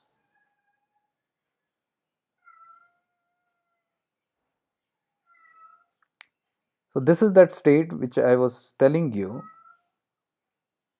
Right now, what you're feeling, right now, what you're feeling is exactly what I'm trying to tell you how to deal with life. In this state of awareness, when you're looking at something or some people or situations, you will have a different ideology, a different perspective, different view. It will not be from the mind operated. If you directly deal with the world, being in the mind, your reactions will be different, your decisions will be different, and the results, consequences will be different. But if you are in this state of mind, where you are very watchful, now you don't have to do the entire process of what we did. You can directly jump into this process where you're stilling and you're sitting, you're being wherever in your office or home or whatever, or you're in certain kind of situation. Don't just wait for bad situations, even in good situations. Just while sitting, move your awareness into the space, become aware of the space and feel that your consciousness is in the space as though your life is in the space around, and through the space feel things around. So whenever somebody walks into the room or somebody is there, you are looking at them from a different perspective. You're not looking at them from the mind. You're looking at them from a very evolved state of consciousness. And if you can look at that being, that person, your family member, anybody, as a being of light, like how you sensed yourself, you are that essence. You're a pure essence that is experiencing the body. Now you become aware of that person who is an essence who's experiencing that person's own body. There's a soul, there's a light which is experiencing, but that person is not aware. But the truth is that it is a soul. It is experiencing its life and its life conditions, the stories and dramas that are going on there. So you look at them very detached and see the soul, how their soul is now experiencing the drama, and your soul is experiencing the drama. You are just witnessing a soul. It's like you can say yourself is witnessing the other self, and that self is witnessing yourself. It's a different kind of activity. This will give you very deepened state of awareness of living life in awareness, and it will give you even results. I have not done any experiment with people on this, but I can say from my own life experience, a lot of things change. Even in the perspective of the people whom we live around, who are connected to us, things change because our consciousness is changing, and our consciousness is connected with theirs. It changes without speech, without telling anything.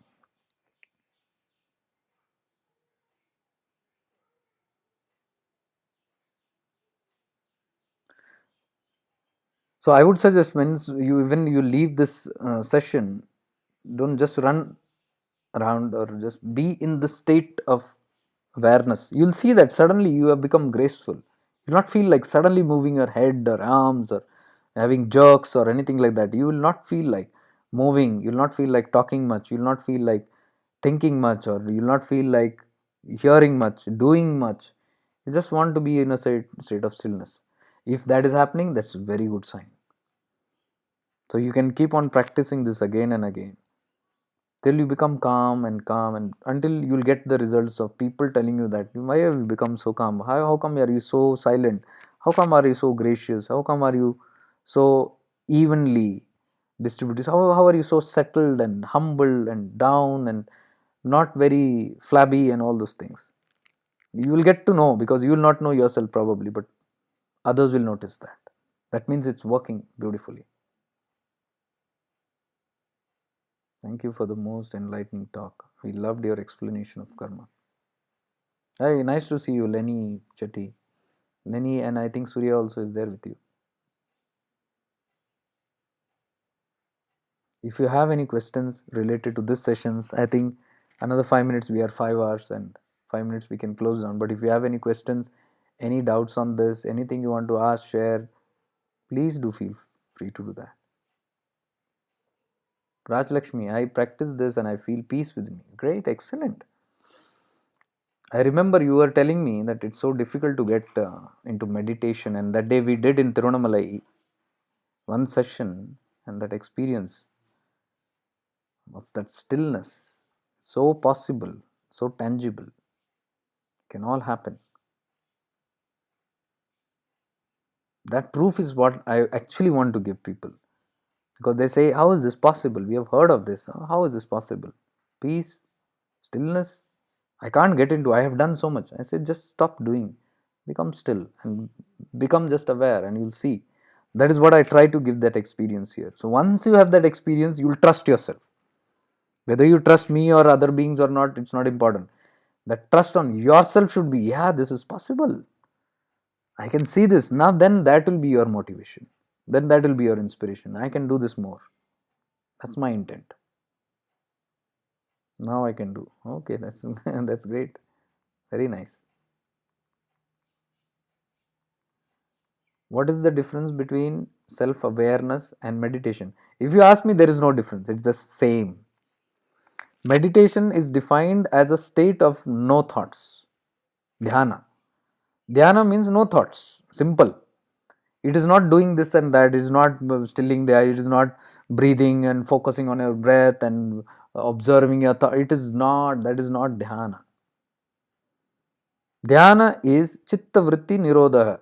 No vrittis in the chitta. You reach to a state where there is no thoughts, and the moment you are in that feeling, there is stillness, and you enter into complete silence. Where there is not a thought to disturb you, you are in a different state, and you don't know what's happening also. You are in a very blank state. That is dhyana. Many people say meditation karna hai, dhyan karna hai, and then they do. That's all not dhyana. Those are some practices.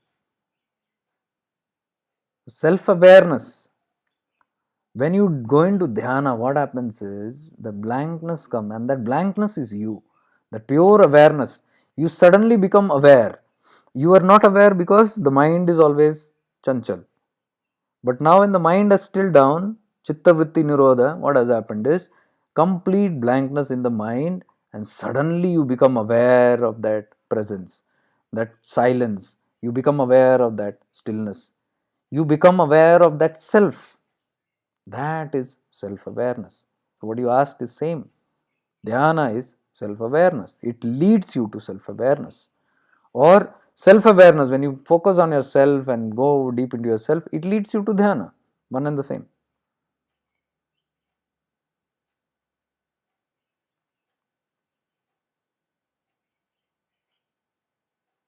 Great, Shali. I'm happy for you. Simmi ji, I think it is Simmi, right? Yeah. Tina. Okay. Asha ji, Shanti Singh. Great. So I believe this session was helpful to you. And if you need to go to spaces, go. Go. Because I see when I am in Ramanashram, it's so easy for me. But when I'm out of Ramanashram, Maya. So I relate that Ramanashram to my inner being. When I go inside, sudden stillness and peace, nothing disturbs. When I come out of Ramanashram, it's like when I come out of myself outside and look into the world and the Panchindriya start, then Maya. I'm sharing this very openly. That whenever I am in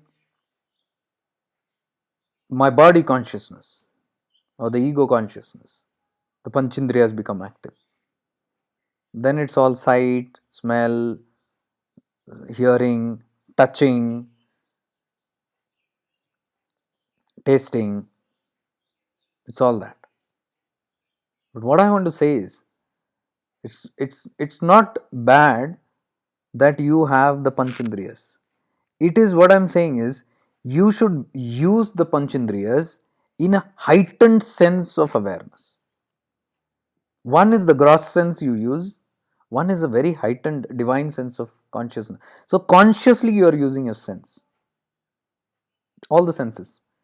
That is what all the basic mindfulness practices say. When you are eating, become aware of every morsel that you eat, every food that you're chewing, the taste, the smell of it, completely the chewing, and how does it feel, the texture when you're swallowing, how does it go, what the feeling of it, the warmth of it, everything. When you're doing that, that means this taste buds which is there, the jiva, you are relishing it consciously. In awareness you are eating.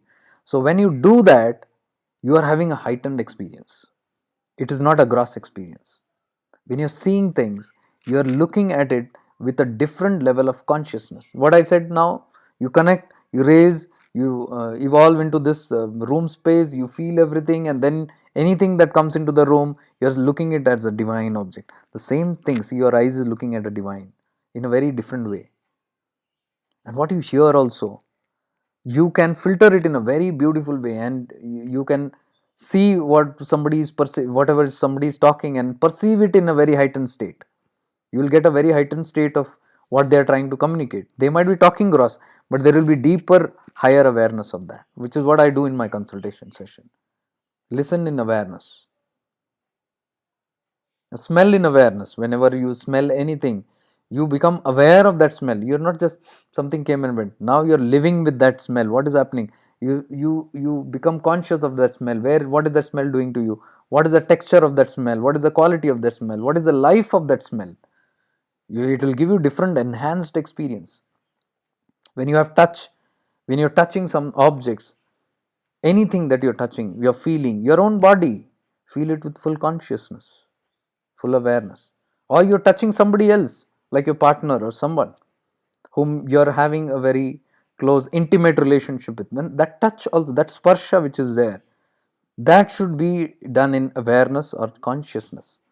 So when you do that, you have a heightened experience. That is what Osho used to explain. Even he went to Sambhog se Samadhi, sex and Samadhi.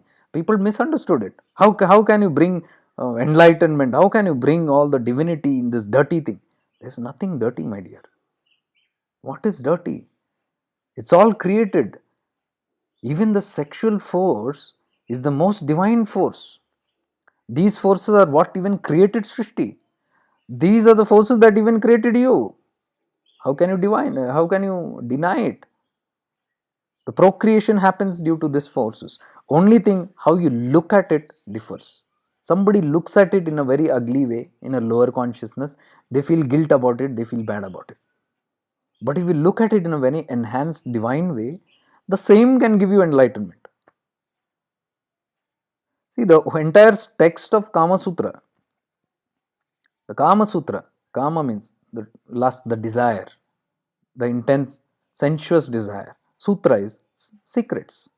The secrets of that desire, that lust which is there. Do you know it has been written by somebody who was a rishi and he was not married? The whole Kama Sutra. It's such a deep science. I mean, what I'm trying to tell is this all is an involvement of the consciousness. It doesn't just involve the physical body. Somebody who has physical mastery should have written. No, he was a great rishi. Who through consciousness. See, these all the great rishis work through consciousness. All the scriptures was written by consciousness. Everything is done through consciousness. Heightened sense of awareness. That is what we are doing is just a miniature of that same work in this human bodies. So you don't look at anything as bad. There is no papa punya, there is no this and that. I was in Tirunamalai and I was talking to someone, and we were talking. That person was uh, talking about marriage or something, and the person asked me, "Is it right to get married or not get married?" I said, "It all depends on what you want. What is your requirement? If that is pending in your prarabdha, you need it. If you feel you have fulfilled it and you are over with it, you don't need it. Simple as that. There is no other way out. What world tells is according to their own books and philosophies. What is applicable to you, you must choose." Oh no, I was thinking of this, that this is a serious commitment. But then somebody, I met a Westerner here, And the Westerners say, hey, don't get stuck in all this. There's nothing called these things and all. If you like, be there, and be not. It's up to you.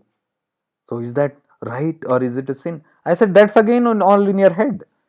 The guilt and greed and fear is all in your head. As I said, there's nothing called Papa Punya if you are operating from a certain level of consciousness. There it is only completion. There it is not, I would not even use the word gratification, that's lower consciousness. It is completion to what is incomplete in you. So whether whichever method you it doesn't matter. In Indian philosophy, they said getting married is important because somebody shouldn't misuse this conduct, saying, and then they go around sleeping with people, hundreds of people, saying that no, I am here to fulfill. No, that's not right. That is why they said stick to one partner, because then you can gratify whatever you want. So there are Westerners who don't go into that philosophy, but who are what do you call, not married as per Indian standards, but they are committed for lifetime, and they have that because they know the seriousness of that completion. They are working only on that completion. Nothing else bothers them. So that what that Westerner told this Indian person was true. So I told this is how it happens. Now it depends on your culture, your fear, your whatever conditioning, beliefs, and all that. There are so many things. So I don't want to conclude what to do, what not to do. It is your independent will. But you should have that focus on what is that completion all about. So these are the higher secrets of these, but it cannot be casually spoken, because the moment we casually, then it's misuse, it's abuse. Then the same thing can be taken. Oh, this is what we have been told, and now we can do this. It's all no, it's not. Krishna told Arjuna, if you do it in that state of non-doership completely, and even if you kill somebody, the karma of that killing will not come to you. Does that mean now we tell that, oh, Krishna told in Bhagavad Gita, even if you kill somebody, it might not come, let me not act as a doer and do it? No, you will get a big karma, because your intention itself is to manipulate that teaching. Are you getting it? So the whole purpose is gone. It doesn't work there. It has to be done in that mode of commitments. Anyways, I think a lot of things have. Brother, how to stretch this stillness moment to time when we move this awareness gone with time? That's what I'm saying. You got to keep that awareness. What is that tells you this is gone with time? Can there something remind you that this is going? This experience is going. That is your awareness telling that is, oh, it's going. This I have lost it. That same awareness can bring it back. Bring that same shifting into awareness, shift into that awareness. You can get it back. You can extend it. The more you do many miniature many times a day, the more this will become your habit. The more easier it will become. But if you do once in a month, very difficult. And then you are expecting it to stay, then it's very difficult. Then you have to practice it again and again. So if you feel it is gone, and if you need it right there, practice there. If you say no, I'll do it in the evening or some other time, do it. But keep doing it. So with this, I take your leave, guys. It's going to be never ending otherwise. So I'll meet you next week, next Sunday, with lots of divine love and light to all of you. May we all be blessed. Gurudev Sharanam, Gurumandala Sharanam. Avadhuta Chintana Shri Gurudev Datta.